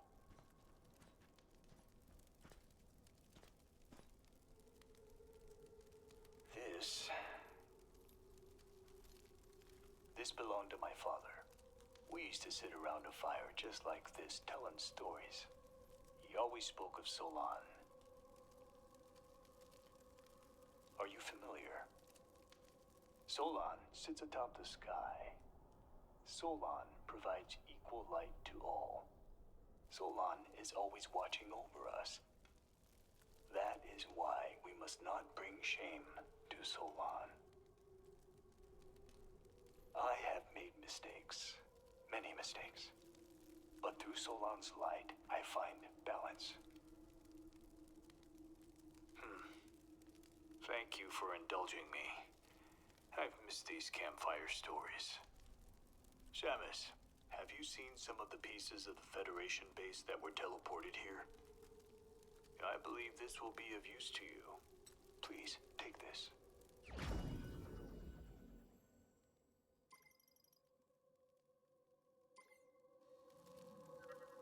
Thundershot will open up areas that were locked before.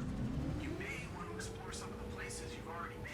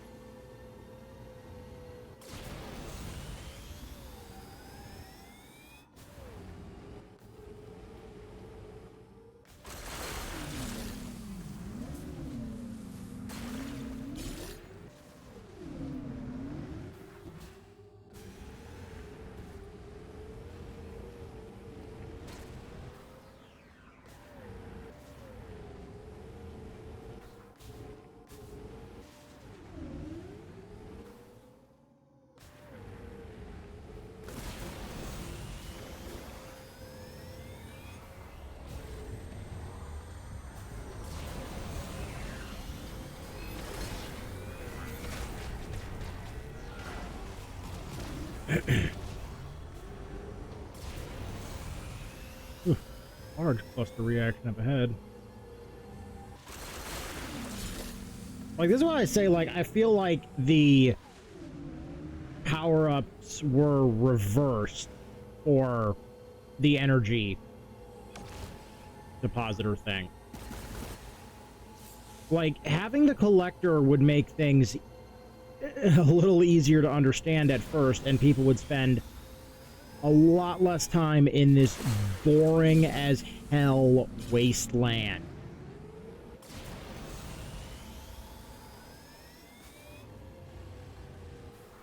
Like, parts of this game, especially involving anything involving this wasteland and Viola, feel like there were meant to be at some point challenges possibly thrown in.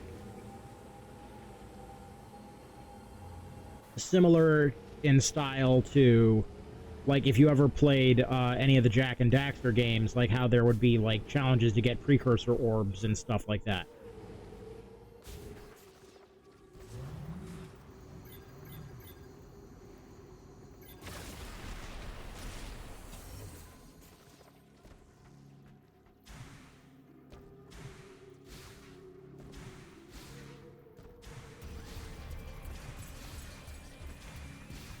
Because at the start of the game, the parts that, like, really, really make no sense are, like, complete a lap in under 50 seconds.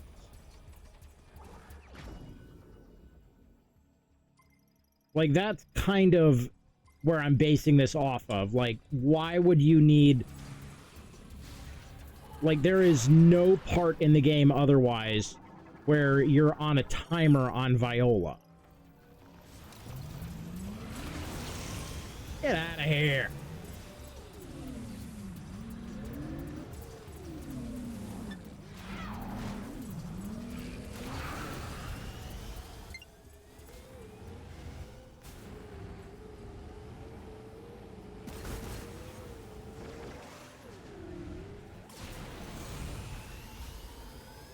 Oh, yep, I see this one right up ahead.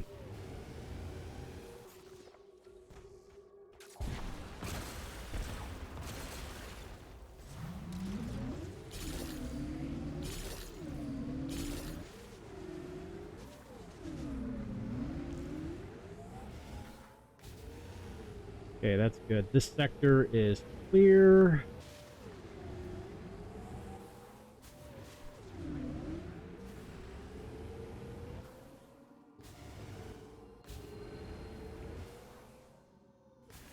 There's a cluster right in front of me.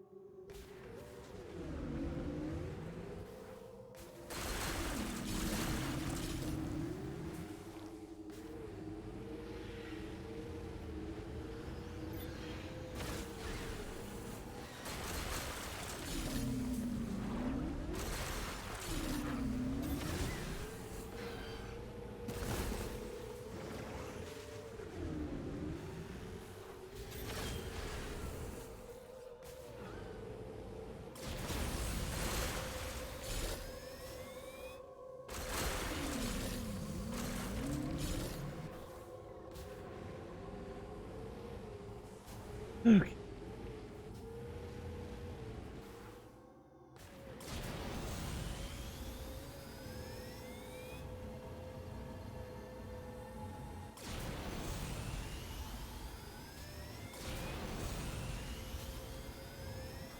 Oh, wow, I wasn't just tracking one, I was tracking a lot in this area.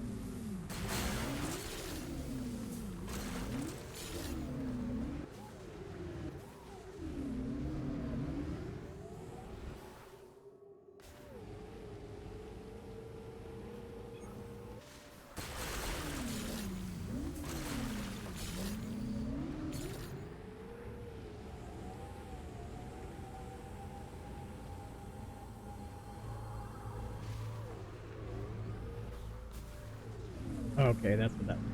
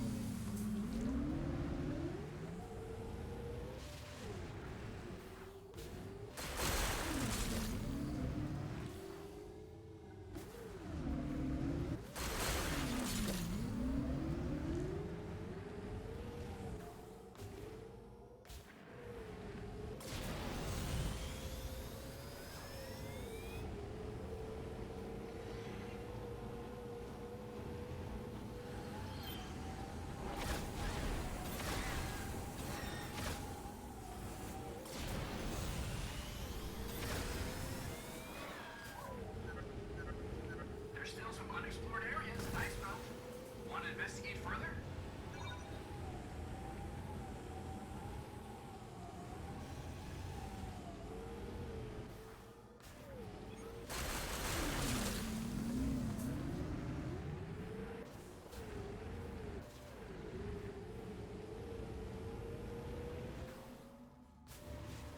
That's the power source.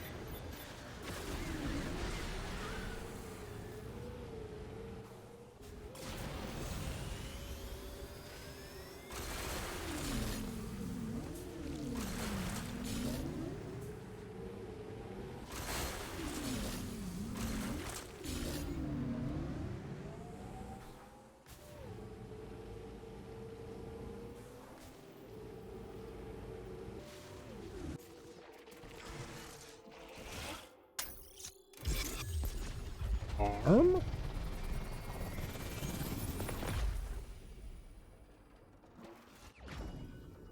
Let's see, we've got head, chest, arm. Only one left is the leg, and we will grab that on the return trip out of the lab. So now we are just going to focus on the last of the crystals for right now. Because now that we have the detector, that is going to go considerably faster than me just wandering aimlessly through this godforsaken desert.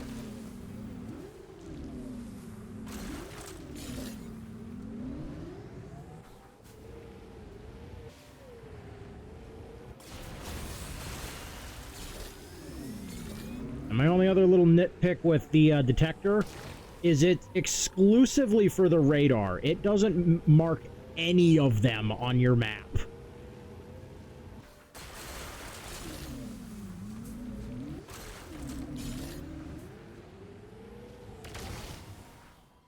Because apparently these collectibles are not actually treated towards any kind of completion other than their own gauge and what's required for story. Which is kind of evident that they were most likely either a last-minute addition or one of the remnants that they were forced to work with that Bandai Namco had started.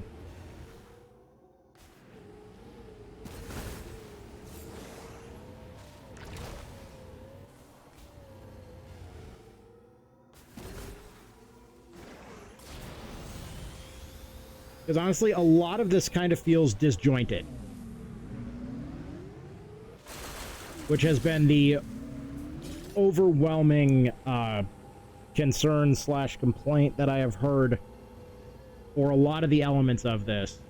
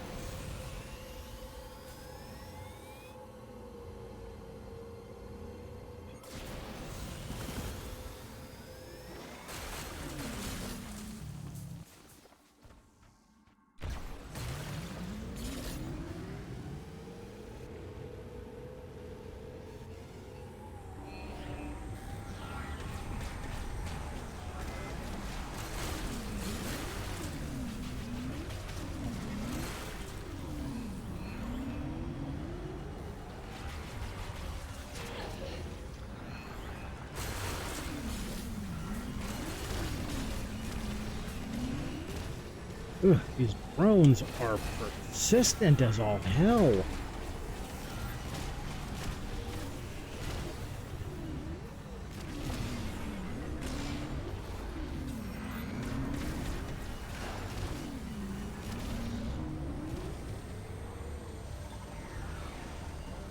Oh. I guess I forgot to scan that one. And it just dawned on me at that moment. Oopsie.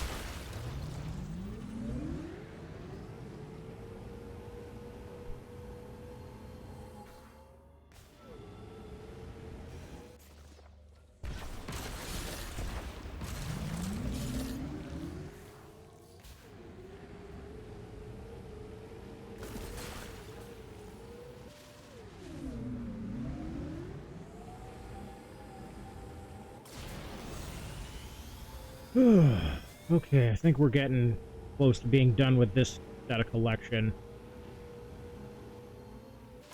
Because luckily there's not too many more of these. Because the last one, that'll slingshot us all the way to basically completion, if not all the way, is locked behind needing the power bomb. So...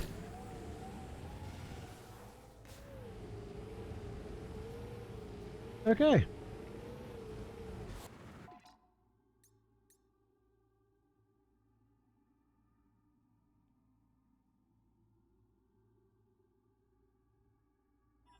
We are doing really good on that front. Bad of an idea as it is, I think I'm just going to change grids real quick.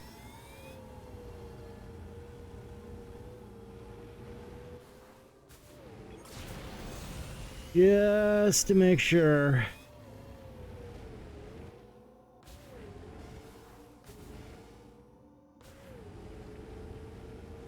I kinda got a feeling.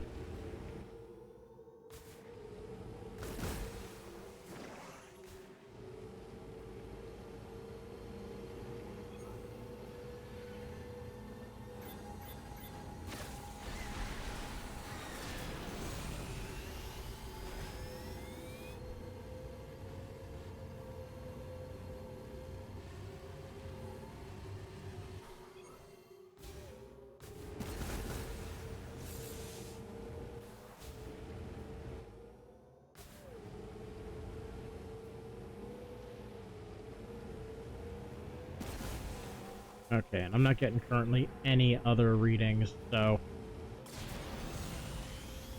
I was just being paranoid for nothing.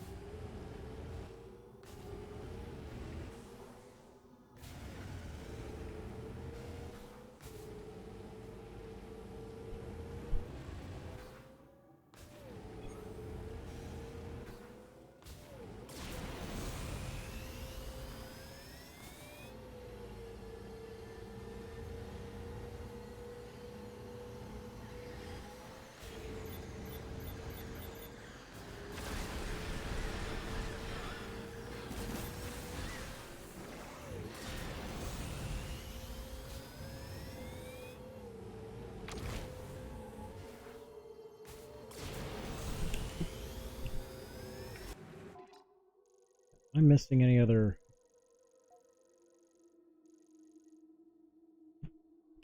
oh, that's right. I gotta go get... well, I can grab that on either my trip to Volt Forge or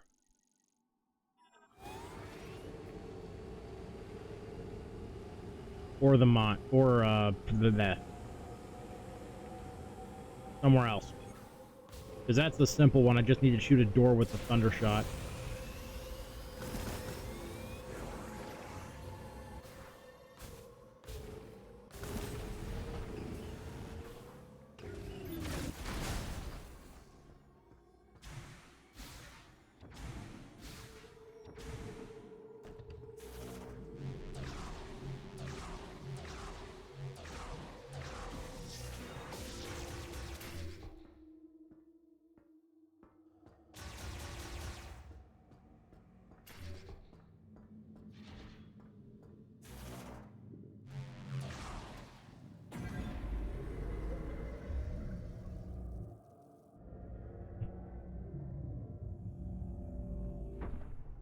Oh, man.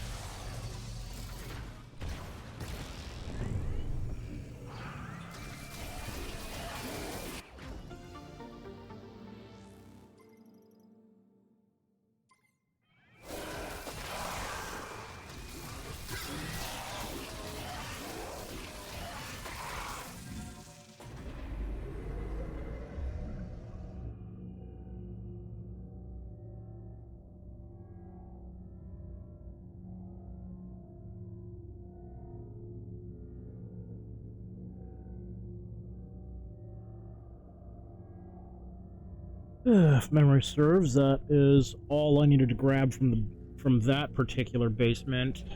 But I still gotta get all the way through the rest of the facility after I get the spider ball.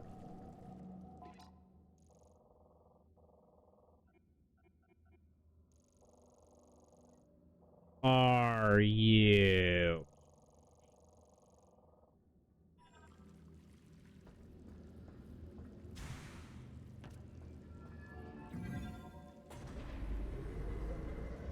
Oh, that's right.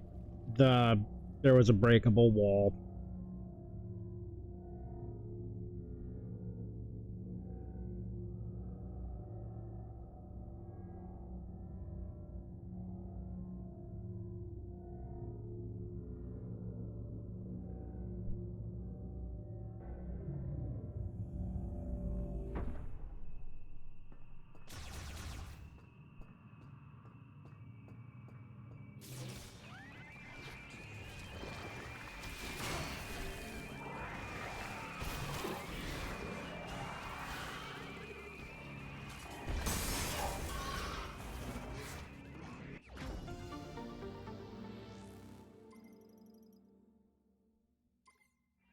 Yep, I kind of feel stupid for forgetting that one. That one was an easy one to remember, too.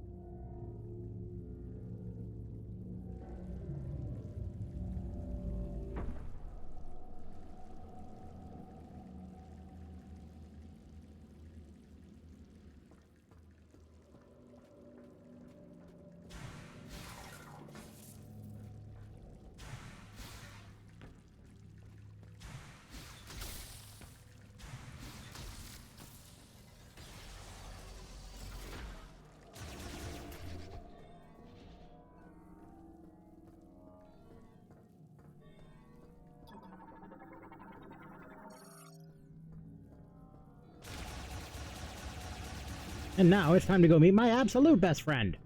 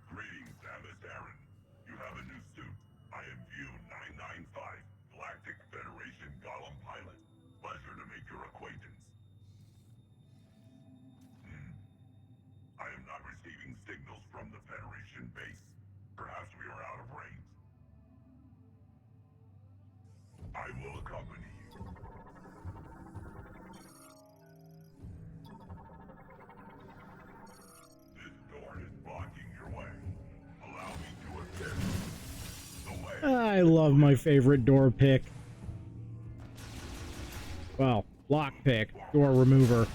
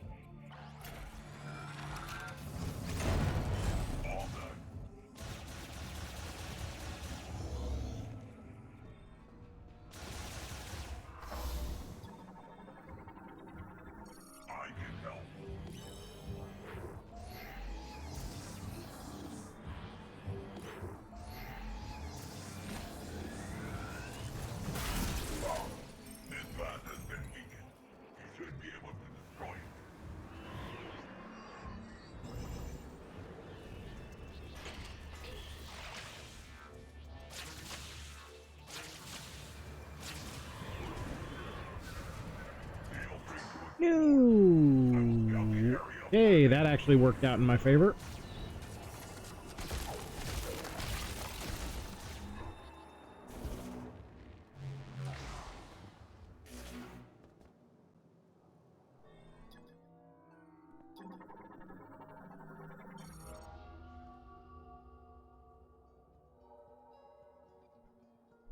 Shadi Haram. Kinara Tanagesh Osanate. Fantalit Sagashaden. Din Sakula Ganmad. Kielakastin Alem. Fishana Akazan. Karan Tek. Tunakel Salesh. Sikei Lamor. Jataneth Dangeti Salesh. Etelam Madinat. Gadlata. Lamor Kasaladich. Tunakel Salesh. Asakarich Sostelanak. Tinga Shulath Malda Tekanich Zalsteden. Sistelanaka. Din Libasil. Musanich Kitalajin. Malda Tekinda Geti Selesh Zalsteden. Chatsaga. Bashalan Delantico Salate. Virus. Klashanich. Din Salam. Zahel Aegis. Tangalatin Sasek. Jakam Galet. Hamas Lamor. Malta Tekanich Geti. Kaladich.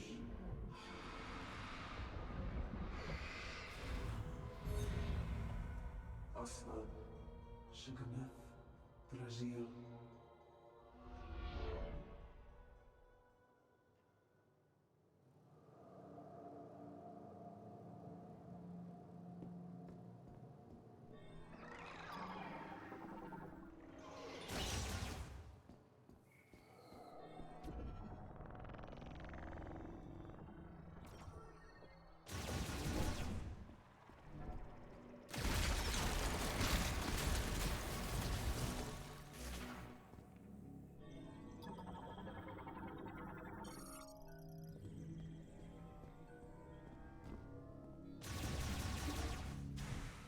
And I will not forget the missile expansion under the floor this time. I did that last time and I had to backtrack all the way here and felt real smart.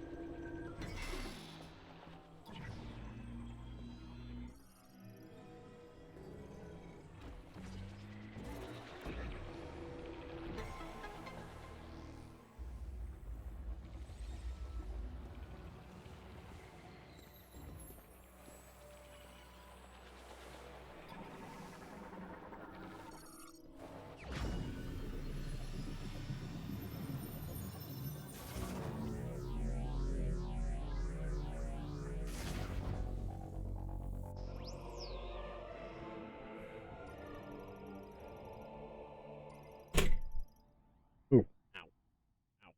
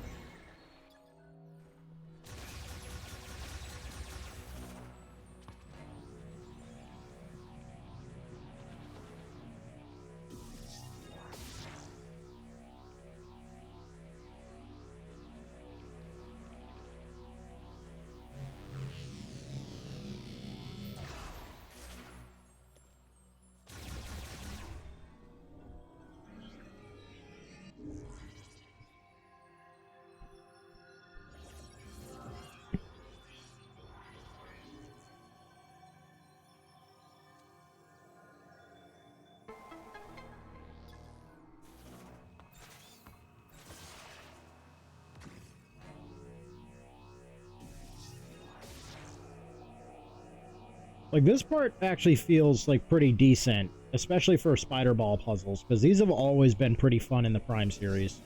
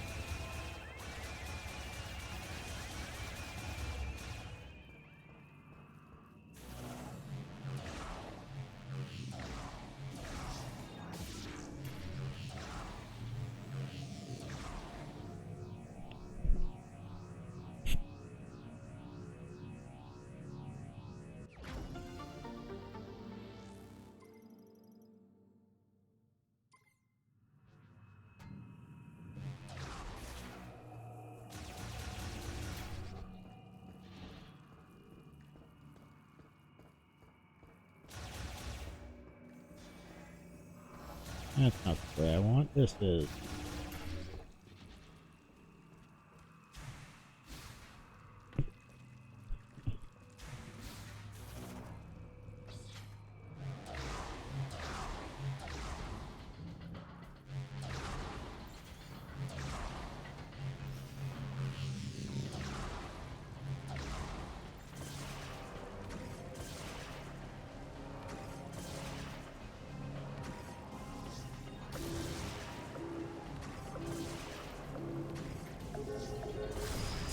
Oh, of course I get it first time because the camera's rolling.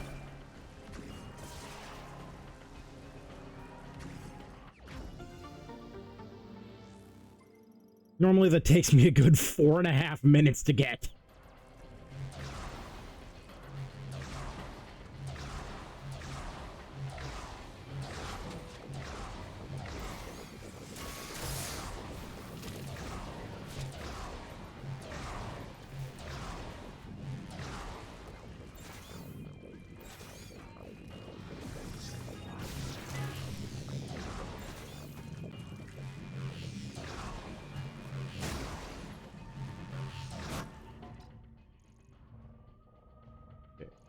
Floor is completely cleared.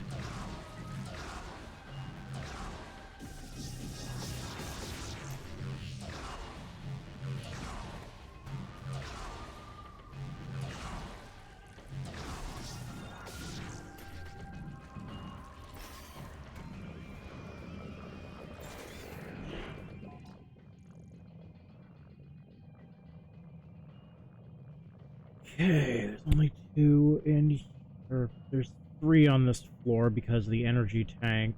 So...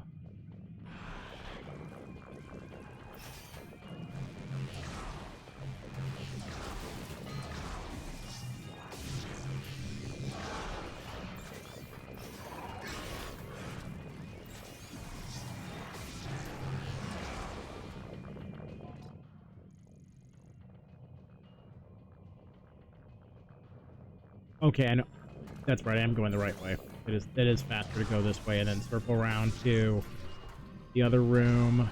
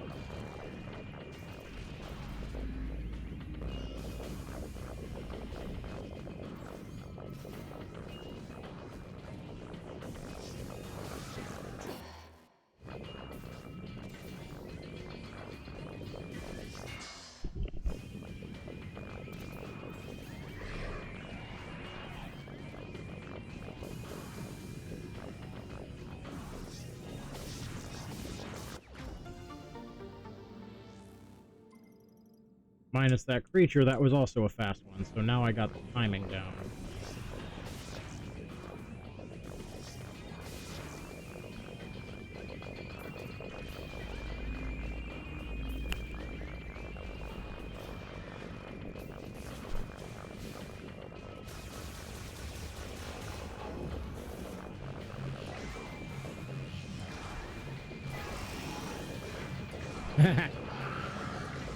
They can't handle taking a ball to the face.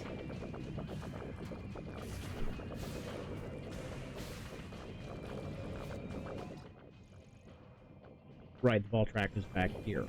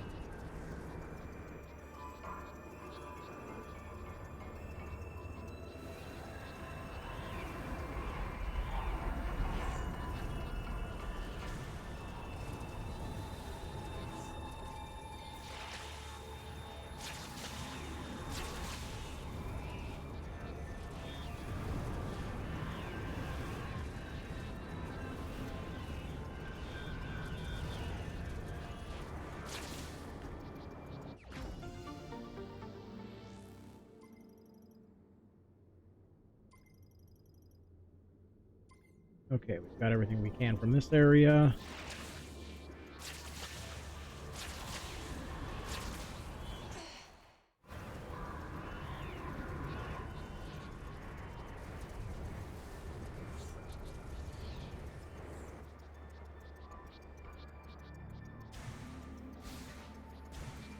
And now we take the elevator because we got to get what's in the reactor room.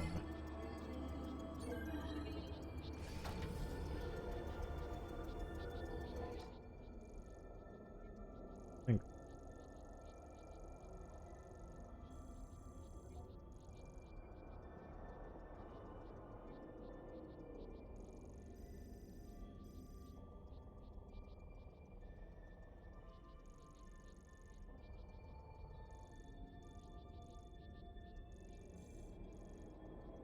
Yep, I got that.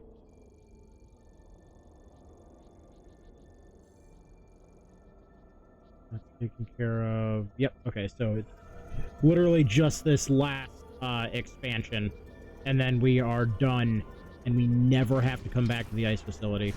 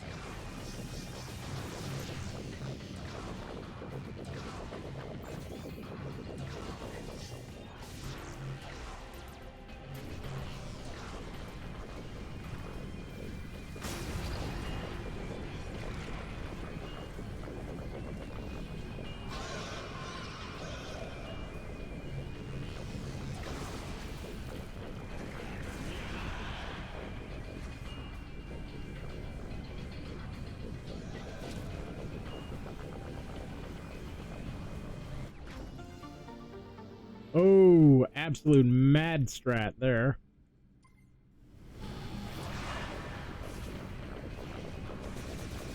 And we outie.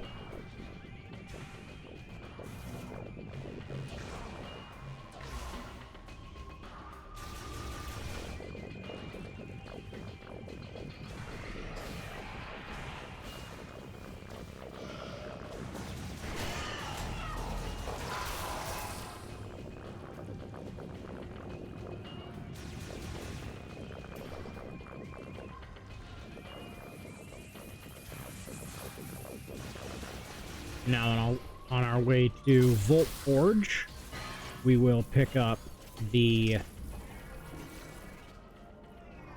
both of the upgrades for the Thundershot. Actually, I've completely forgot that I did not get the the required one.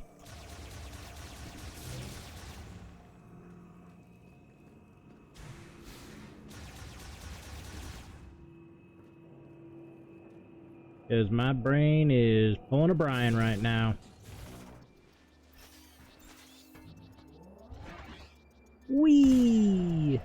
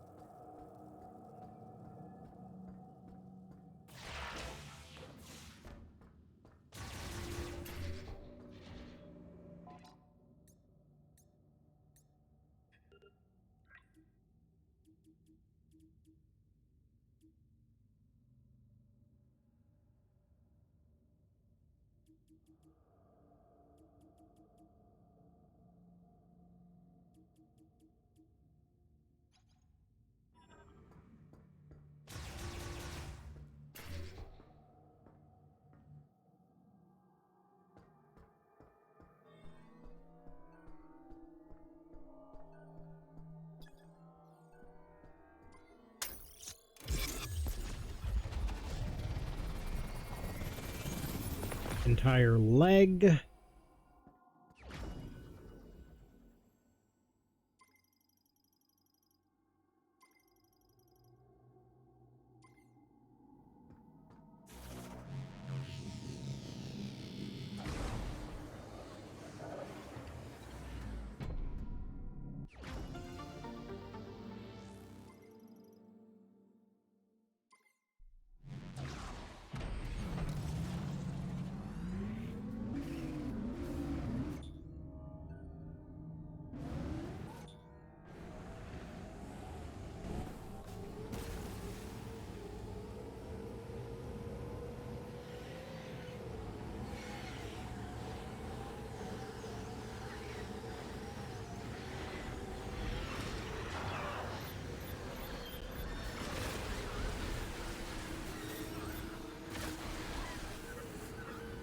Everybody left for the mine.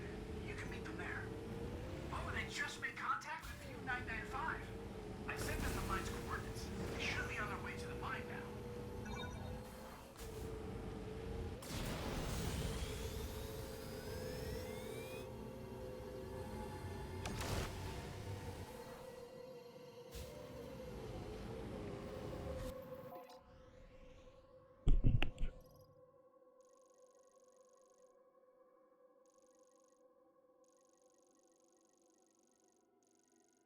Two opposite ends.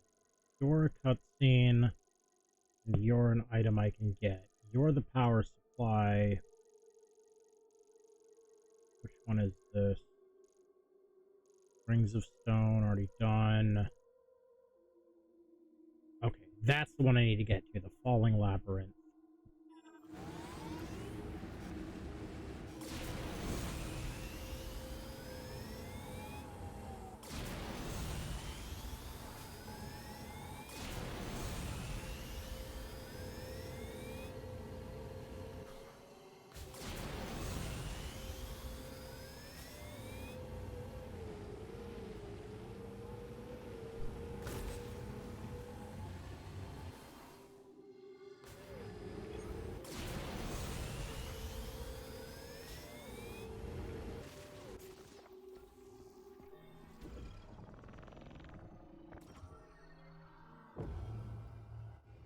Because this one I needed the spider ball to complete, and we just got it.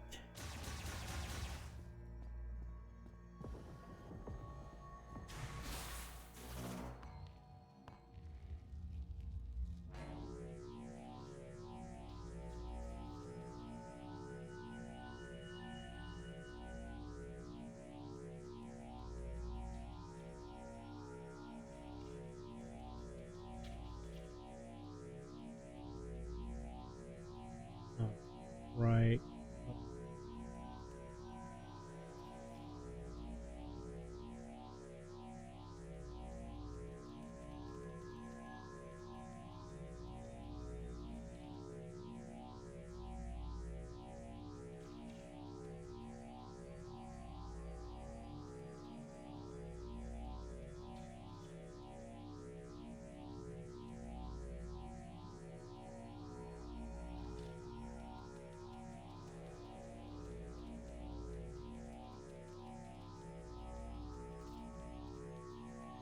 Oh, that was close.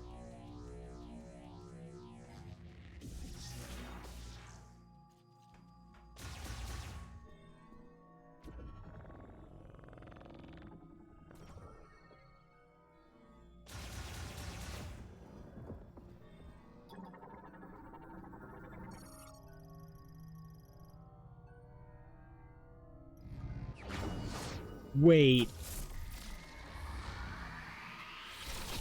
That means these items are progressive.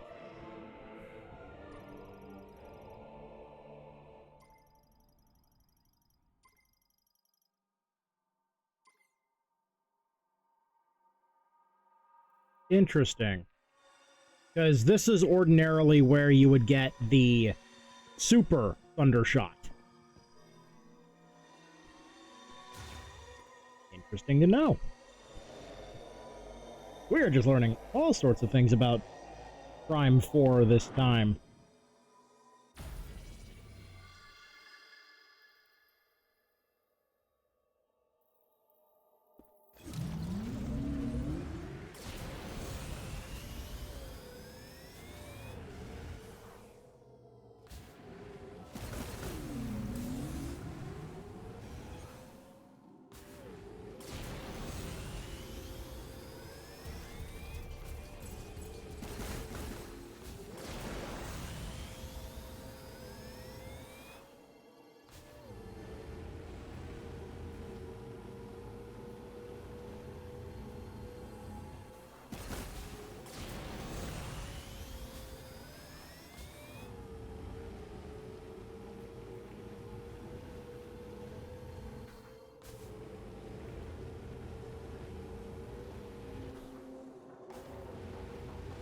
Okay, he is not there right now.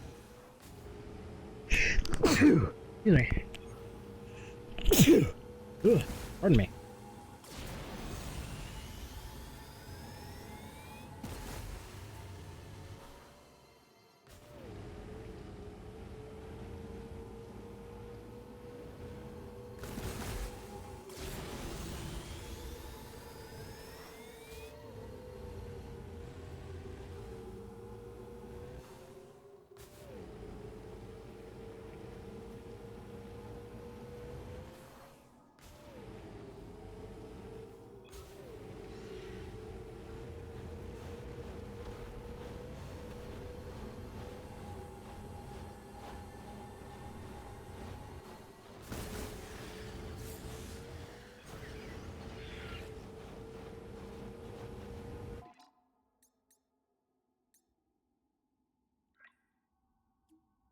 Okay, so in between. Okay, so I forgot to scan that. I can get one of those, that's no problem. Ouch. I forgot to scan that.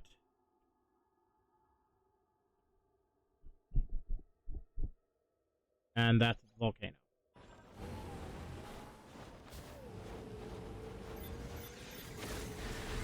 Actually, they both are.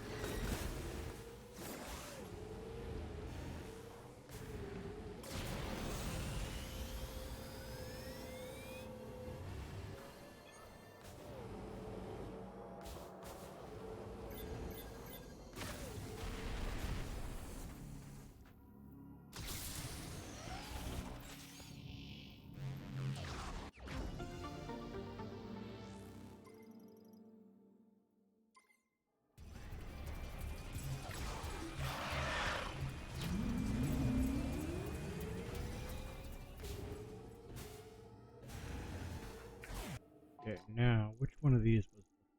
There it is.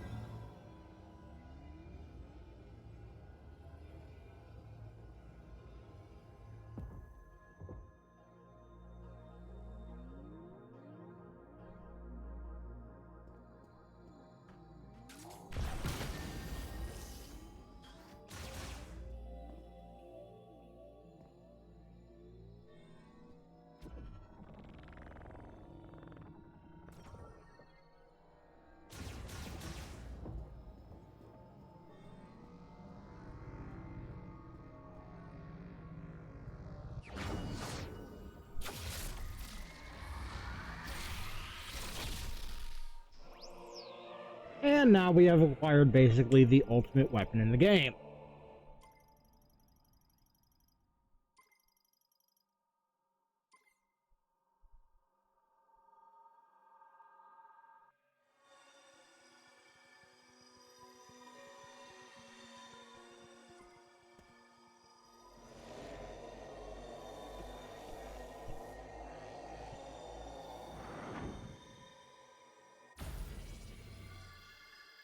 Next stop, Volt Forge.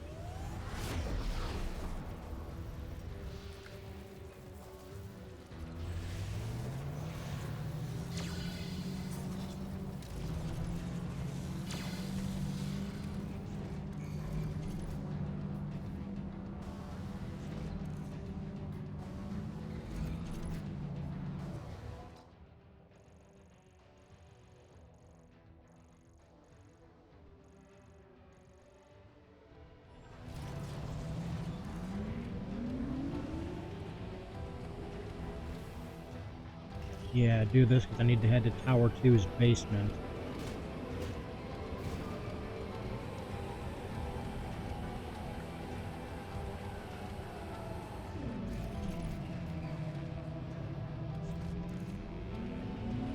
And I just realized it's faster to go the other way.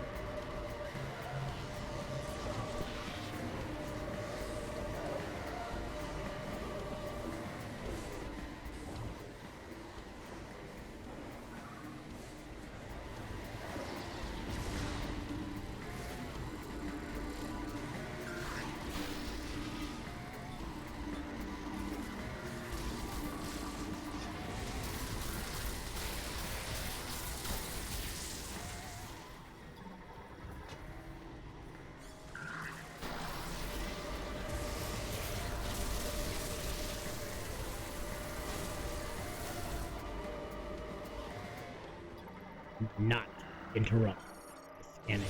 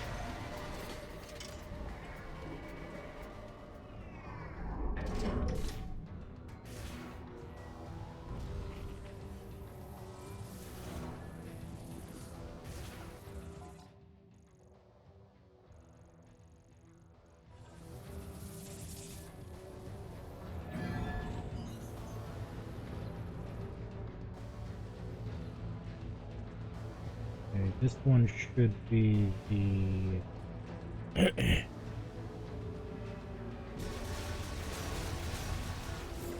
hoping this might no, this is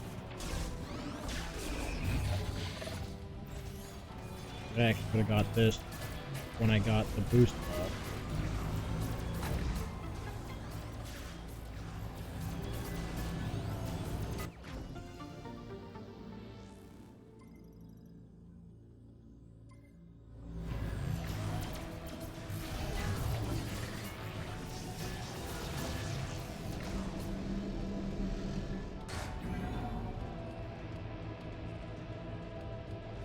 And this next one, the very bottom, because it's the, I believe it's the large ammo expansion in the elevator shaft.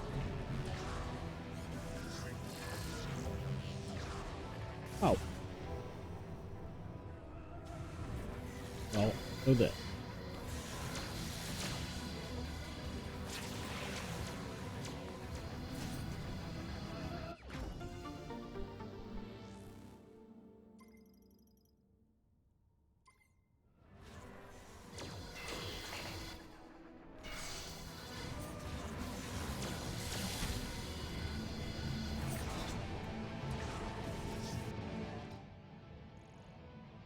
Yep.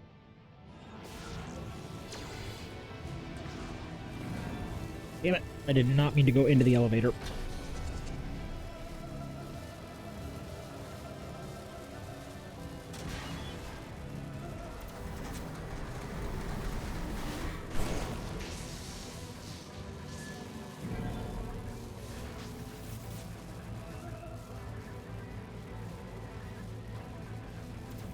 At least not right away.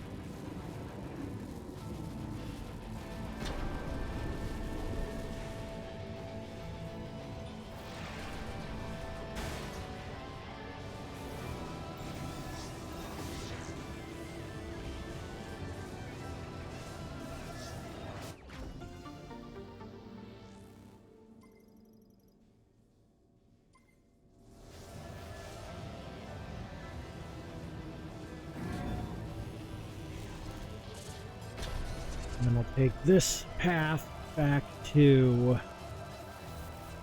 the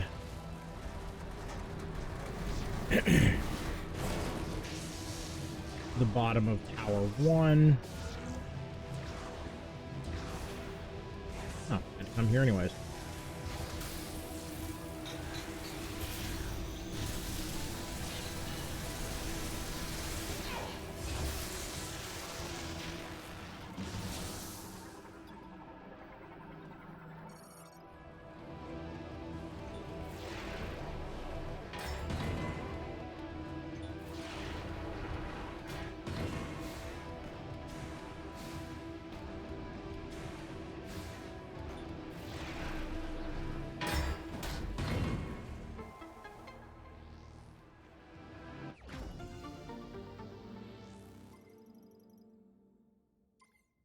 Okay, we've got 170 ammo left.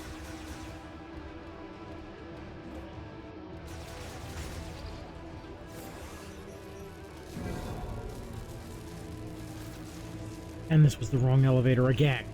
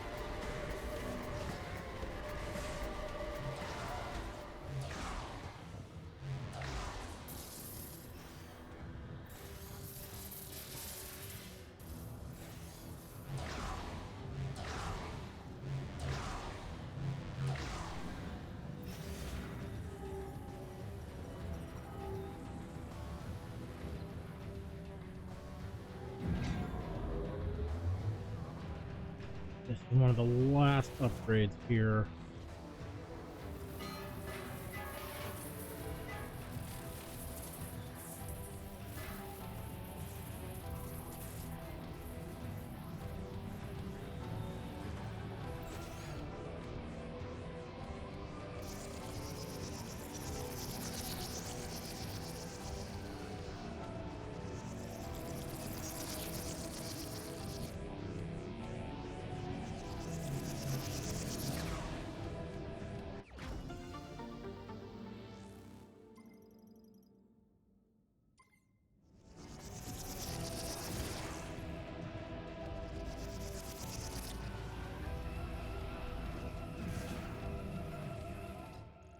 If I'm right, there should only be one upgrade left here, and that's going to be in Tower 3.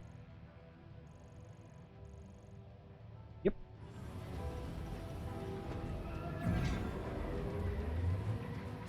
Why am I going this way? It's faster. Do this.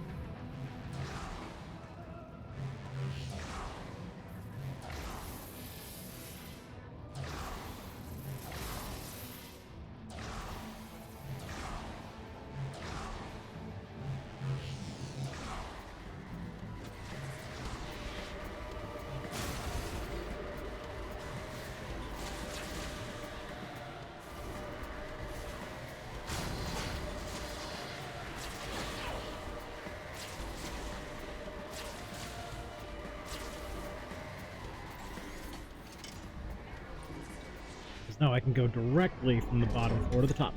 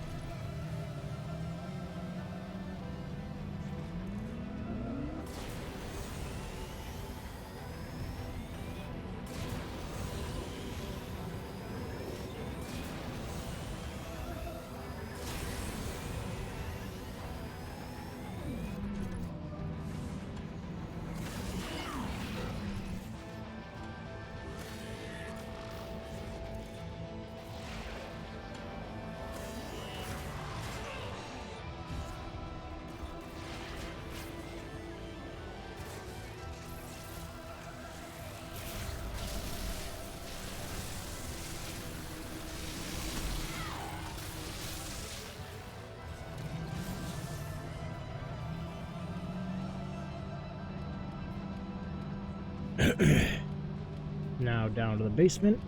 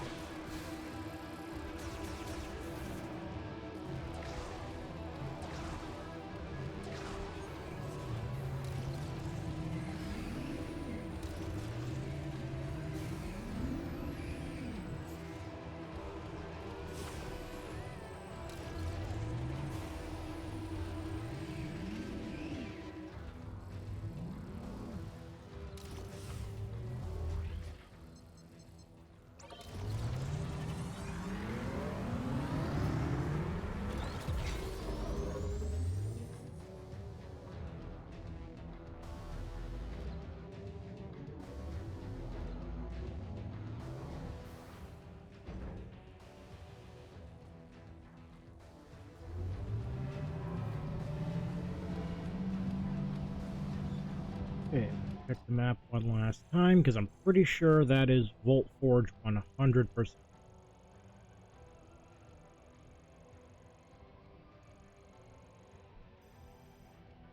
Minus filling in that one irrelevant segment of the map.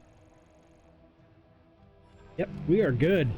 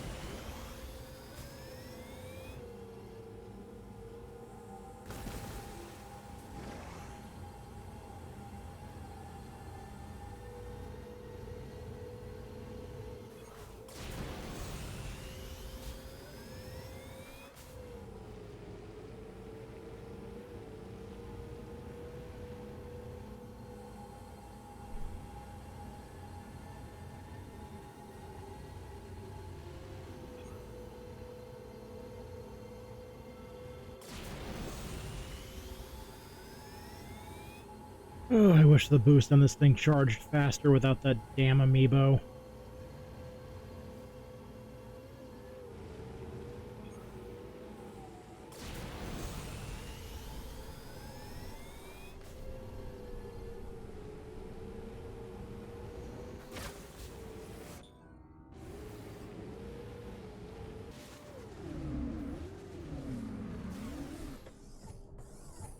Samus,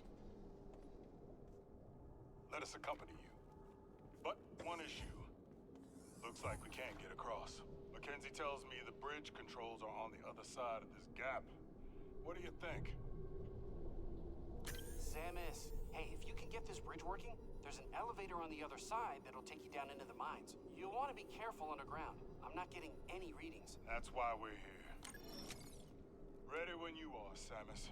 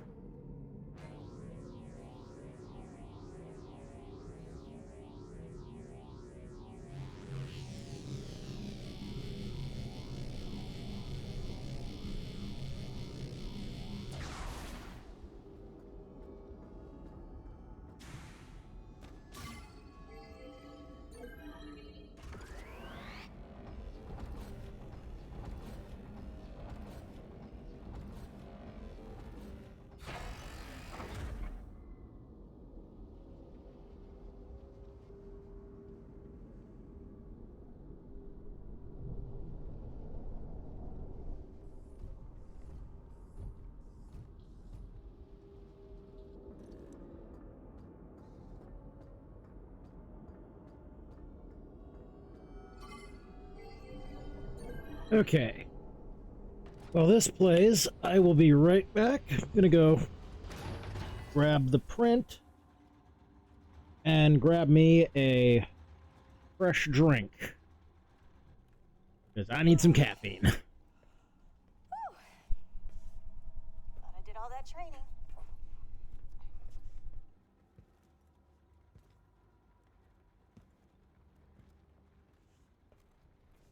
What is it?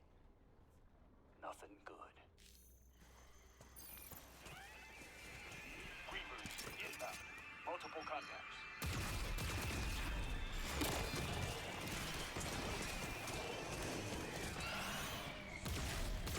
Open fire!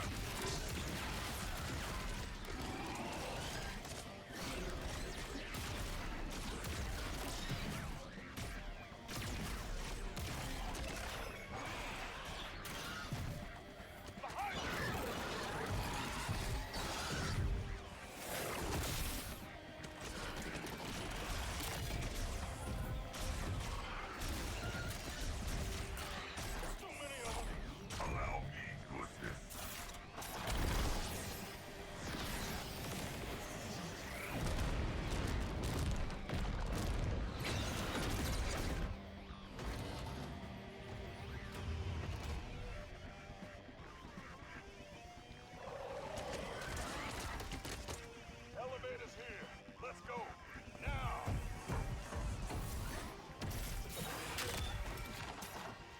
We got you. Go on now.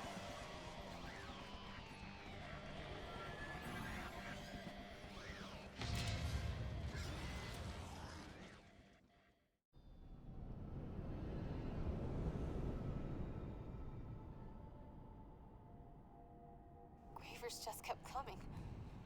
They're good soldiers. They can hold their own.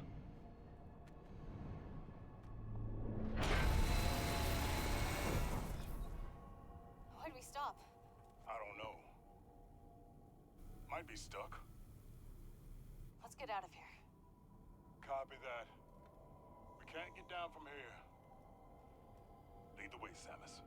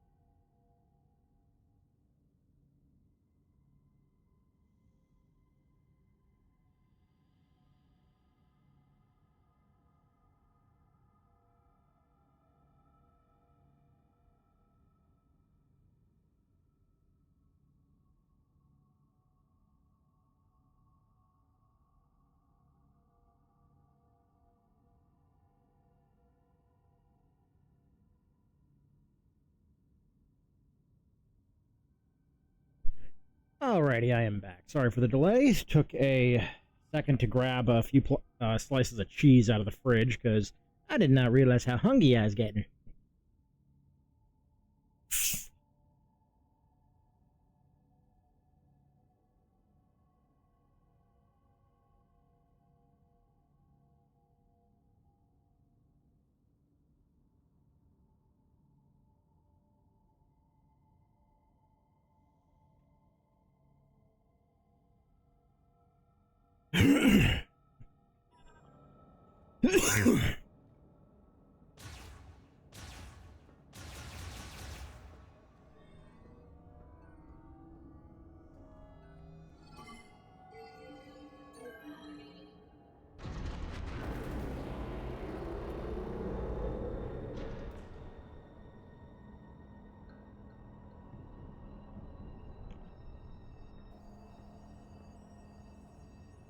So this is the belly of the beast, huh?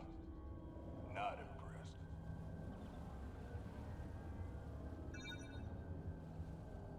Whoa. This place is huge.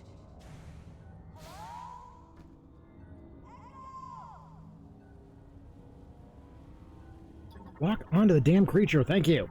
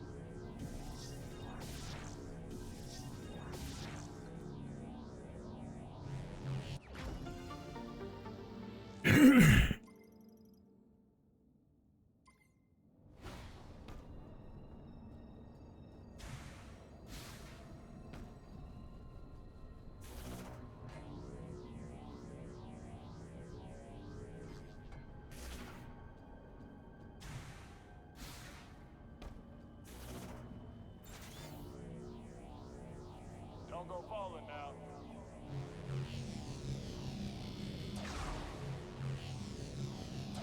She's got it.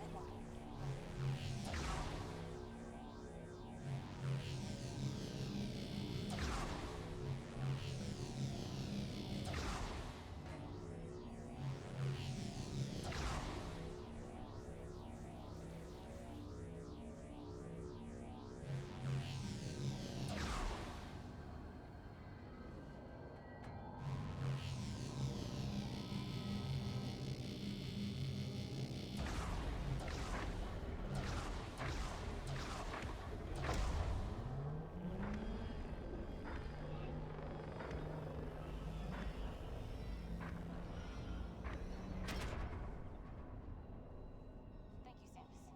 Watch your step. Yes, sir.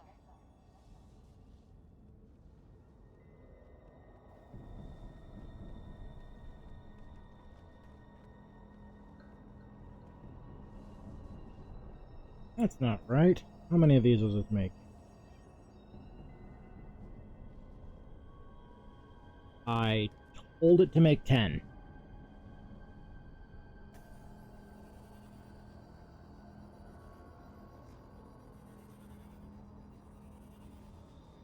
Oh well.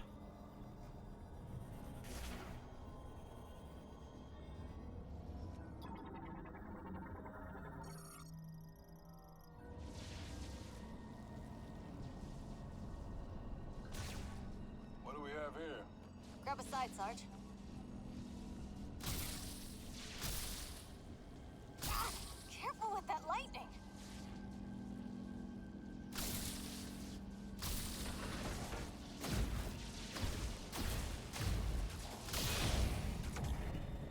Ah! It's burning! Ugh, you're burning me. Ugh, that's freezing. Ah, that's cold.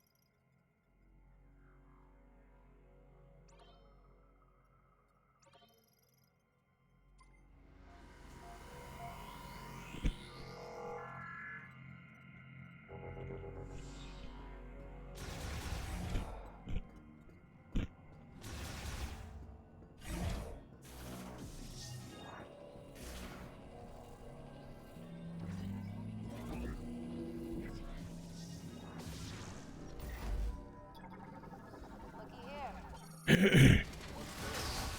can get this working?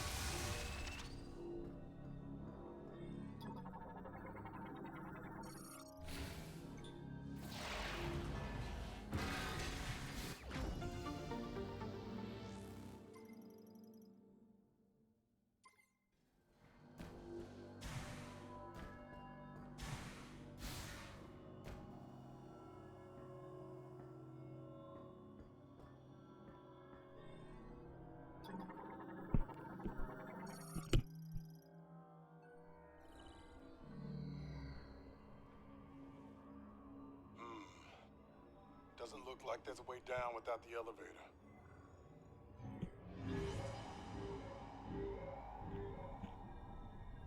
Whoa. It's updating in real time. Look at all these natural caverns.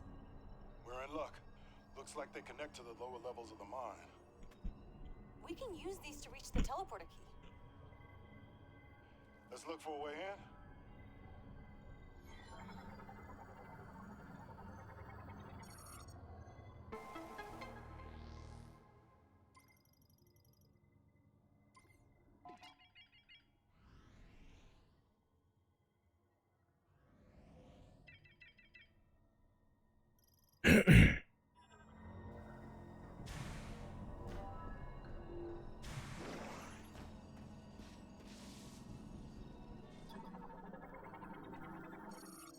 Got you, Samus.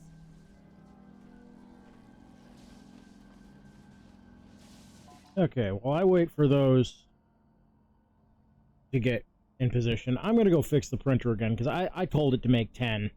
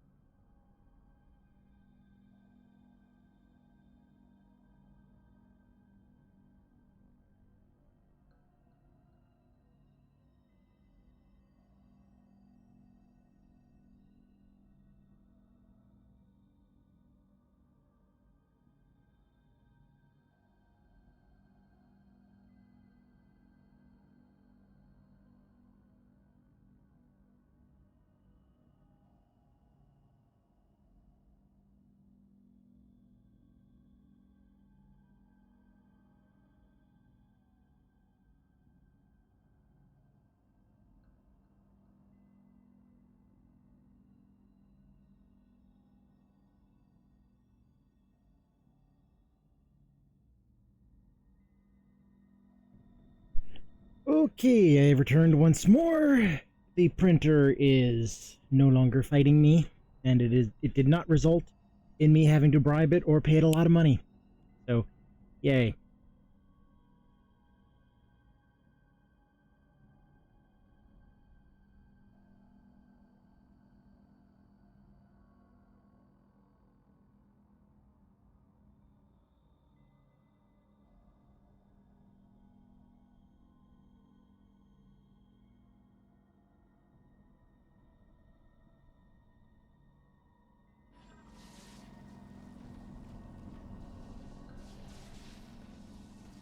On three. Three. Ugh! Watch the electricity. Hey, muzzle down. Ah, you shocked me. What's your malfunction? Stop. Quit it. Watch it. Quit it. This isn't funny. I find it hilarious.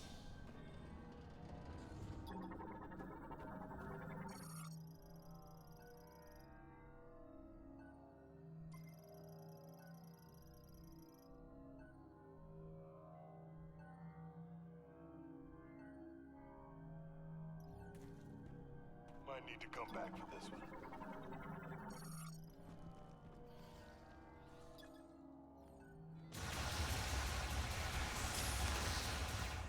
Get ready.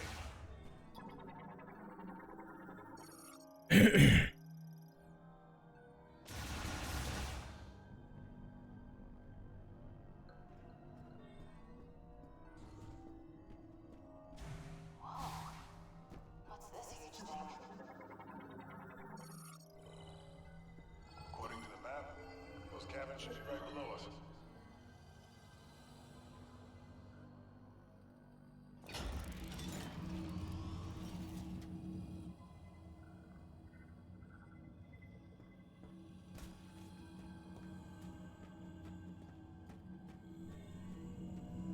There's gotta be a way to get it fired up. A manual charge or something?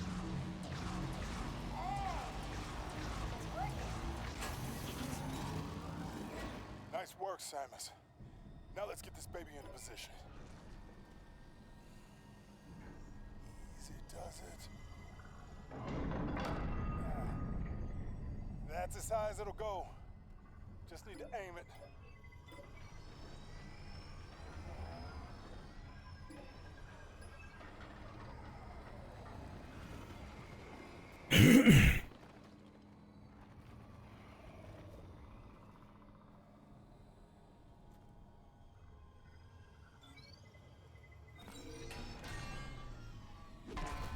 Shoot! The hinge is jammed. Samus, you're up.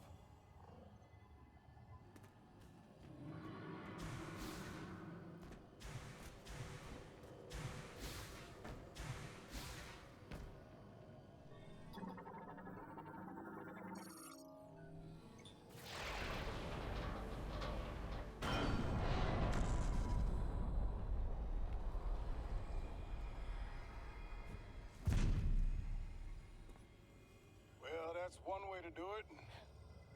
Okay, let's start it up.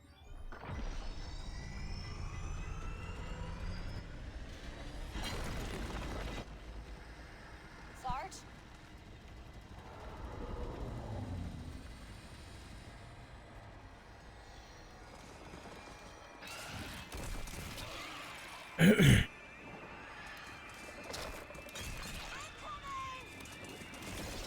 Hold them off until we punch through. Oh boy.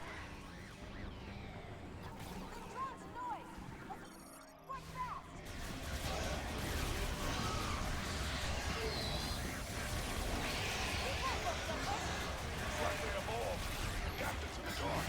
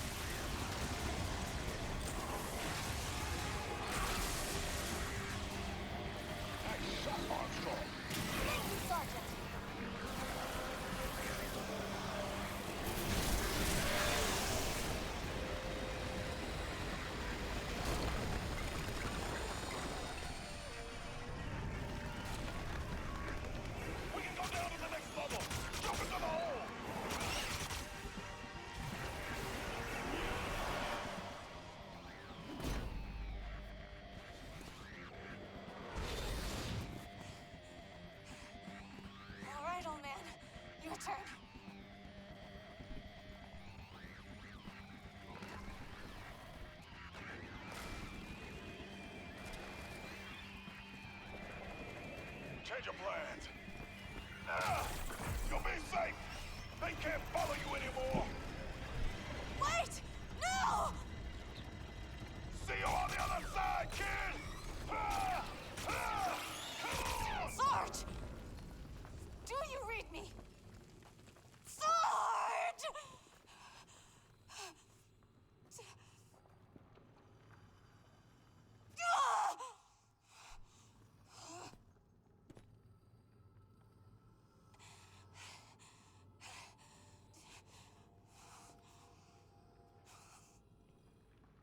Let's go. We've got work to do.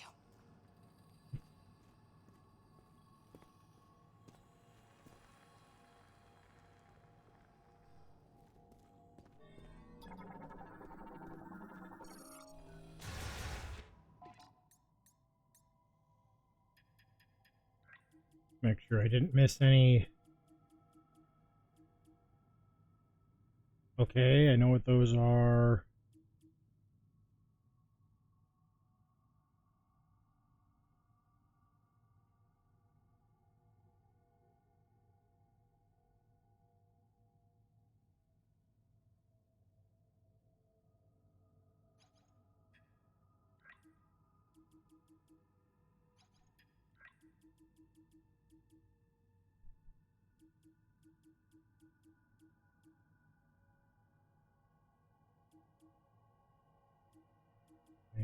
Snare weed. There's a friend. You're the gas for. And then you are. Okay. We're still on track. We've missed none of the things in the logbook, so we're good.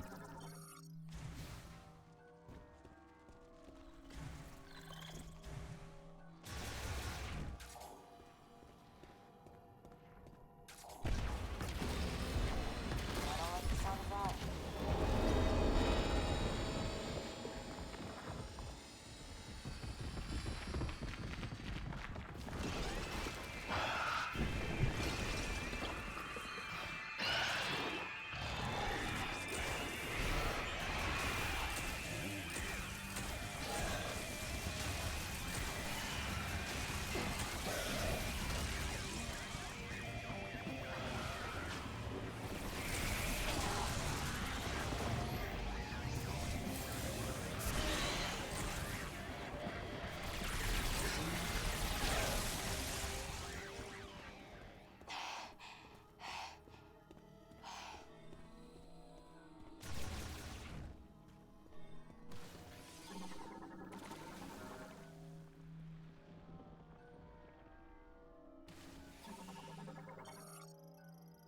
Okay. There's the hardest scan in this area to get.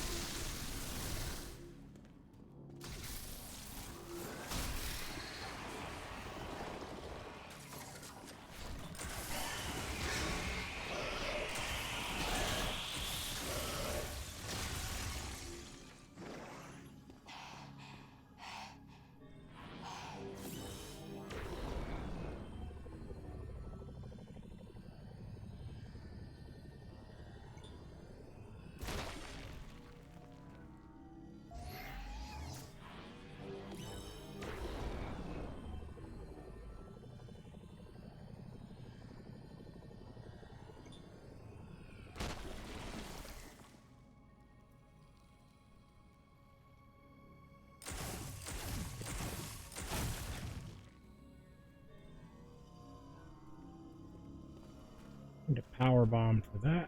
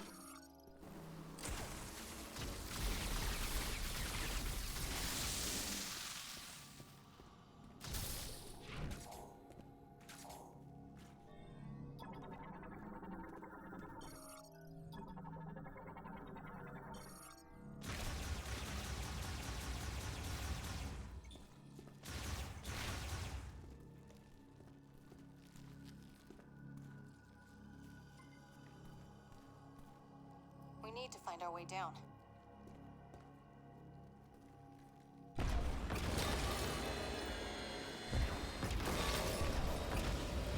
Grievers are coming. Be prepared.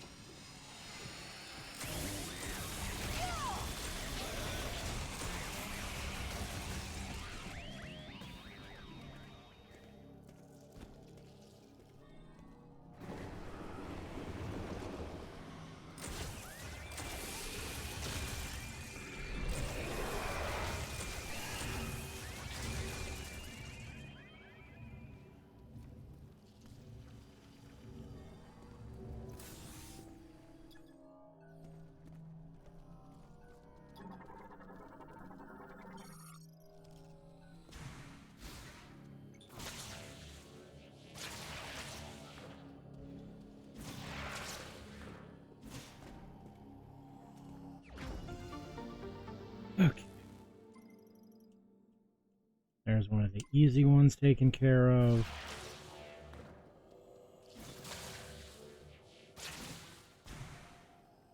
Find something useful?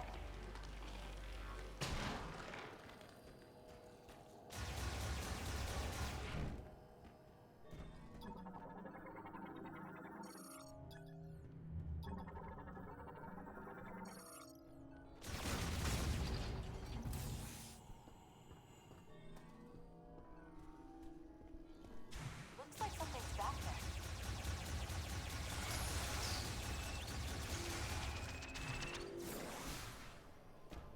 This looks like our way out. But how do we get through?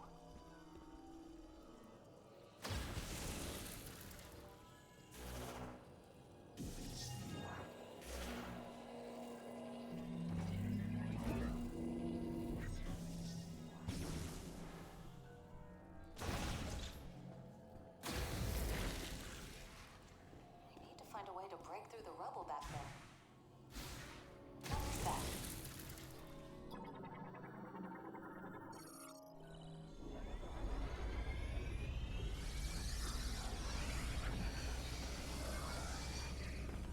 You're a miracle worker, Samus. This'll do nicely. We can use it to break through that wall.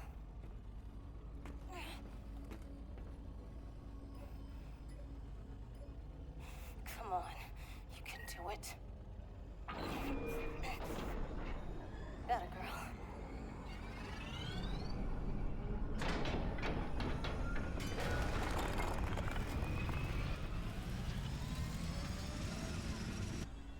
Here we go.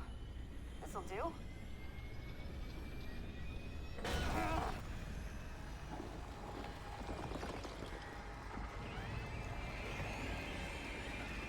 Samus, I'll clear the rubble. Just keep him off me, okay? Cover me while I clear this rubble!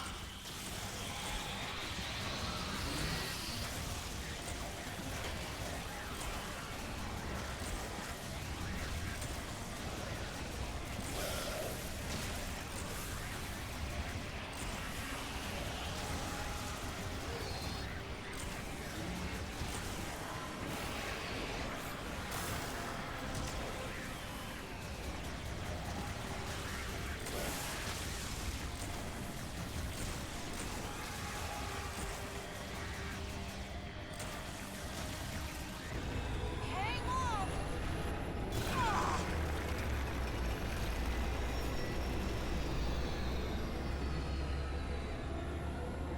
There, that's our way out.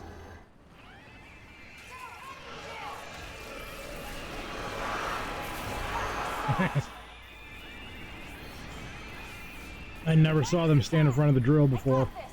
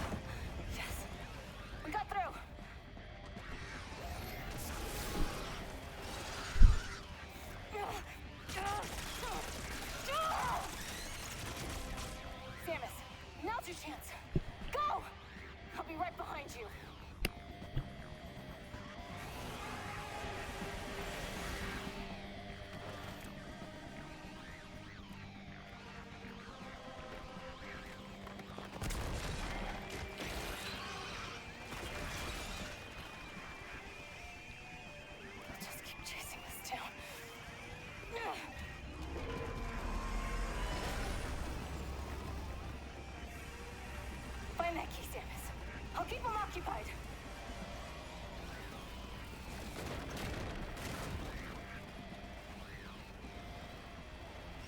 It has been an honor serving with you.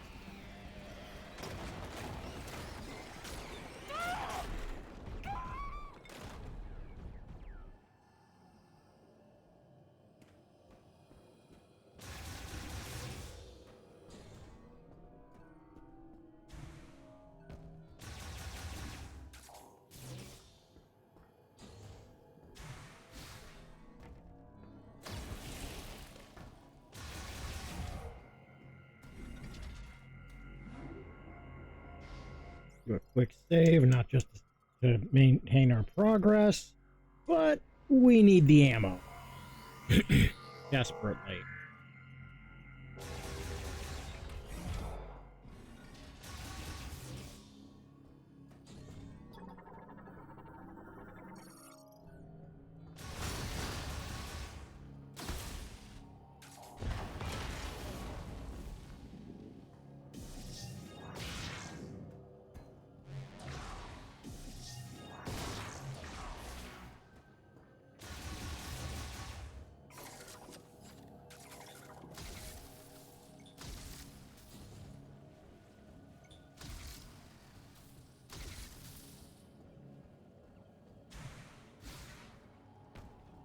Okay.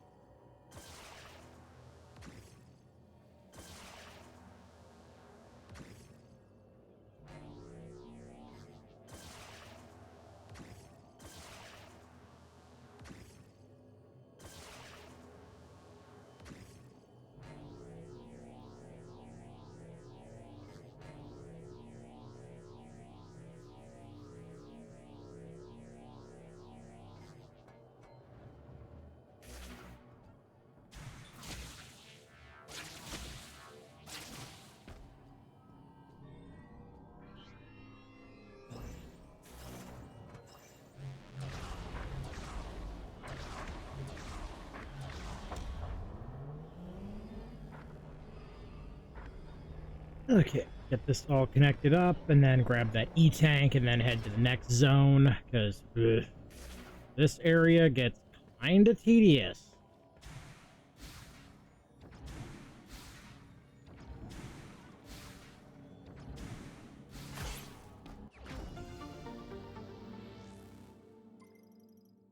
And if my math is right, we're only missing 2 E-tanks now. Yep.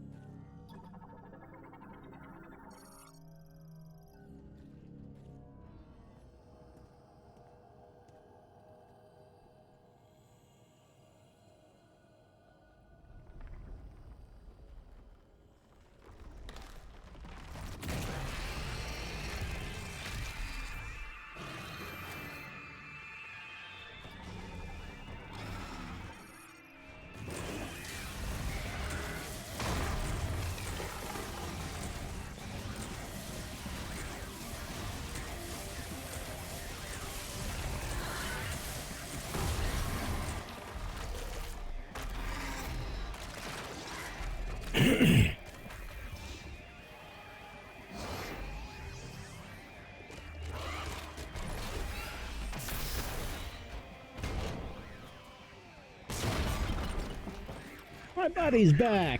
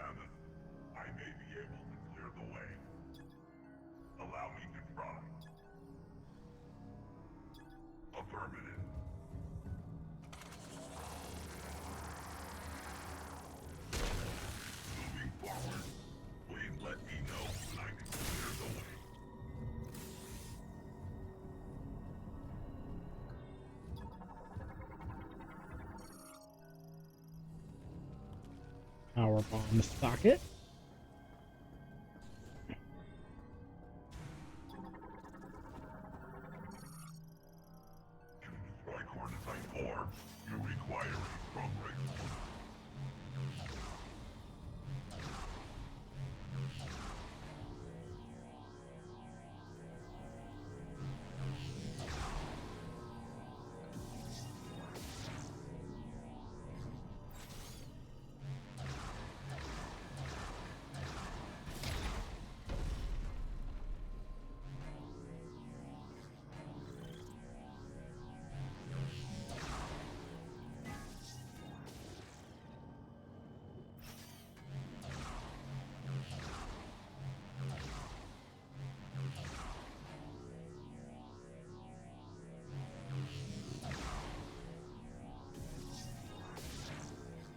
What am I doing? I already did that.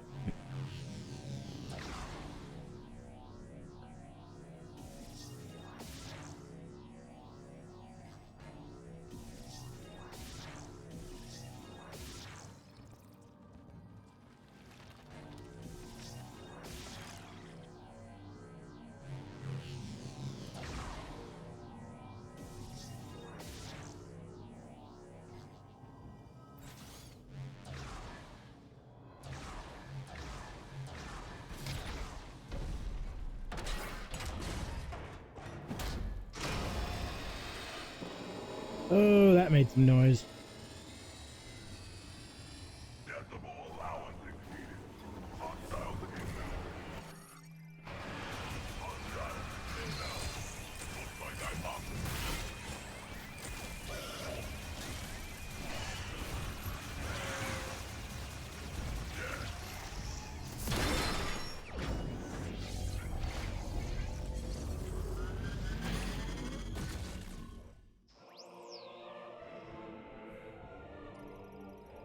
Oh, it is time to quite literally make some noise.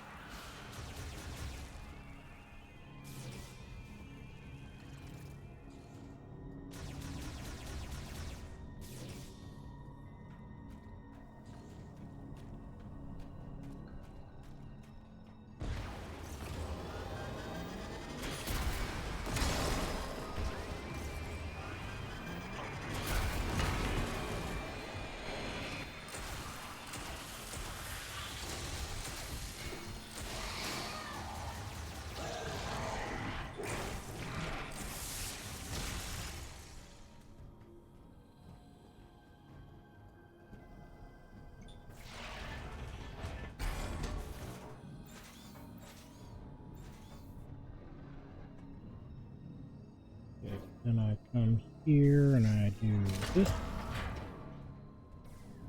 And then I do this.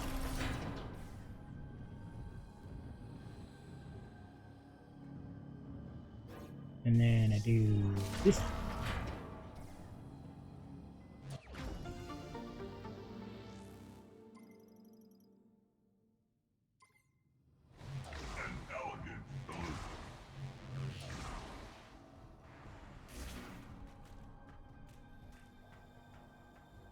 And now we're done in this section because it's all we can do currently.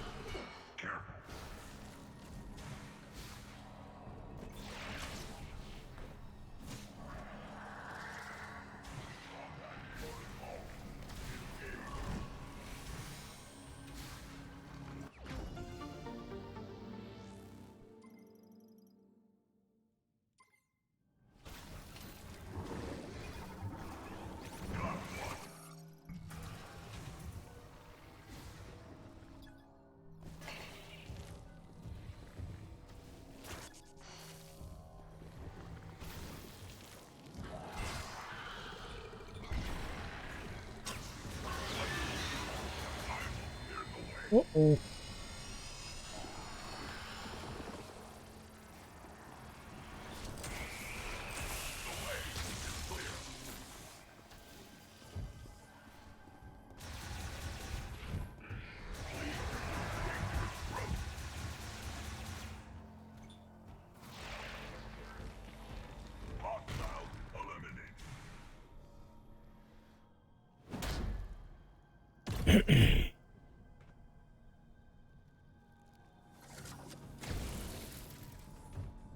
Okay, I need the power bombs to get through there.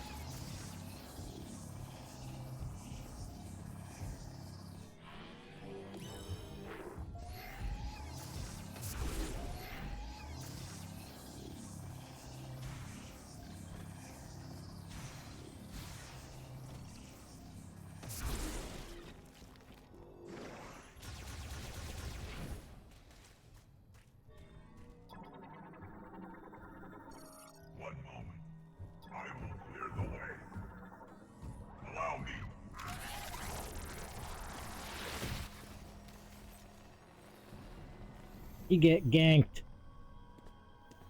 Gross. My weaponry can remove this material, but it will take time. My sensors indicate a hostile is nearby.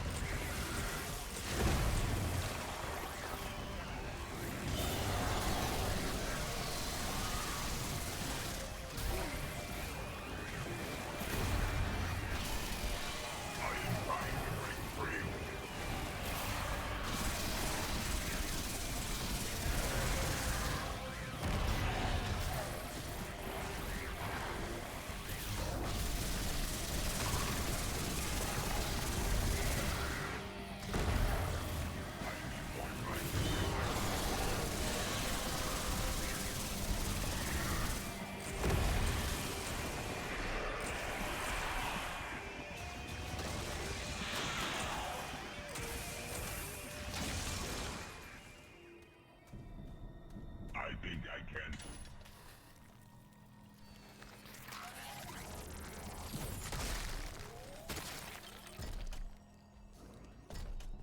It is unfortunate I could not be of assistance during that battle.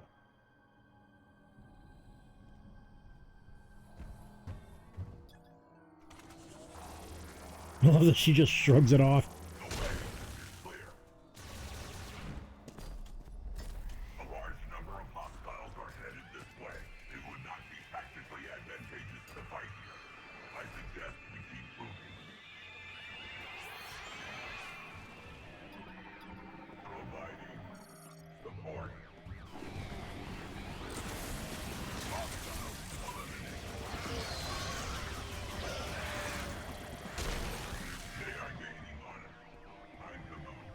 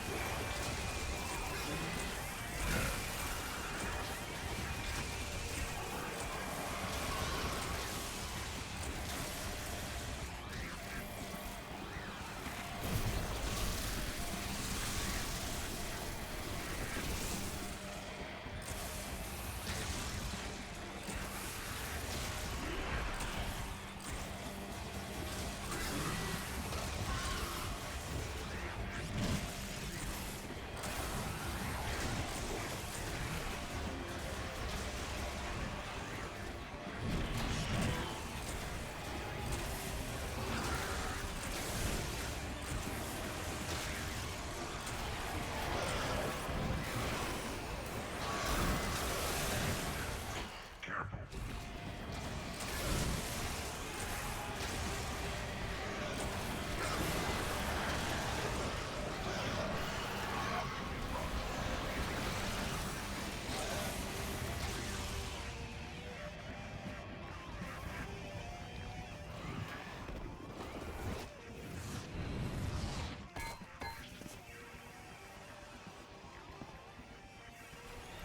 I will handle things here.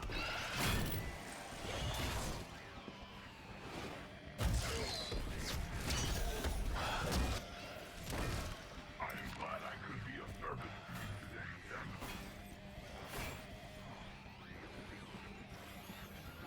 My robot.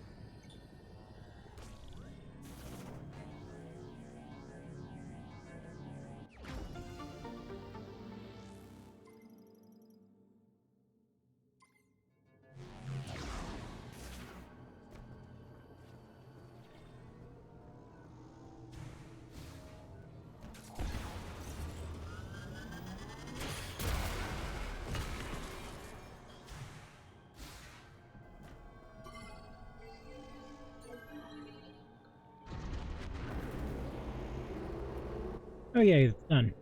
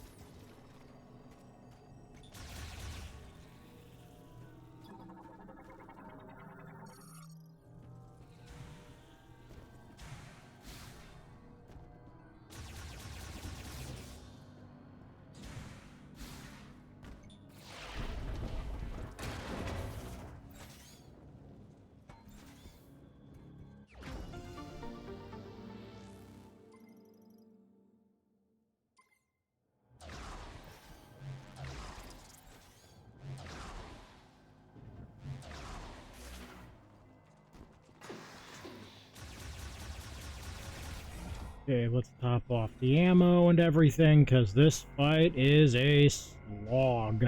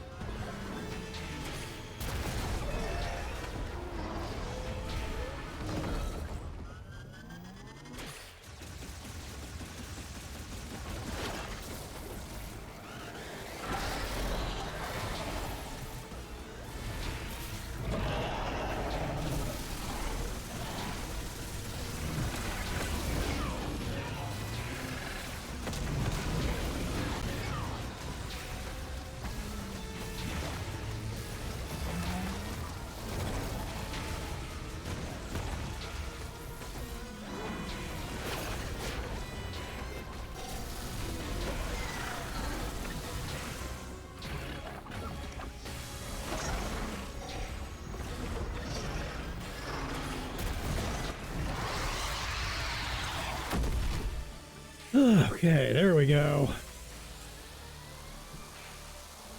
And not normally talk during that fight just because... Ugh. He jumps around way too much. And now we have our telekinetic nuke.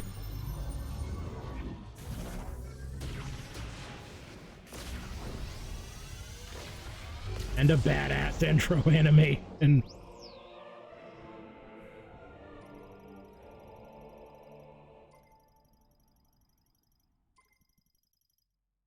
now we can acquire every single item in the game without restriction.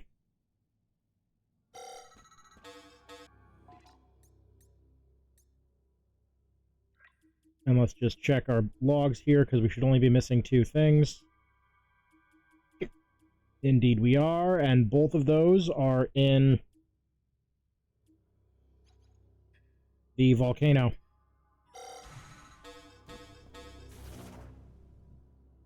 Other than, of course, the scans of the final boss.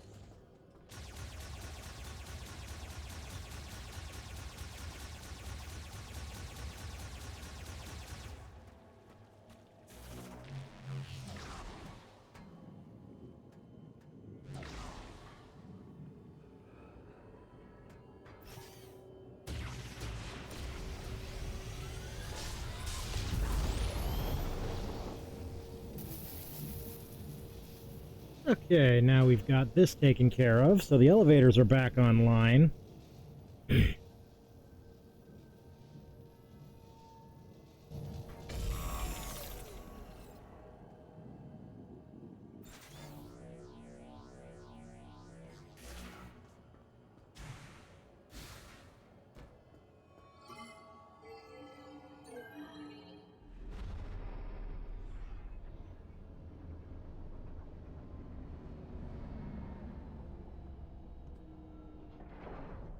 Hey there, stranger. You didn't think we were dead, did you? Takes more than a couple grievers to bring us down. Try a couple hundred. You did good, kid. All that training paid off. Thank you, sir.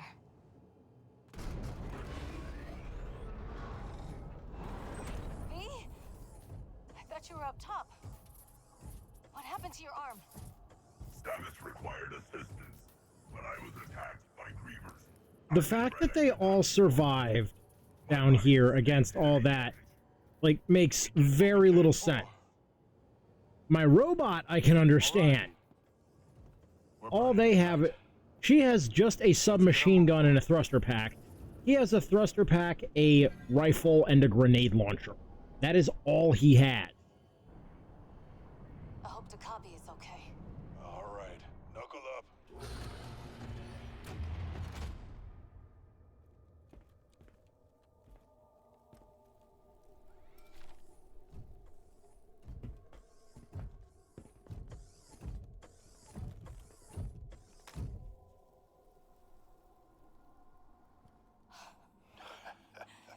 Rieger, you...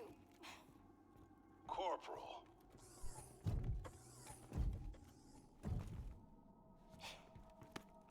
It's good to see you. God, looking for down there? We have obtained the final teleportation key. Okay. All we gotta do now is punch through that force field.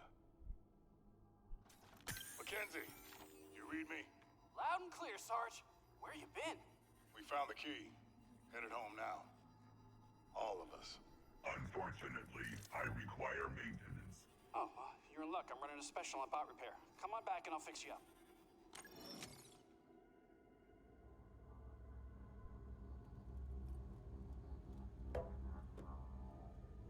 We'll keep the kettle on.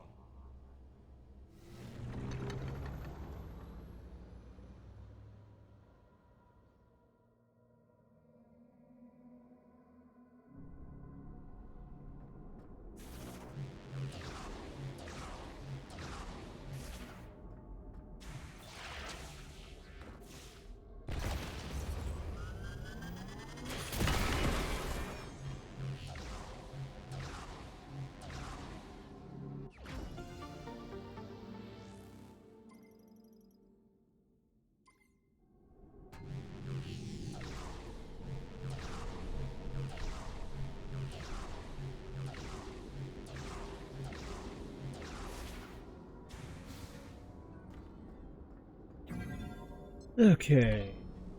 Going back to the first floor so I can go grab the last few items from there.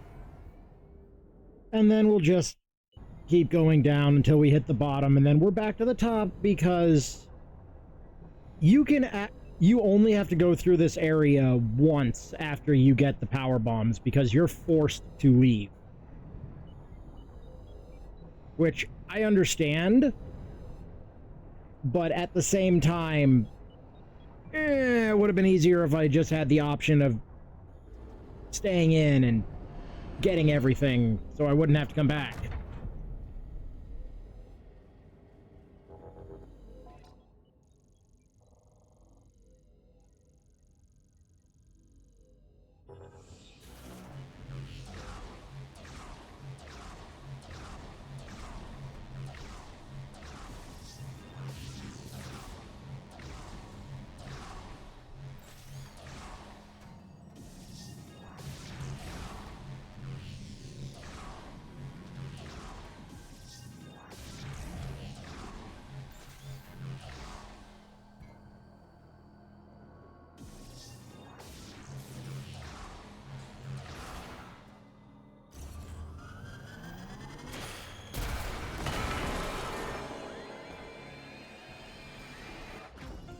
Here they come.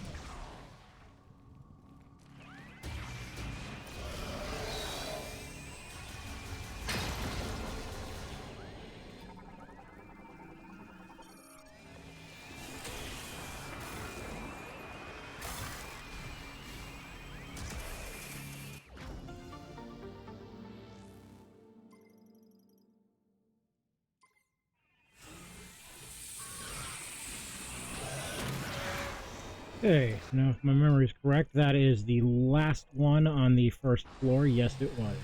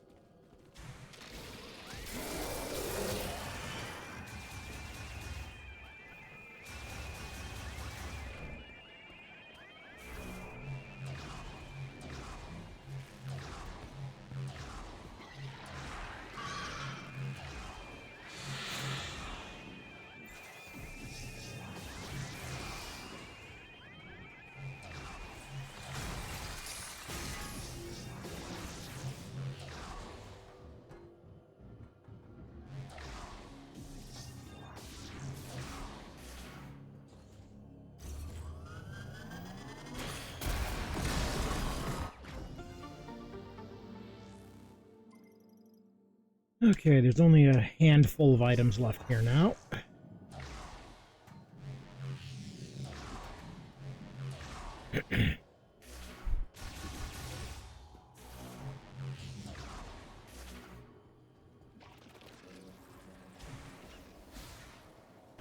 Because level 2 is largely clear now.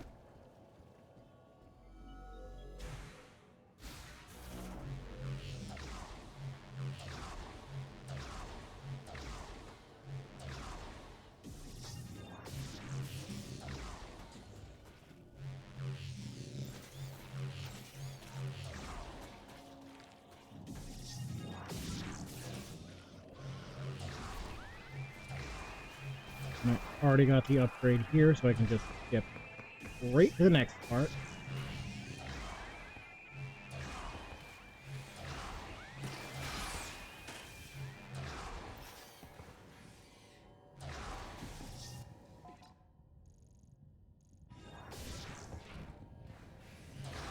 He says, forgetting that there was a room with the power bomb slot.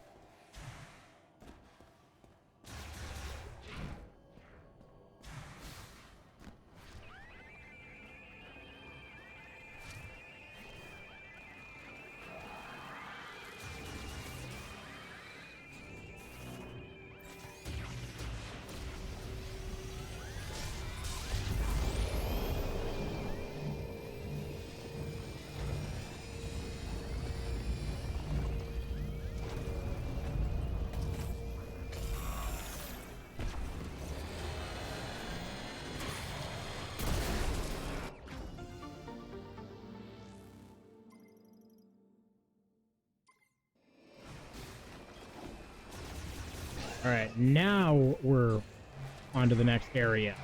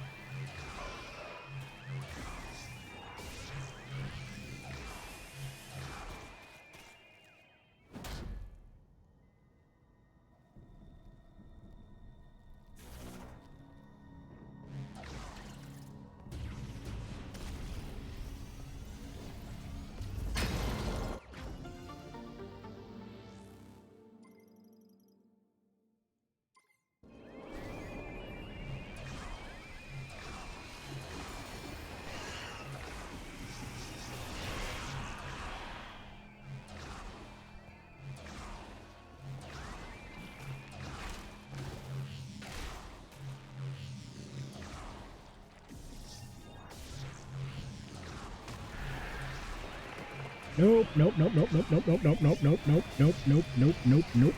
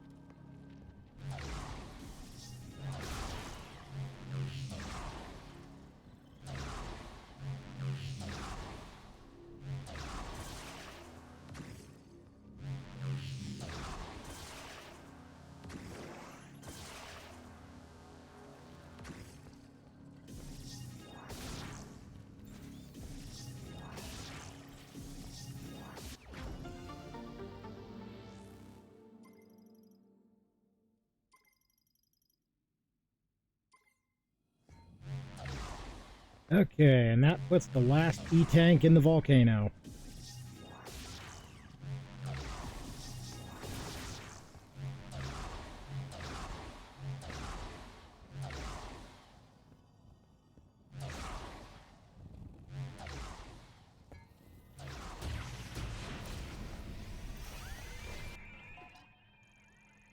Because that should have been full clear right there.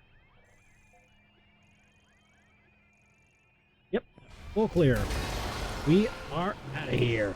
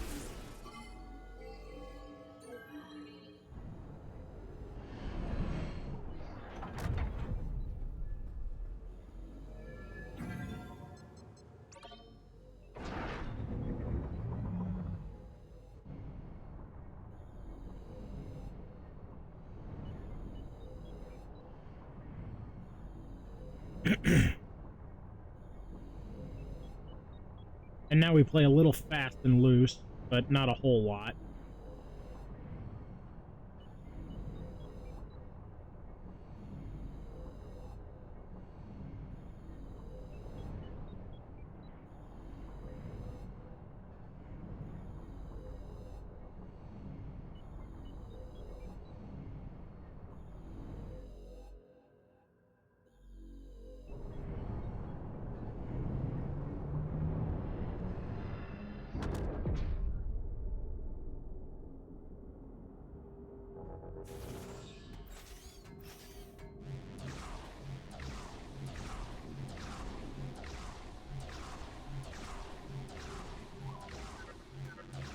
You did it!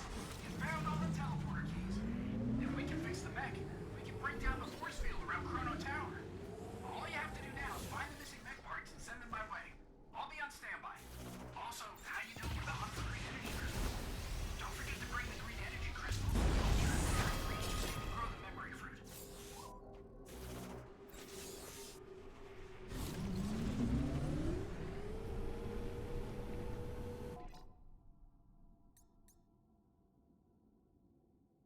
Wow, we already have enough for the suit.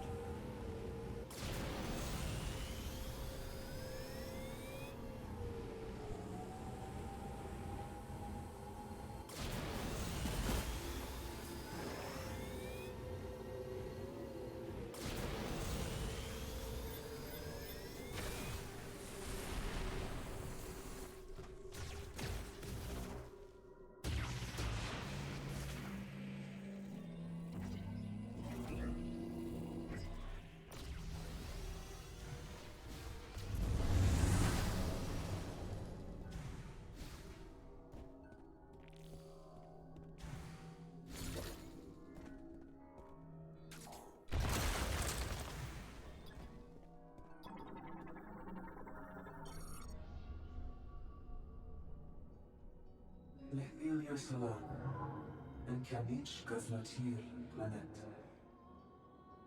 Analich Kadam Gatil Ashazar Ageth. Gusane Shadi Haram, Asanit Kakuranesh. Sacha Steriklit, Shulite Din Saram, Kiathara. Jaskalta, Kazdalcha, Tinet Hs, Teganich, Virus, Kistaskala, Shadi Haram, Insagalich Dandala, Champion Araneth, Kitutarin, Kazdalcha, Aska Sidanam, Kumlan Dojatsil, Kazdalcha, Zandalan Dojatsil, Tendalas, Athashin Changaresh, Tutaritek, Alante Beach, Shadi Haram.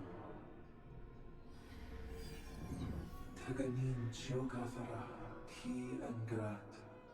Asla Dintashel, Kisalek, Kuskaden Lilia Lasamatek Zakara and Kialin and Shasta Shusudeharat Shadihara and Diatim Vilen Allah Kidakia Chiotus.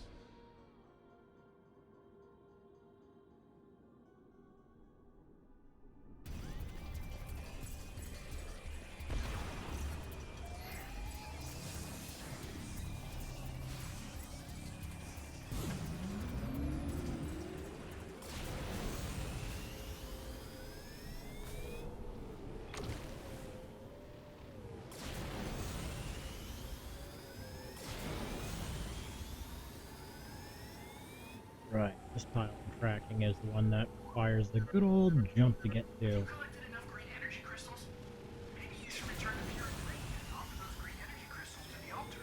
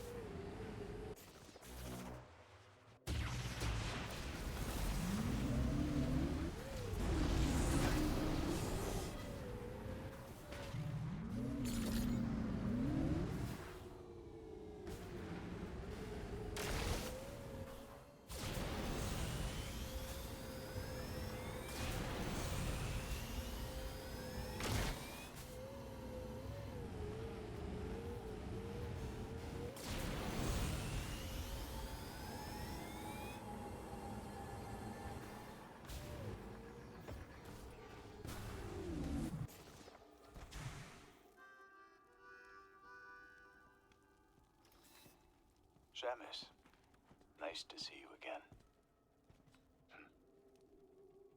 I was born on the fourth moon of Salatine, in the northern reaches. Resources were scarce, and each day was a struggle to survive. By my generation, it was difficult to support the family by hunting, so I joined the Federation. I don't know if this was in line with Solon and my father's way, but I had to do it to feed our family. So from hunter, I became sniper. It's strange. My words flow so easily around you. Oh, before you go, Samus, it looks like there's a few ruins in this valley. I found something near one of them.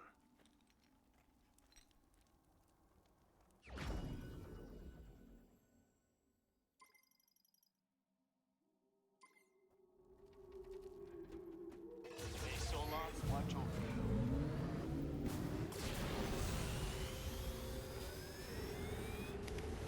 Ketchup with lobster, you want?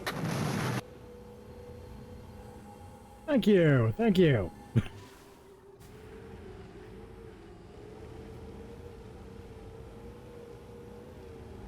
Hello. How you doing tonight?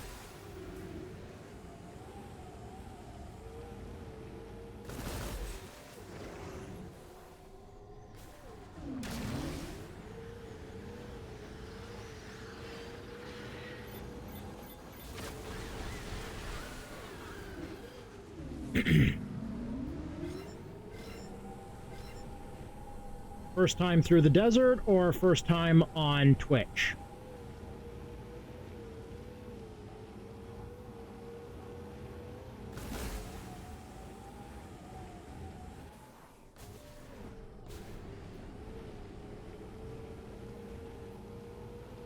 Because we are basically at the end of the game right now.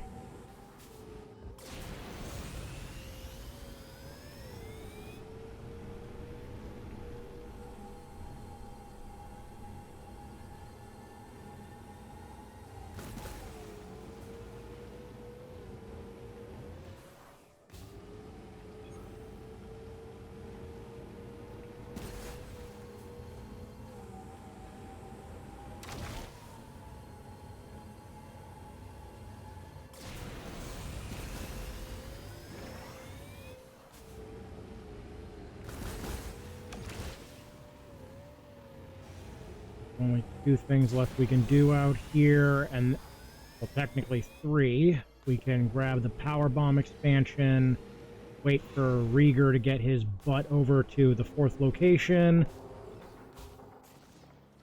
and trigger this upcoming fight with a literal sand whale.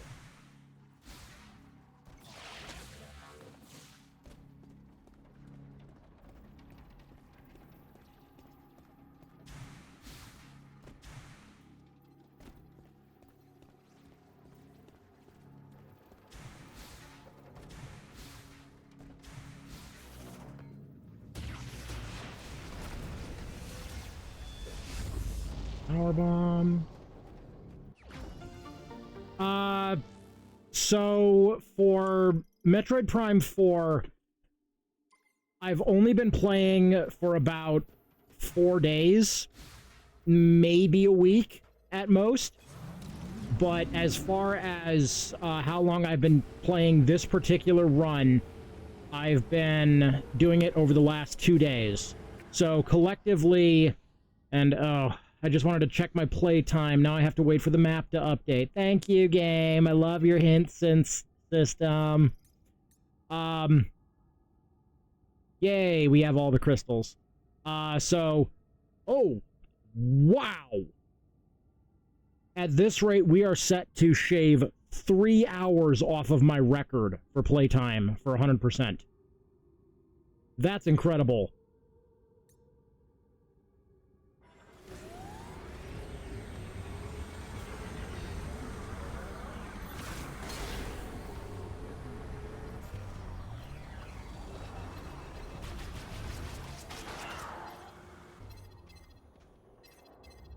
But for this part, for tonight. We've been doing it for about the last, let me actually check here because I've got time for this cutscene. We have been doing this for the last approximately 8 hours.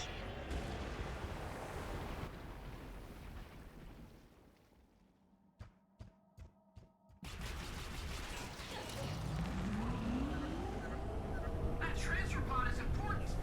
That creature just swallowed it whole. Don't let it get away. Like, if I was going for, if I wasn't going for 100% on a clean file, then this probably would have been over 4 hours ago, I'm estimating. Give me back my bike.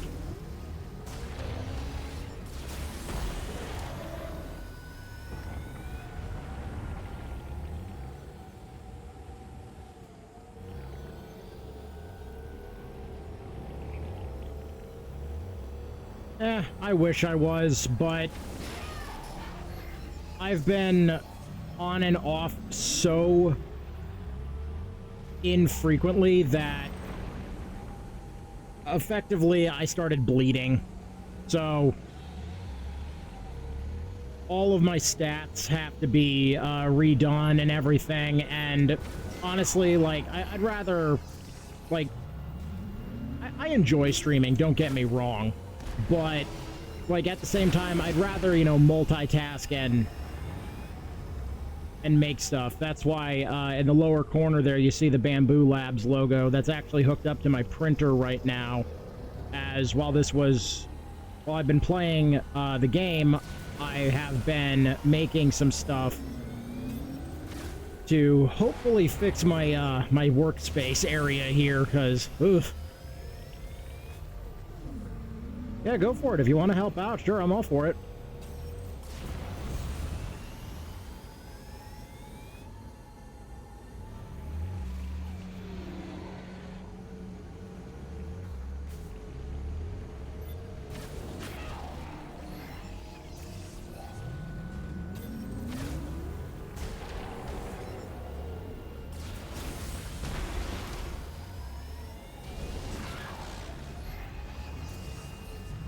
All right.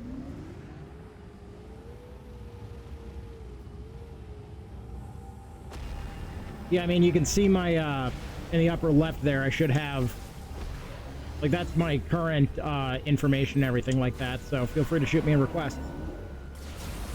Oops. Mess that one up. Come on.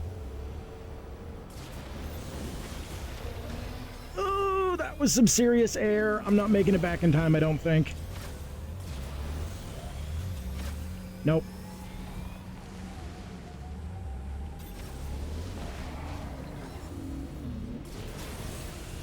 Come on! Get him!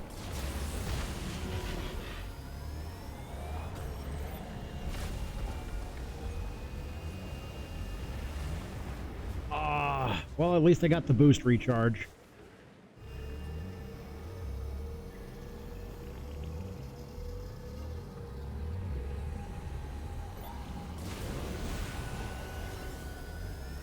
It's in the upper left-hand side of the screen, if you can see it.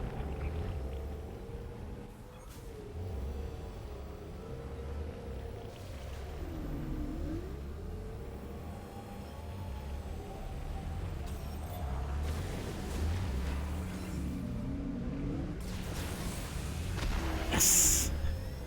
Okay, a few more hits like that, and we are golden.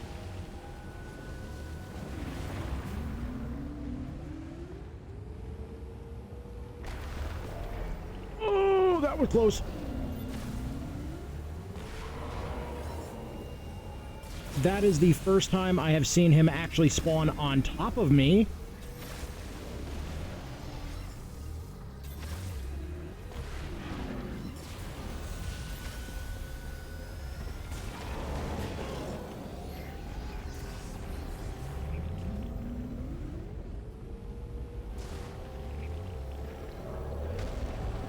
But yeah, if you can't read the text too well, give me a moment and I will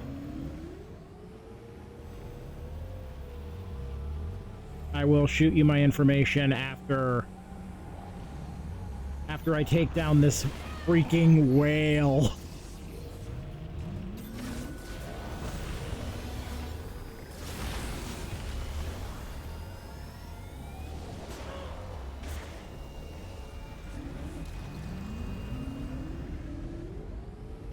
Okay, there it is.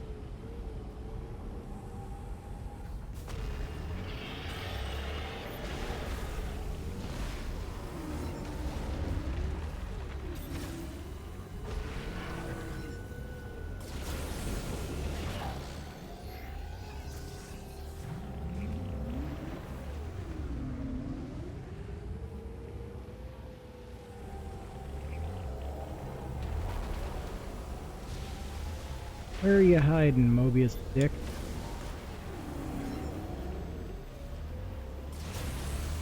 Oh, come on! Line it up. There we go. A few more good ones like that, and this fight will be over.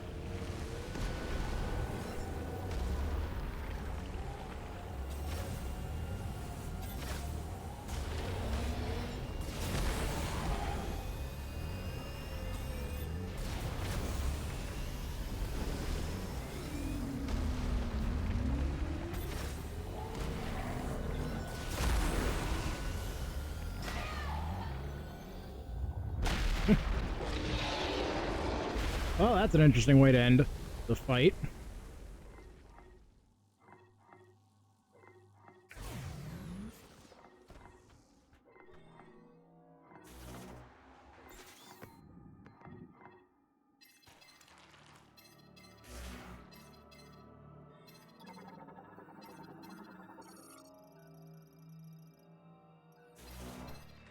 Okay.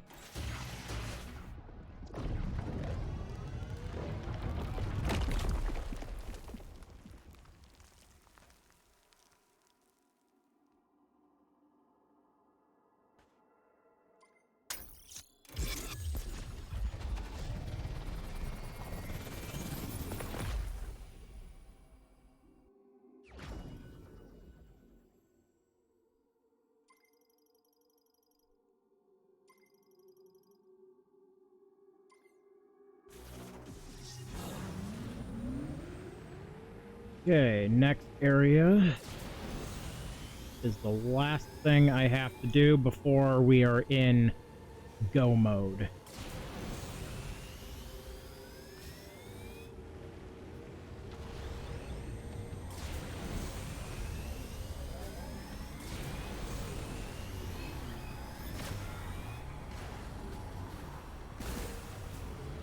Because hopefully by the time I'm done here, Rieger will be at the last location so I can go get the ammo expansion.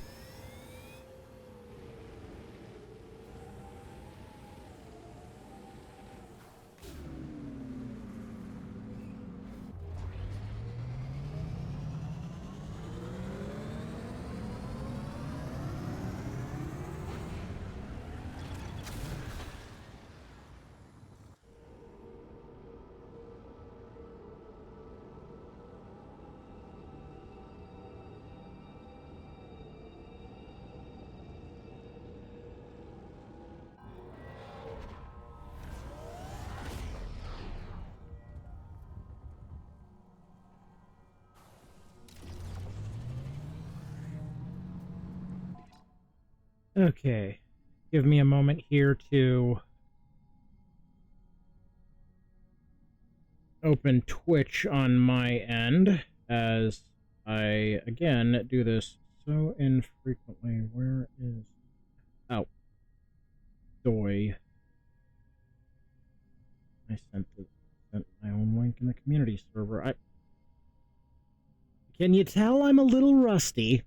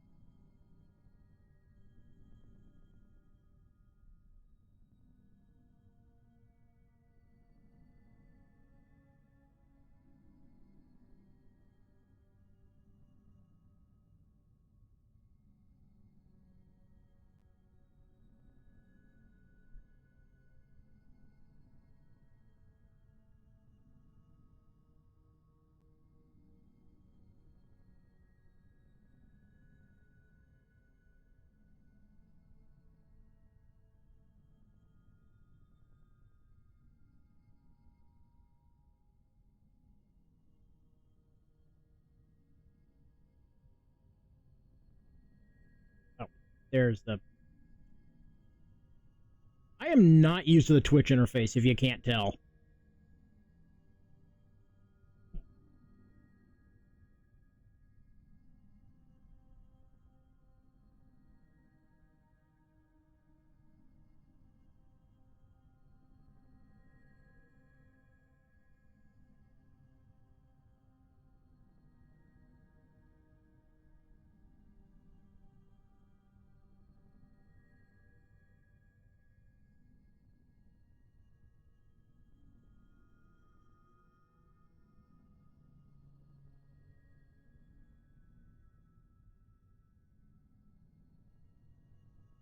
There we go. Sent it privately, so not sure if you can see it or not.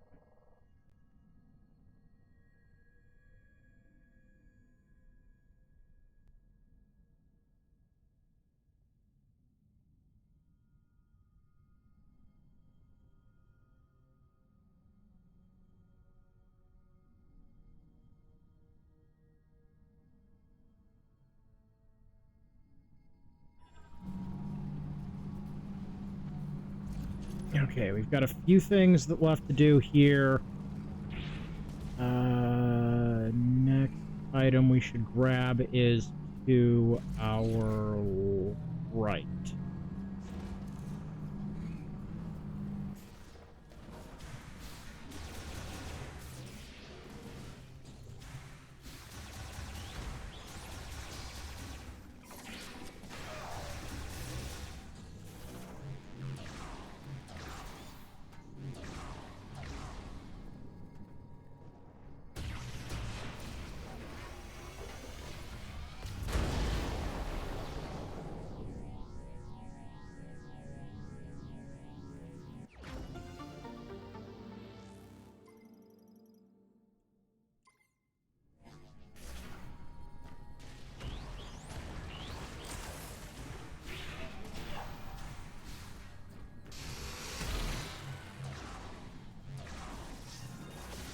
Okay, we are done over on this section as soon as this thing dies. So I can get through here. Man, why do they always camp out at the doors?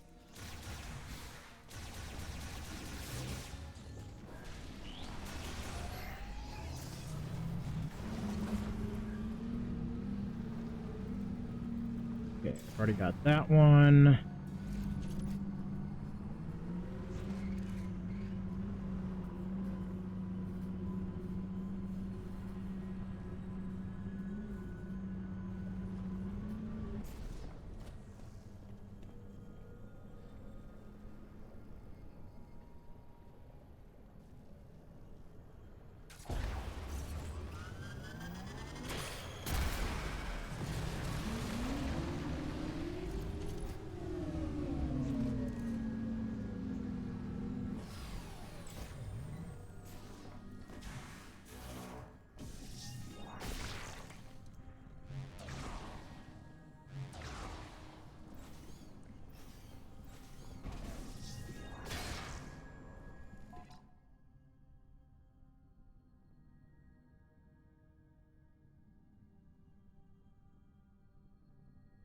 Let's see if I remember this.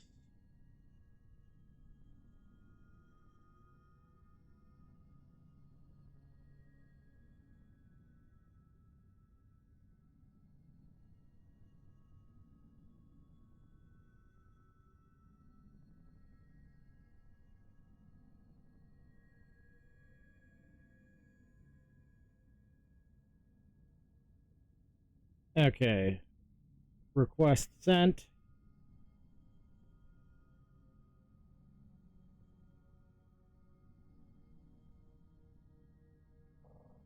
And since I'm here in the tunnel, I can't really do a whole lot. Ouch, that hurt.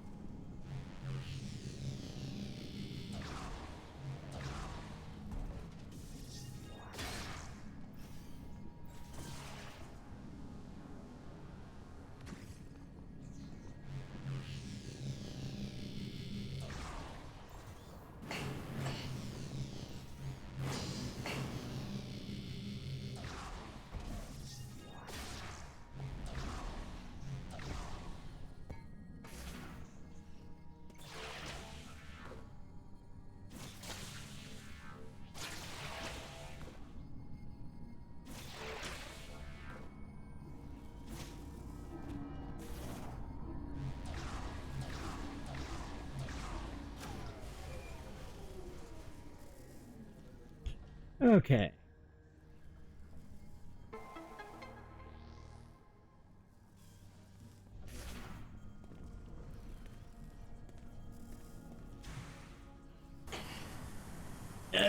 Well, there's the Terminator reference. Ow, that hurt.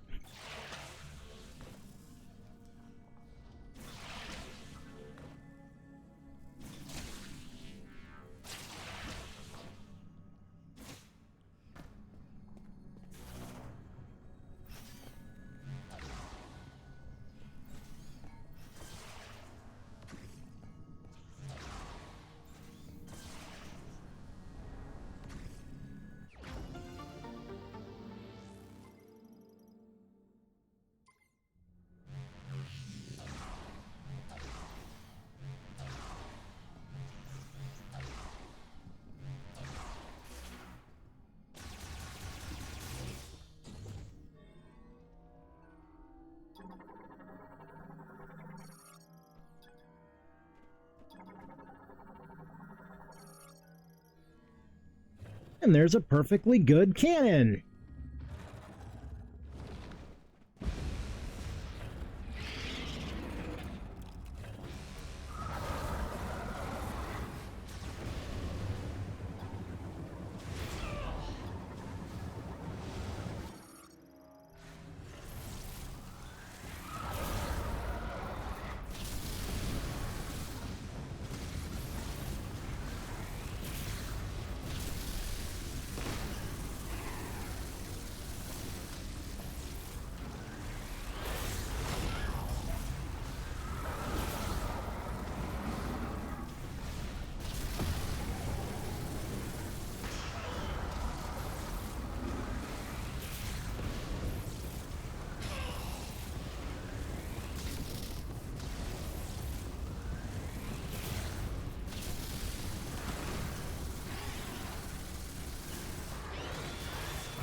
Oh, good. We've only got one eye left.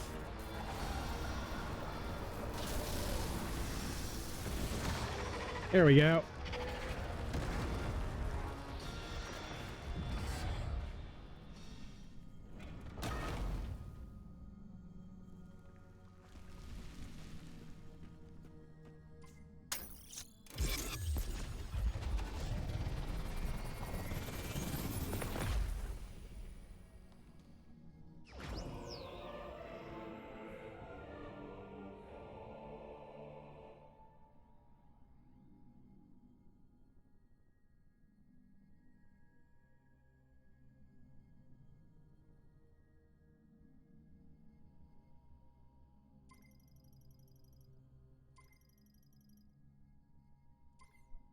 Okay, that is the full robot now.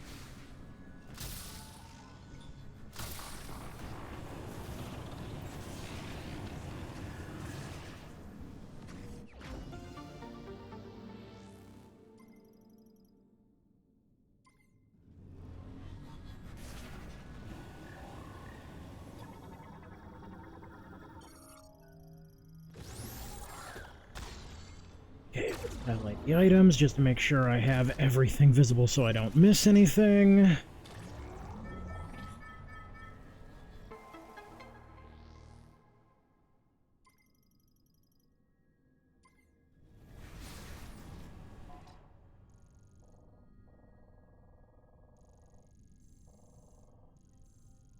Got all that taken care of.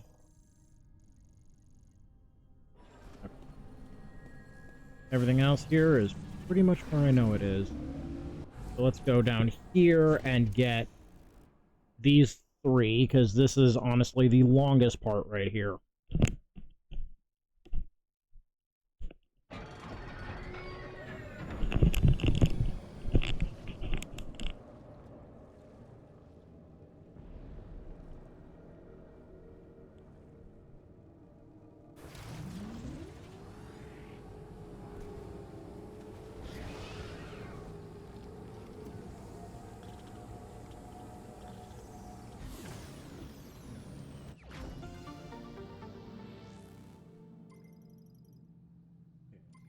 First one, second one is pretty much around the side.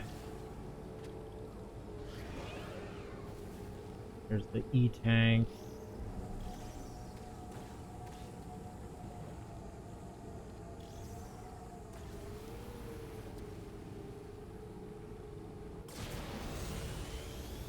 There's the expansion.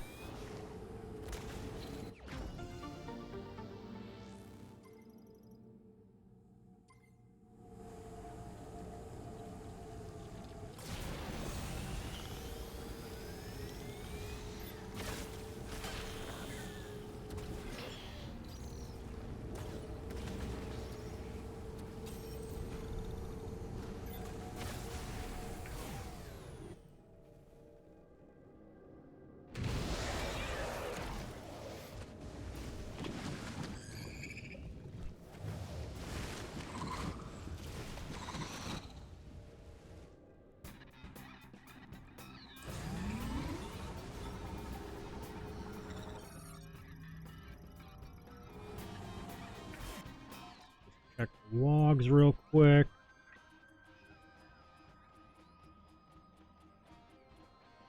Yay! The only thing we're missing is the scans for the final boss.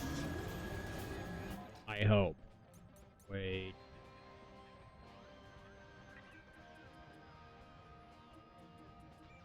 Yep. All we're missing is the scans for the final boss.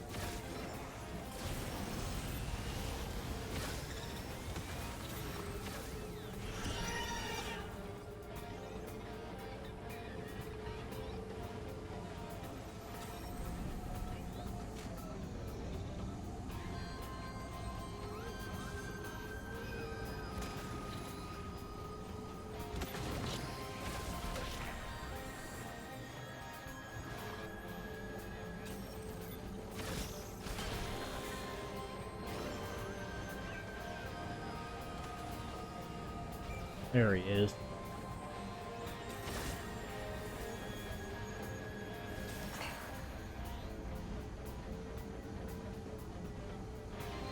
Come on. I do not like the way Viola handles over, like, any kind of water or liquid. You can't build up much of a charge. Your top speed is exceptionally limited.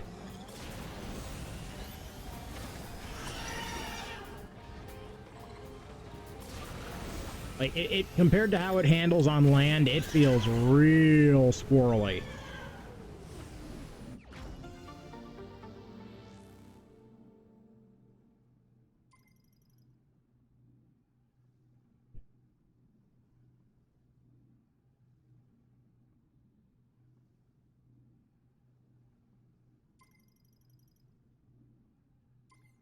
Okay, now we have health.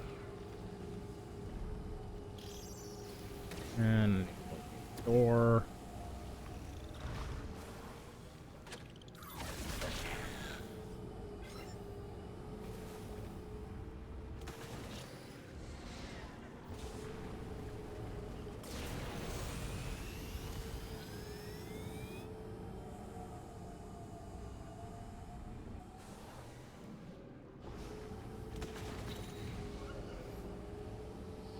Should be just around this corner. Yeah, I see it.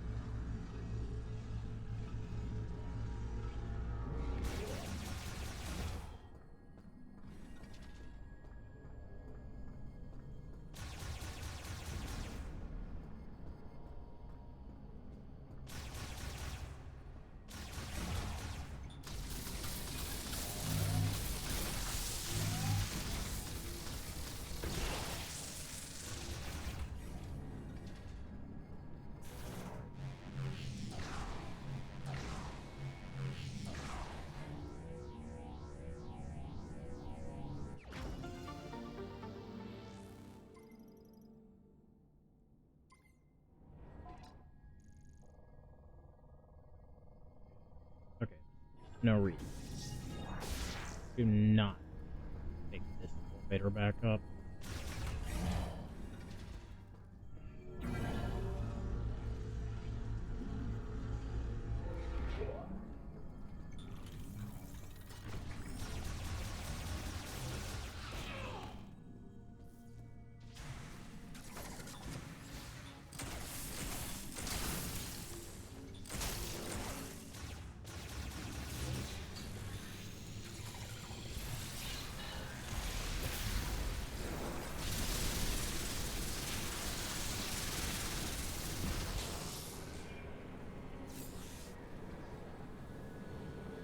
This way, get these two taken out.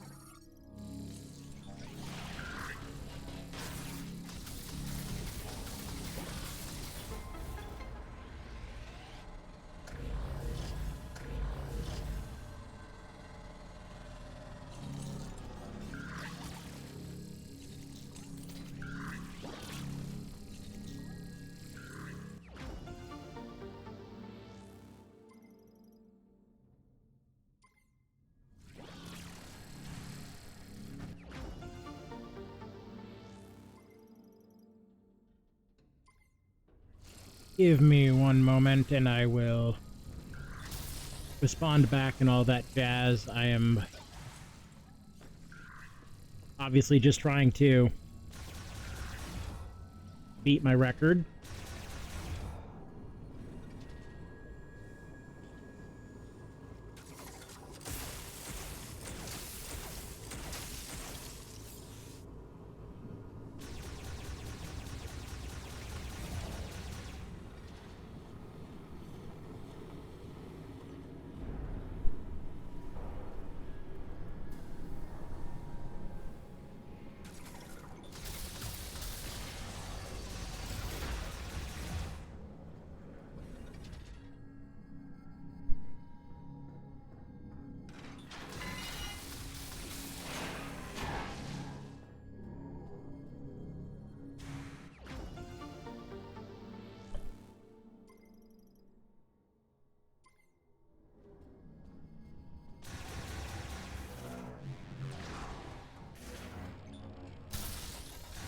Okay, now we're back in the facility, which is totally not screwed up thanks to what we did.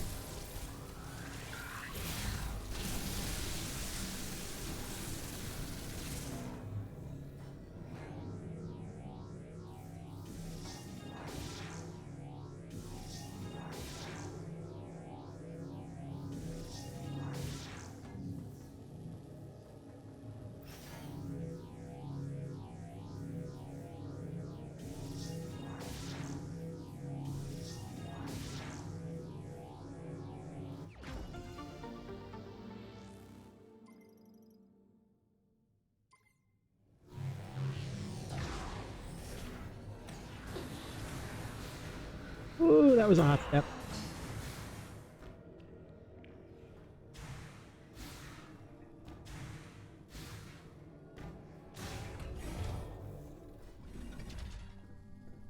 Oh, that's the way I came.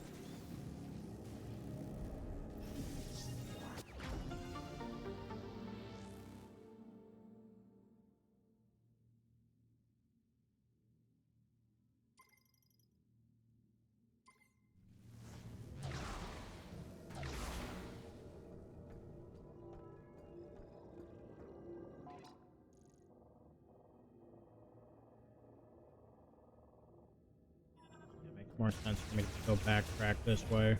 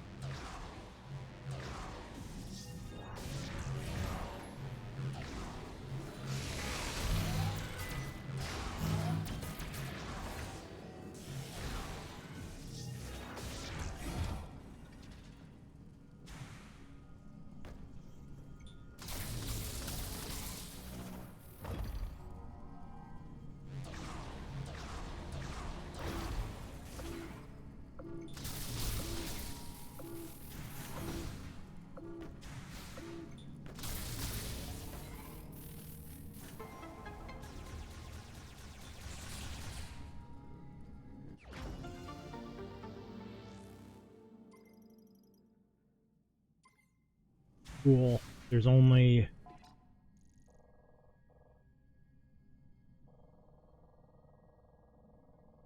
the power bomb expansion left, I believe that's what that is.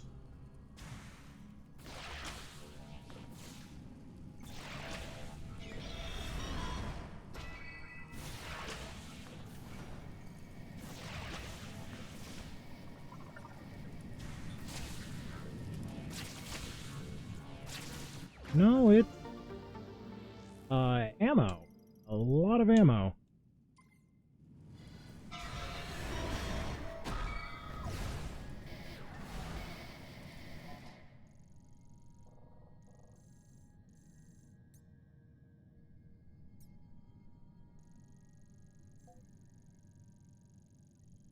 Right, there's the last few items are in. Oh my god. Dude, do not spawn on top, mate. Last few items are in the desert for the first one, and then the rest are in Fury Grove, or Fury Green.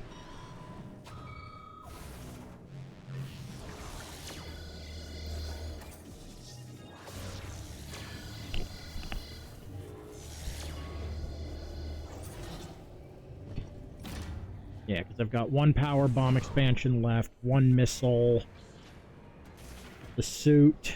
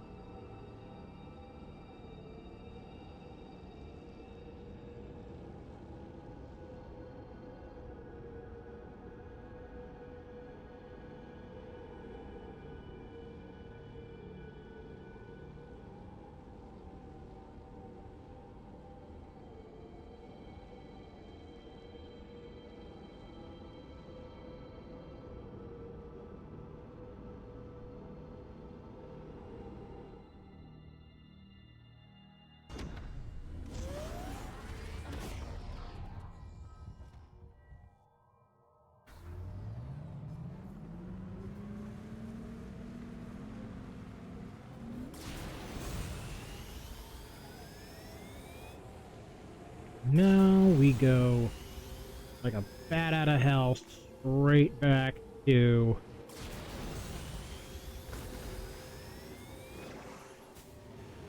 our home base.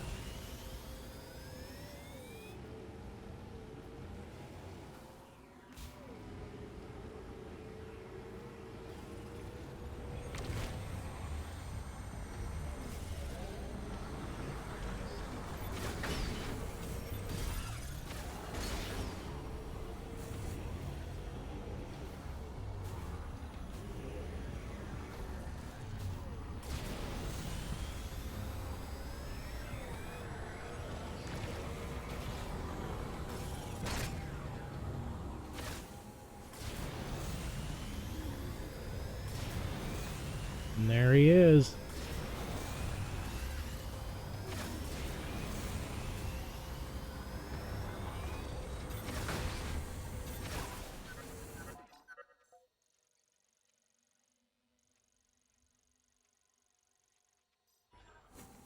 Have you collected enough green energy crystals? Maybe you should return to Fury Green and offer those green energy crystals to the altar.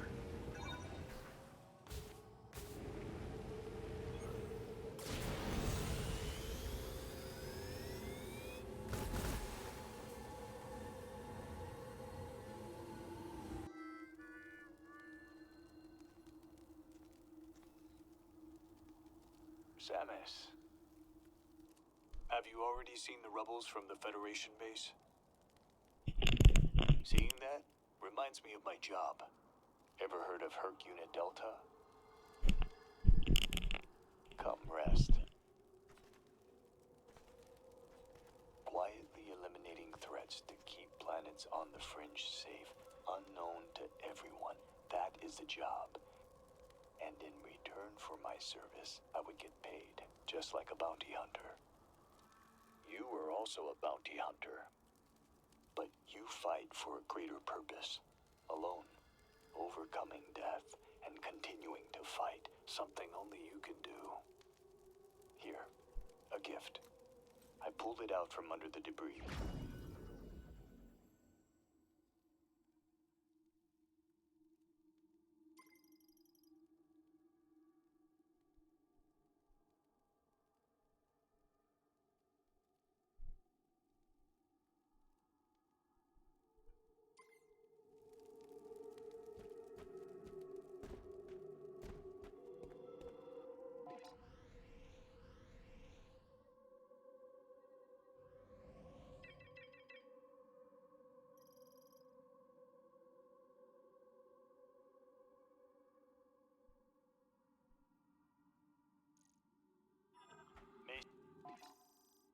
Solon, watch over you.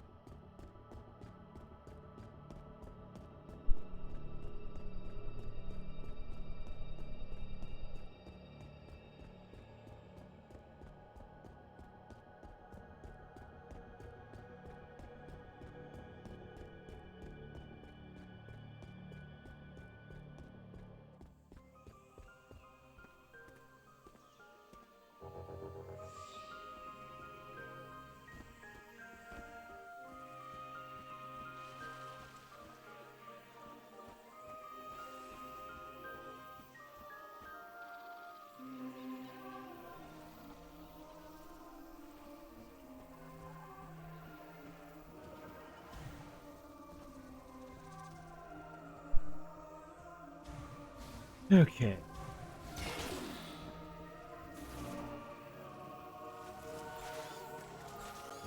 There's power bomb right here.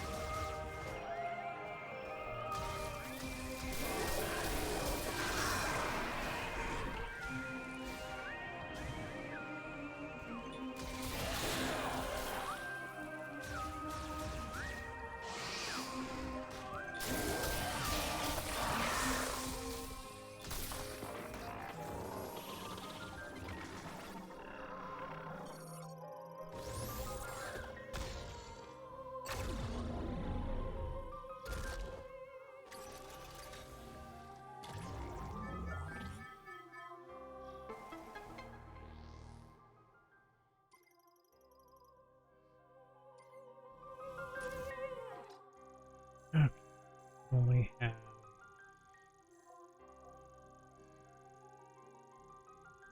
Well, that was worth coming this way just to find out I have one item left to collect here. And it is exactly the one I thought it was.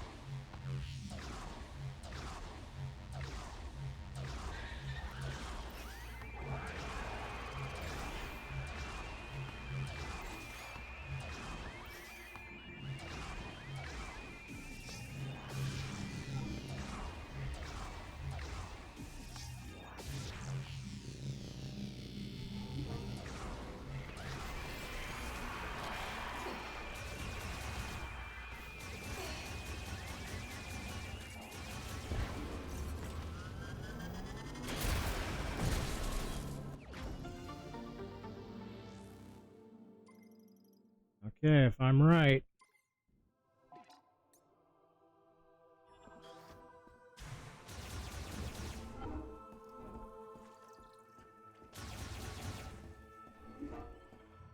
You did it, Samus. You found the missing pieces. That was everything I needed to fix Betsy. You know, the mech.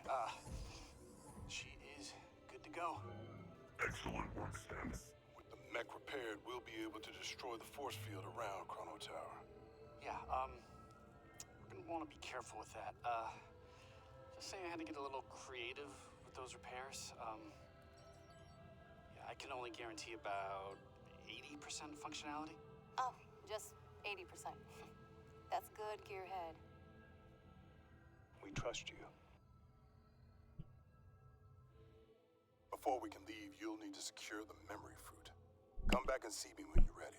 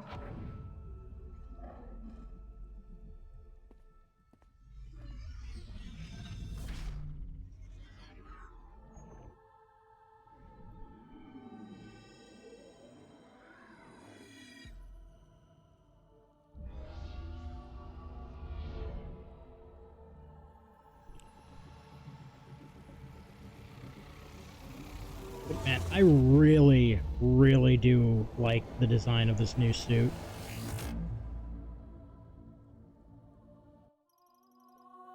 Like, it brings me back to when I first saw the light suit from Echoes for the first time, and, like, I thought that suit was just really well designed, and then, like, they just one-up themselves with this. And then giving it its own special ability with basically an assault barrier doesn't hurt.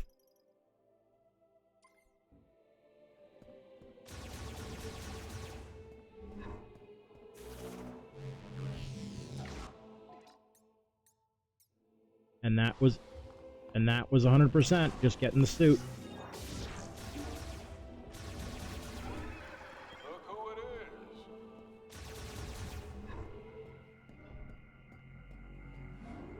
Let's top off on everything, because it is go mode, baby.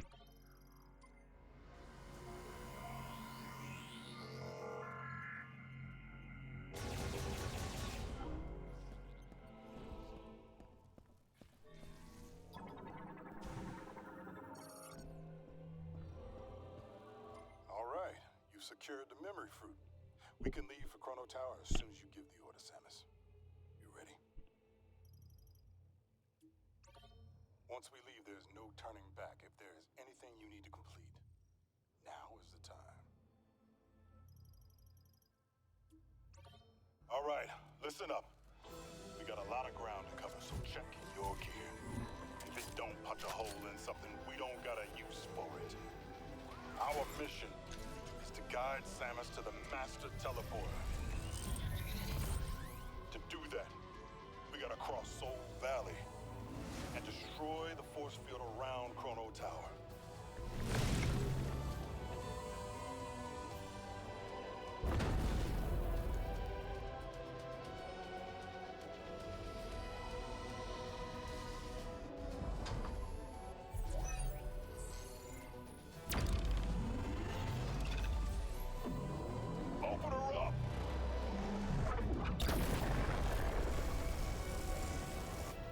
Force field undamaged.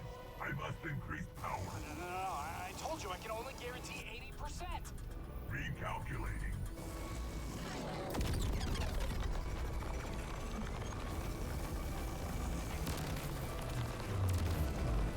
Warning. Systems critical. We need to abort. The weapon's gonna blow.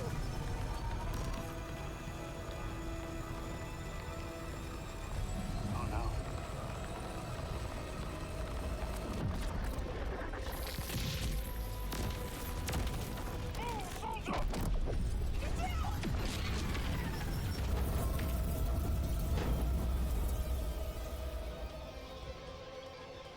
Like, seriously, the Legacy suit just looks so freaking good. And then having the pulsating aura around it, like, ugh. The art direction in this game is definitely one of its strong suits.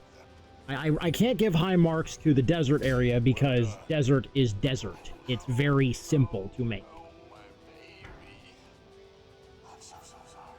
But the character designs are pretty good. The armors look good. Samus, it was designed beautifully.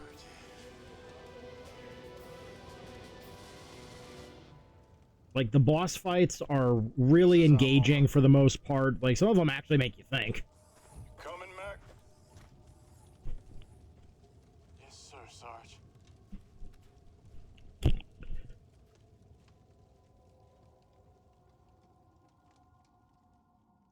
And then the callbacks to, like, especially the callbacks to Hunters, the DS game.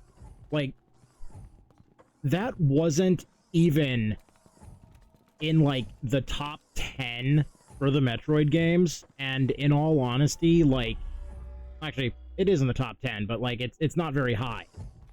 But, like, not a lot of people played Hunters. Like, just straight up. Basically, nobody played that game. It's a shame because it was a good game.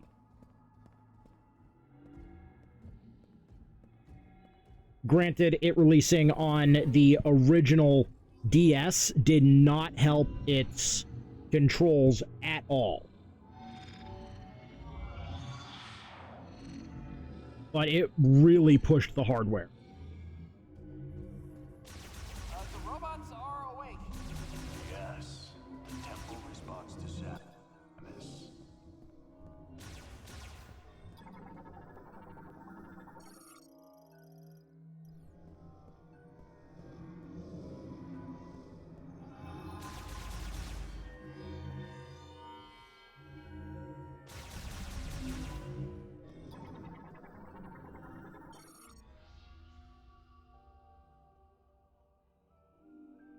شتيحة انكرشا أصل السماء تكليناس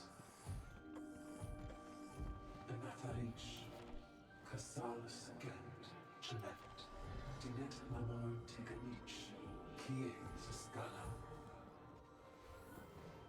سيناو جنيج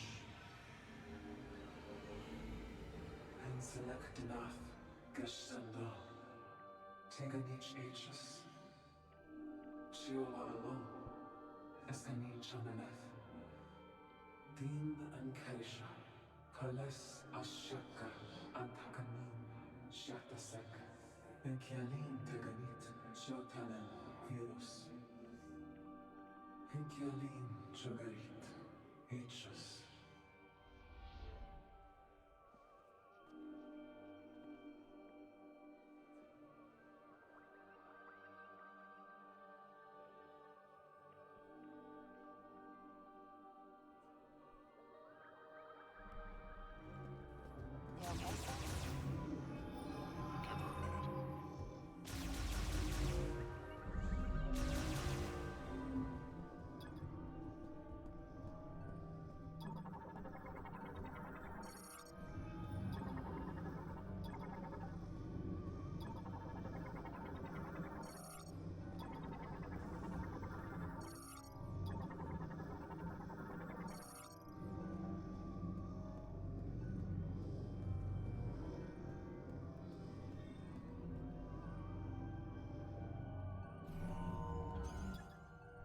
It's unfolding. The robots are the keys. Hey, we got an elevator. Let's head up.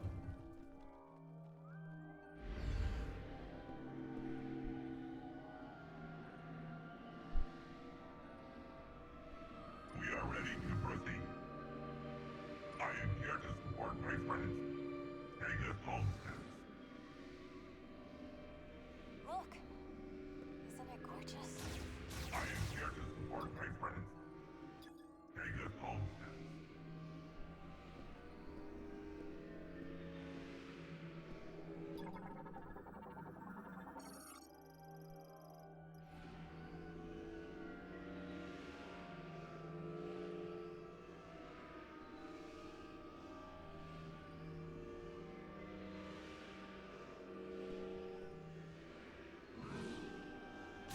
Hey, watch it!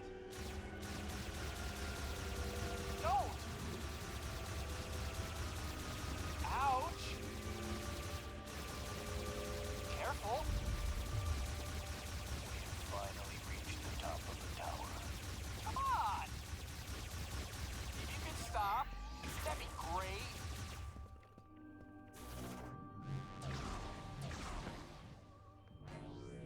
How did she do that?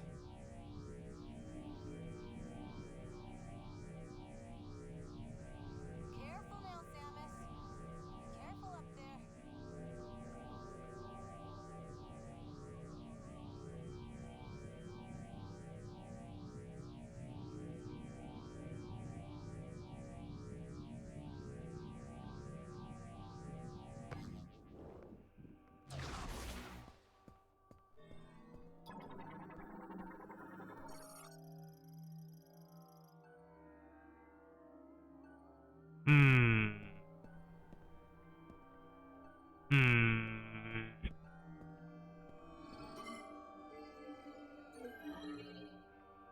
I wish I could blow open the doors.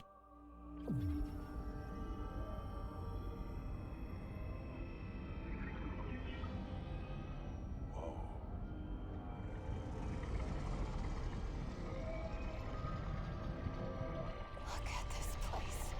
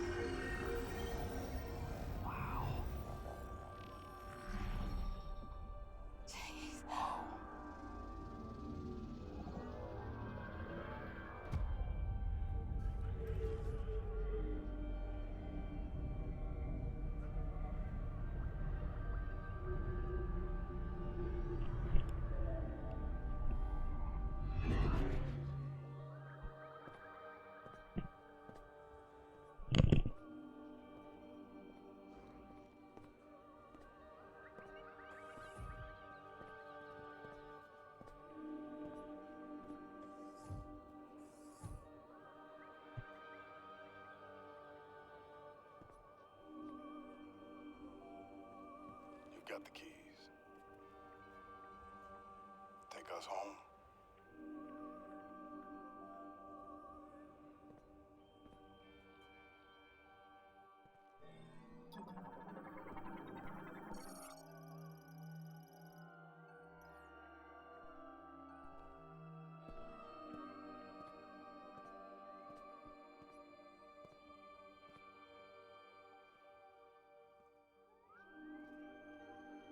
This must be the master teleporter.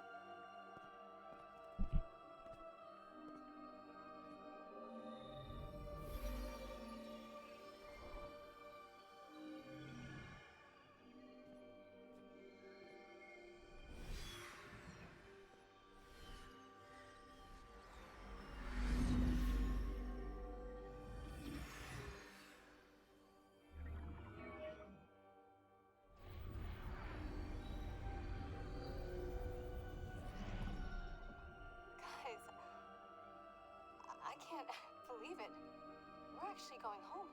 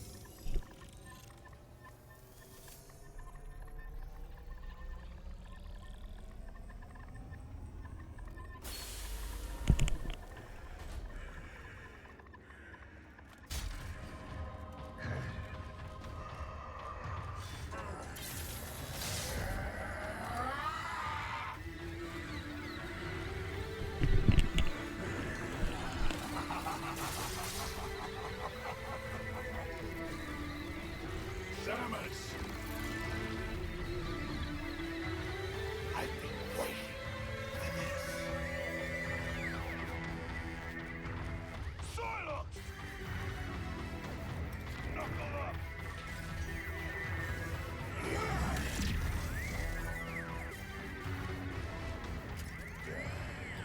Watch those arms! Back out!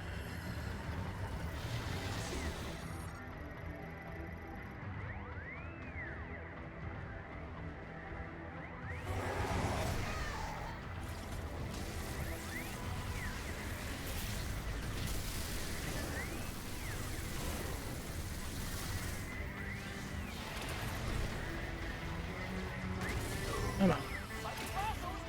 Give me the tentacles. You were misusing them. It's time for them to go home.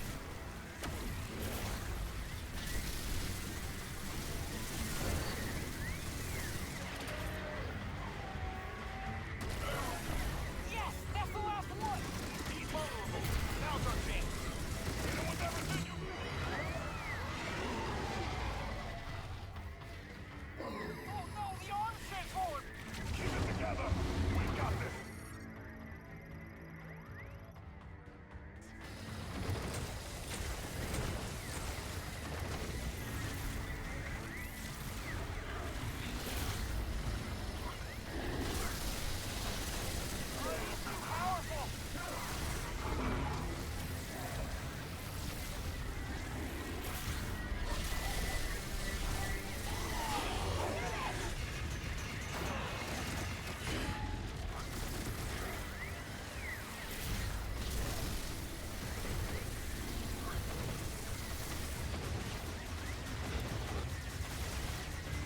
Can't be able, I shouldn't be able to maintain this form for much longer. About 5 more seconds, I think.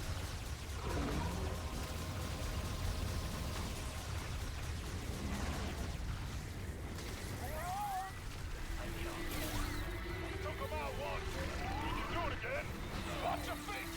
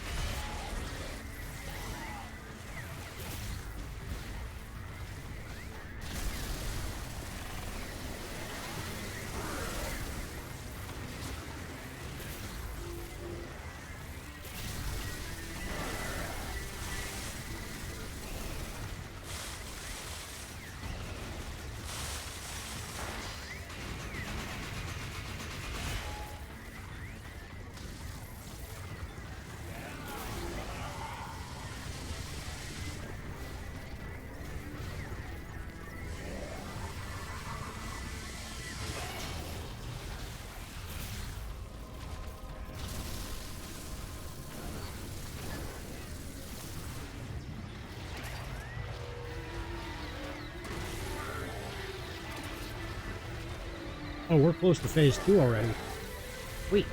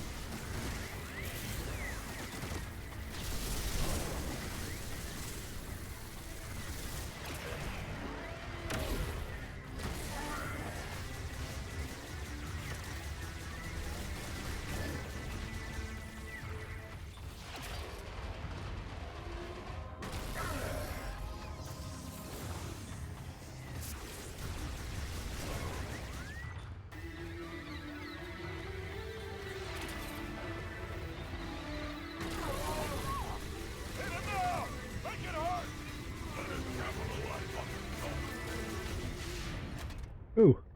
Had enough? None of them went down that fight. That's a first. Oh, I'm just getting started.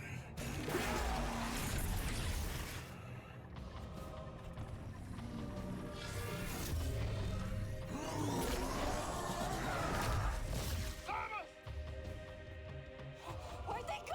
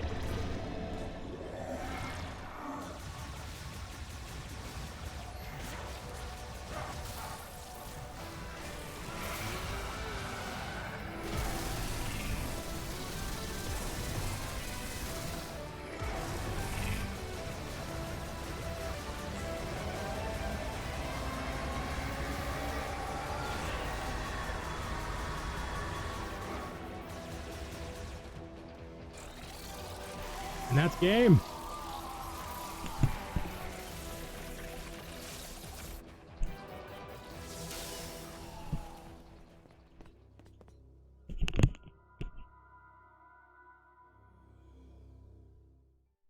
Shouldn't we go after her? Tell me how and I'm there. Alert. Spatial anomaly detected. Great. What now? Here we go. Be ready for anything.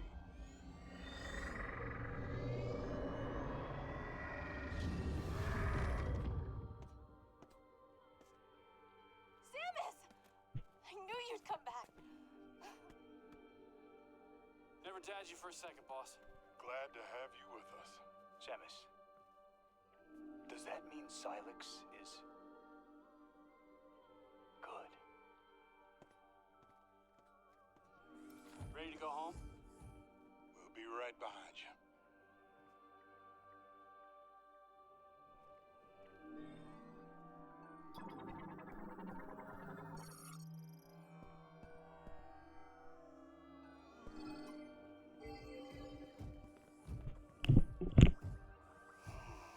Maybe if I, oh.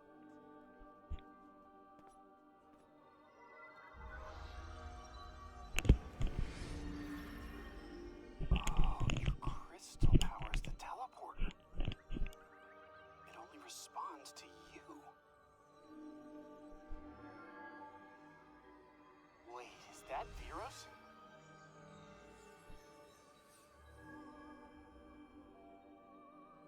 Then that must be Tanamar. Home sweet home. And you are sure? Well, we're gonna find out.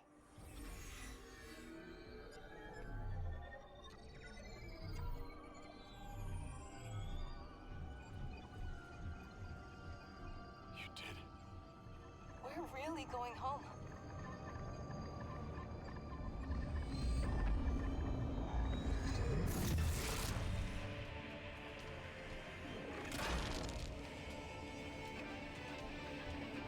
Silex! But!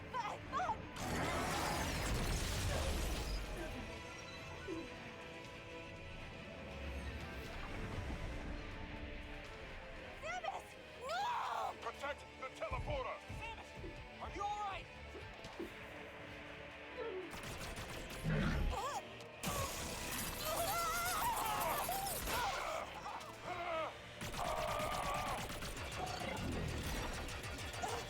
I got you.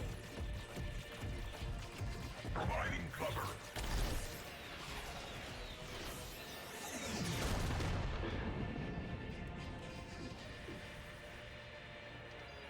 Teleporter's not gonna last long. You gotta make the jump while you still can. I'll do my best to stabilize the power. Yes. Restart the sequence. We'll buy you time while it charges.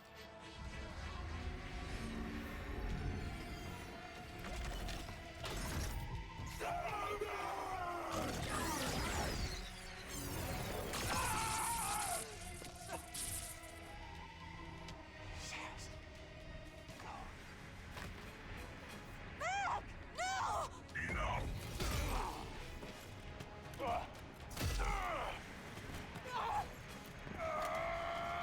Samus! Go!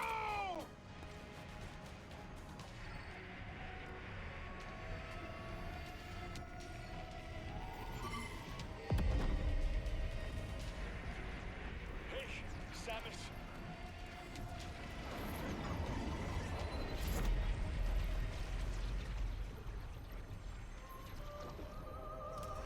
Solon be with you.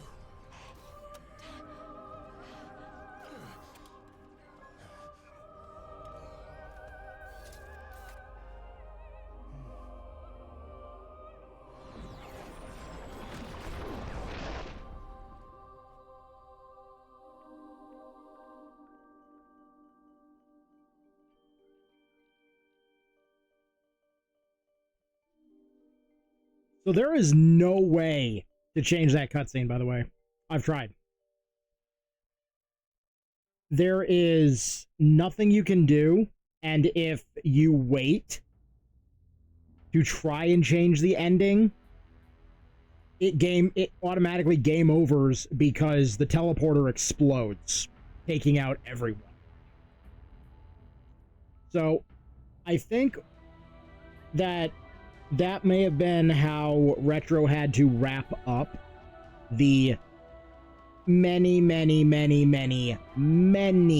loose ends that were left when Bandai Namco basically handed them a half-baked meal with over half the ingredients missing.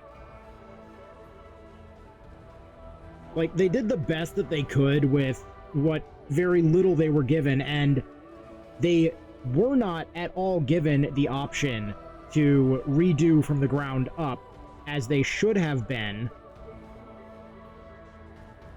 because Nintendo blew millions on the development that Bandai Namco did, and the game had to be redone twice because of that. So they were already going into this over budget. Like, it's really upsetting that, you know, the way the game ends, it is just there. Like, none of your interactions with the characters leading up to the end ultimately matter because the way they had to write this for the ending. Now, I do not blame them. Retro does a phenomenal job, especially with Metroid. I mean, it's kind of their bread and butter. But this just kind of feels like the ending was very, very unfinished. And it was just kind of rushed to market because Nintendo was like, fuck it, you know what? We've already delayed this long. If we delay it one more time, we're gonna lose every single customer that we've already got for them. So, unfortunately, like, I don't think that they could have really done anything to fix this. Where they really went wrong, though, was tying multiple features of this game that are built in and already there by, like, they screwed up by tying them all into physical DLC in the form of the amiibos.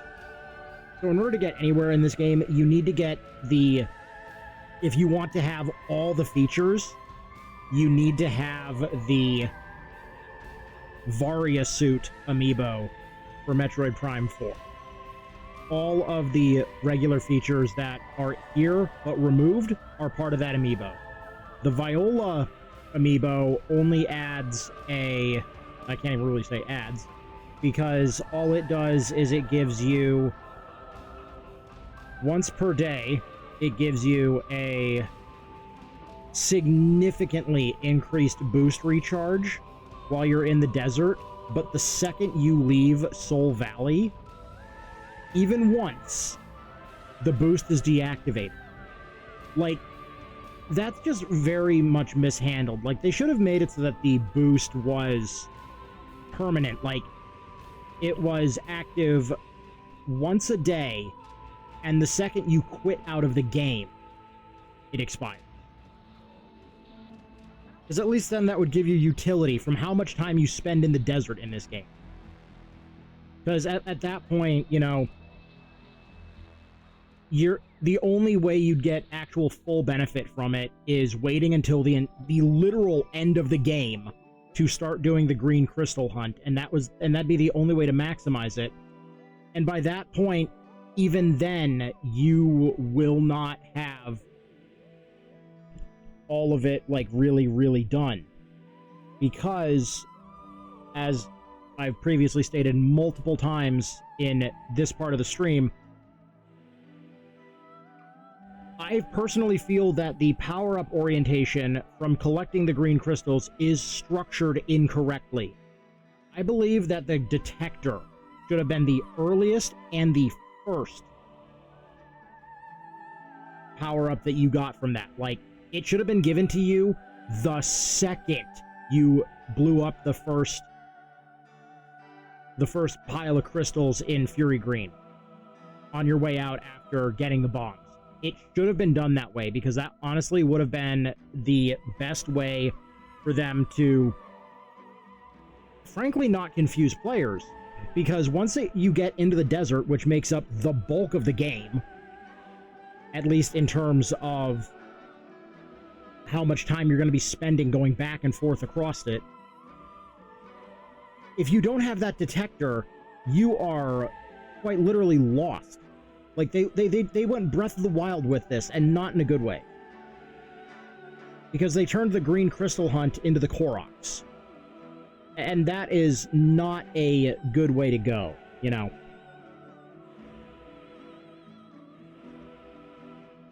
But overall, like, I can't fault any of the programmers and stuff like that. Like, they did an amazing job with, you know, the boss fight mechanics. The enemy AI, you know, there's not a whole lot you can do there with, like, especially how they were in the desert, for example.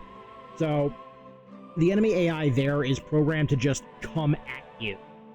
And when it comes to the Marauders and the, I forget the name of the flying drone, but, like, the Marauders, they are programmed to keep a certain distance from you, or at least try to, based on their pathing. And the problem is, sometimes their pathing just screws up. Like, that's an understandable thing. Like, I've had that happen when I was doing game dev years ago in high school. And, like, that was a pain to keep on track. But then, you know, it's also hilarious at the same time, because when their pathing screws up, they can just fly face first into a wall and explode, so it's hilarious. So, I can understand that, like, if they wanted to leave the bug in at that point, because, like, that just created some hilarious unintentional comedy.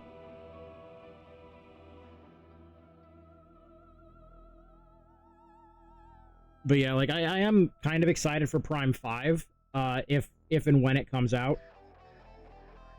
Let's see, did we beat my record? Oh my god, we beat my record by almost 3 hours!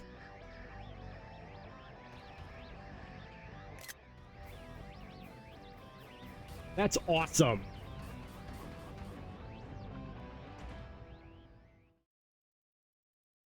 Now, granted, it can still most likely be done faster if optimized.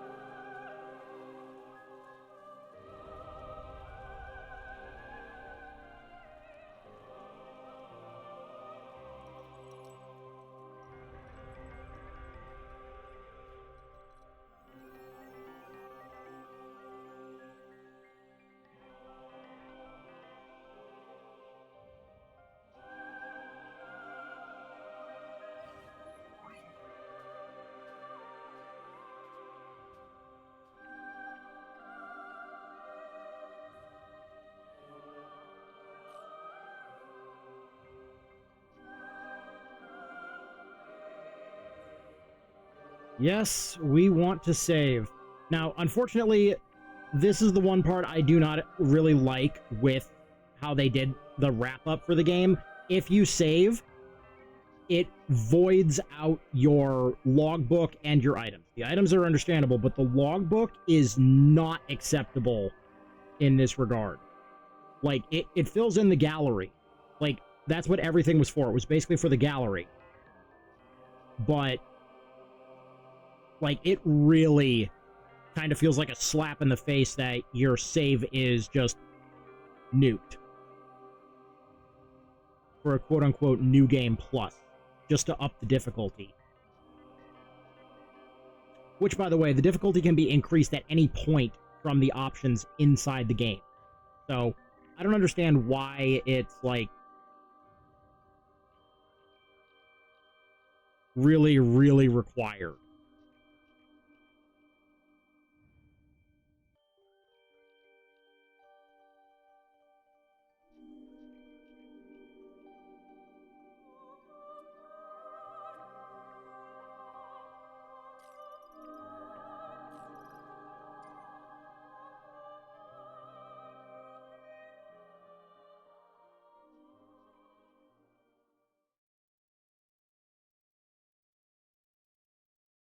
And there was a point and a reason why we went for 100% and not just go through and, you know, effectively speedrun it. Because you don't need anywhere near every item in the game to beat it. Like, the power bombs at the end are completely redundant. The whole reason is to unlock all these goodies. And also see totally not Rick Moranis in power armor. Like, did they have to make the nerd Dark Helmet? I'm why? And then this kind of annoys me because here on, like this one with Viola, you can see the alternate skins that they had designed for it. And a lot of these still exist in the game's code. But they are locked behind the fucking amiibo. For no reason.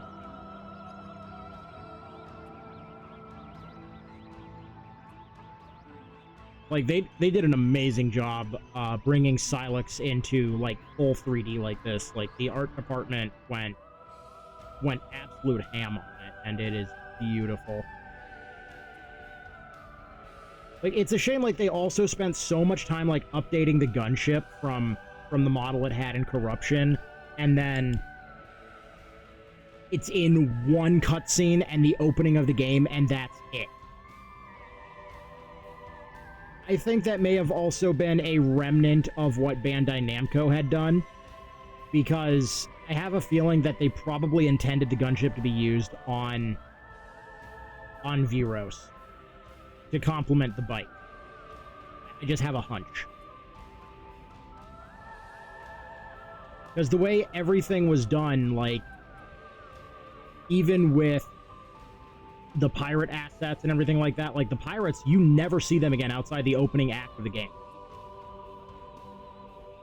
Like, none of the Federation stuff, save for the few characters that you interact with and the mech, are even present. Like, they went so hard, especially on the dropships and stuff like that for this. None of these are used outside of the opening act. Like, I just can't understand dedicating so many resources to stuff that's seen once.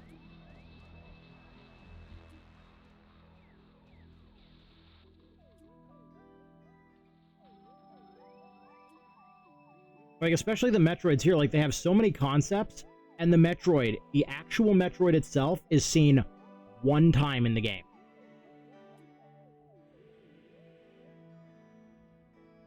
And then the Abarax fight, this one is more or less a copy and paste of the Berserk pirate from Corruption.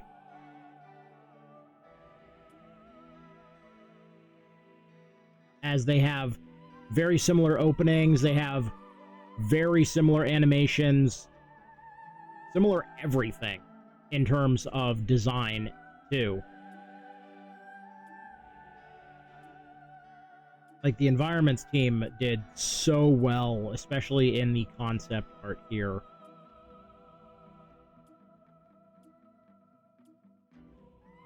Now this is where we get in. You have to beat the game on higher difficulties, which is completely bogus, by the way.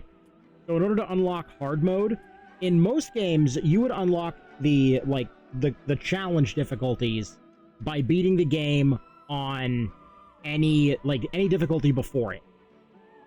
Well, here you specifically have to beat the game on normal, which doesn't really make sense because there's not like a fourth or higher difficulty.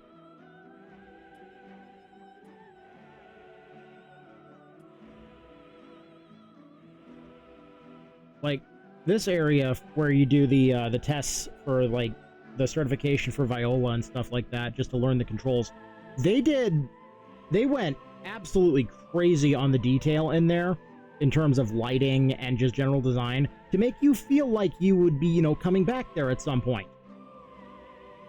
And then outside of that, you never have to go back there ever.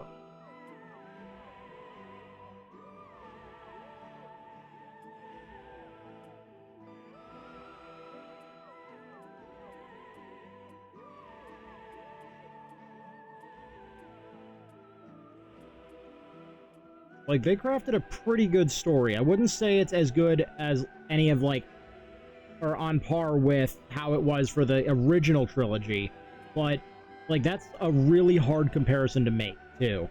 Because the original trilogy, when you put all the story together, is glorious. But this definitely has growing pains. That is absolutely 100% the case. This has growing pains because they had way too many cooks in the kitchen.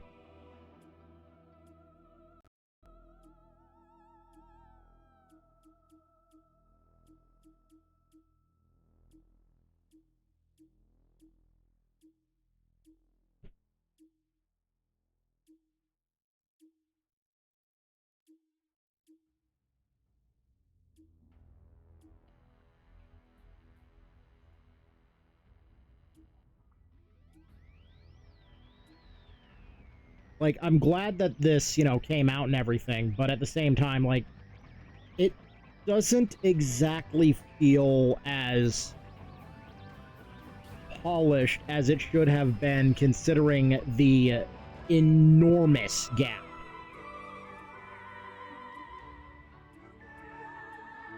in when it was announced and when it actually, dropped. But I do appreciate that they give you a cutscene viewer. And on the topic of cutscenes, this is the unlock award, or I'm sorry, reward for getting 100% of the items in the game and getting 100% of the logbook at the same time. So, the only other way to get this is to basically pay Nintendo $40 plus tax, because this is tied into the Silex amiibo. And this is his entire origin story that they had shown very briefly, throughout the game in these little clips here.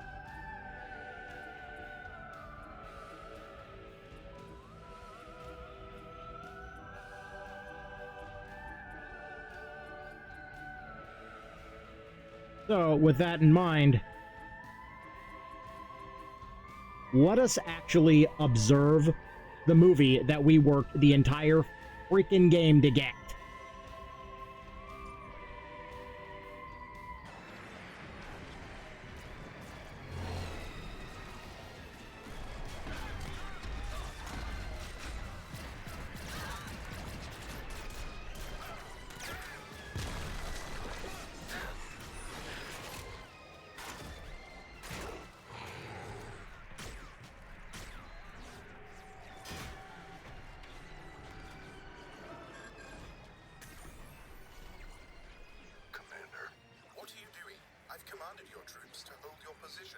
I've confirmed the pirate's new weapon. If I can seize it. No. I've dispatched Samus's team. Await their arrival and join forces. Yes, sir. Orders. Sir, proceed as planned. Get me that weapon.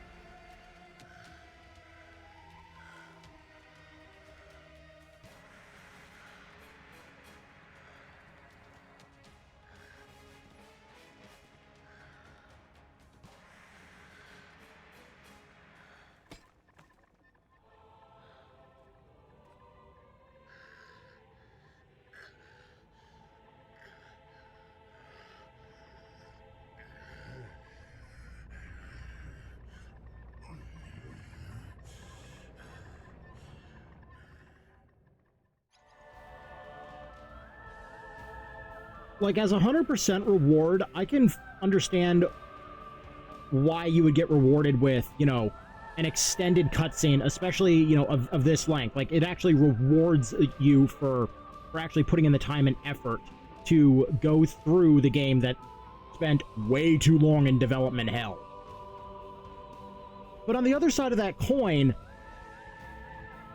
they are charging you $40 for a cutscene.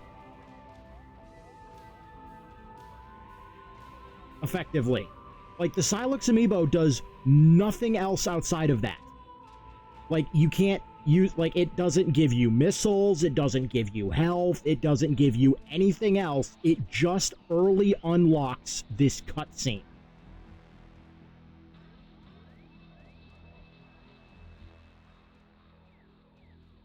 Like, that's just kind of a slap in the face.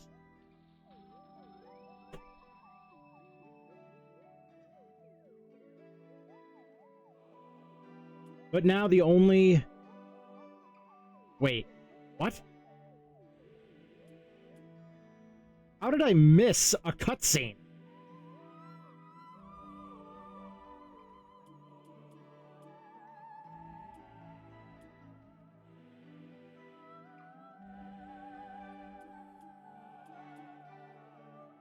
Okay, that's just incentive for me to look for it even closer when I replay this again to get the hard mode unlocked.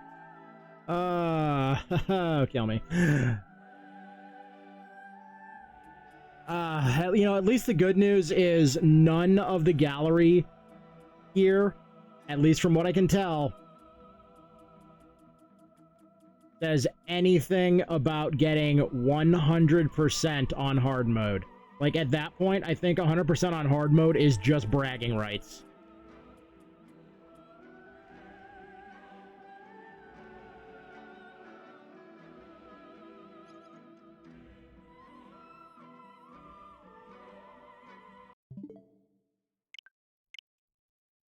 So with that in mind, I want to thank everybody for coming out and, you know, hanging out during the streams and stuff like that, chatting, keeping me going.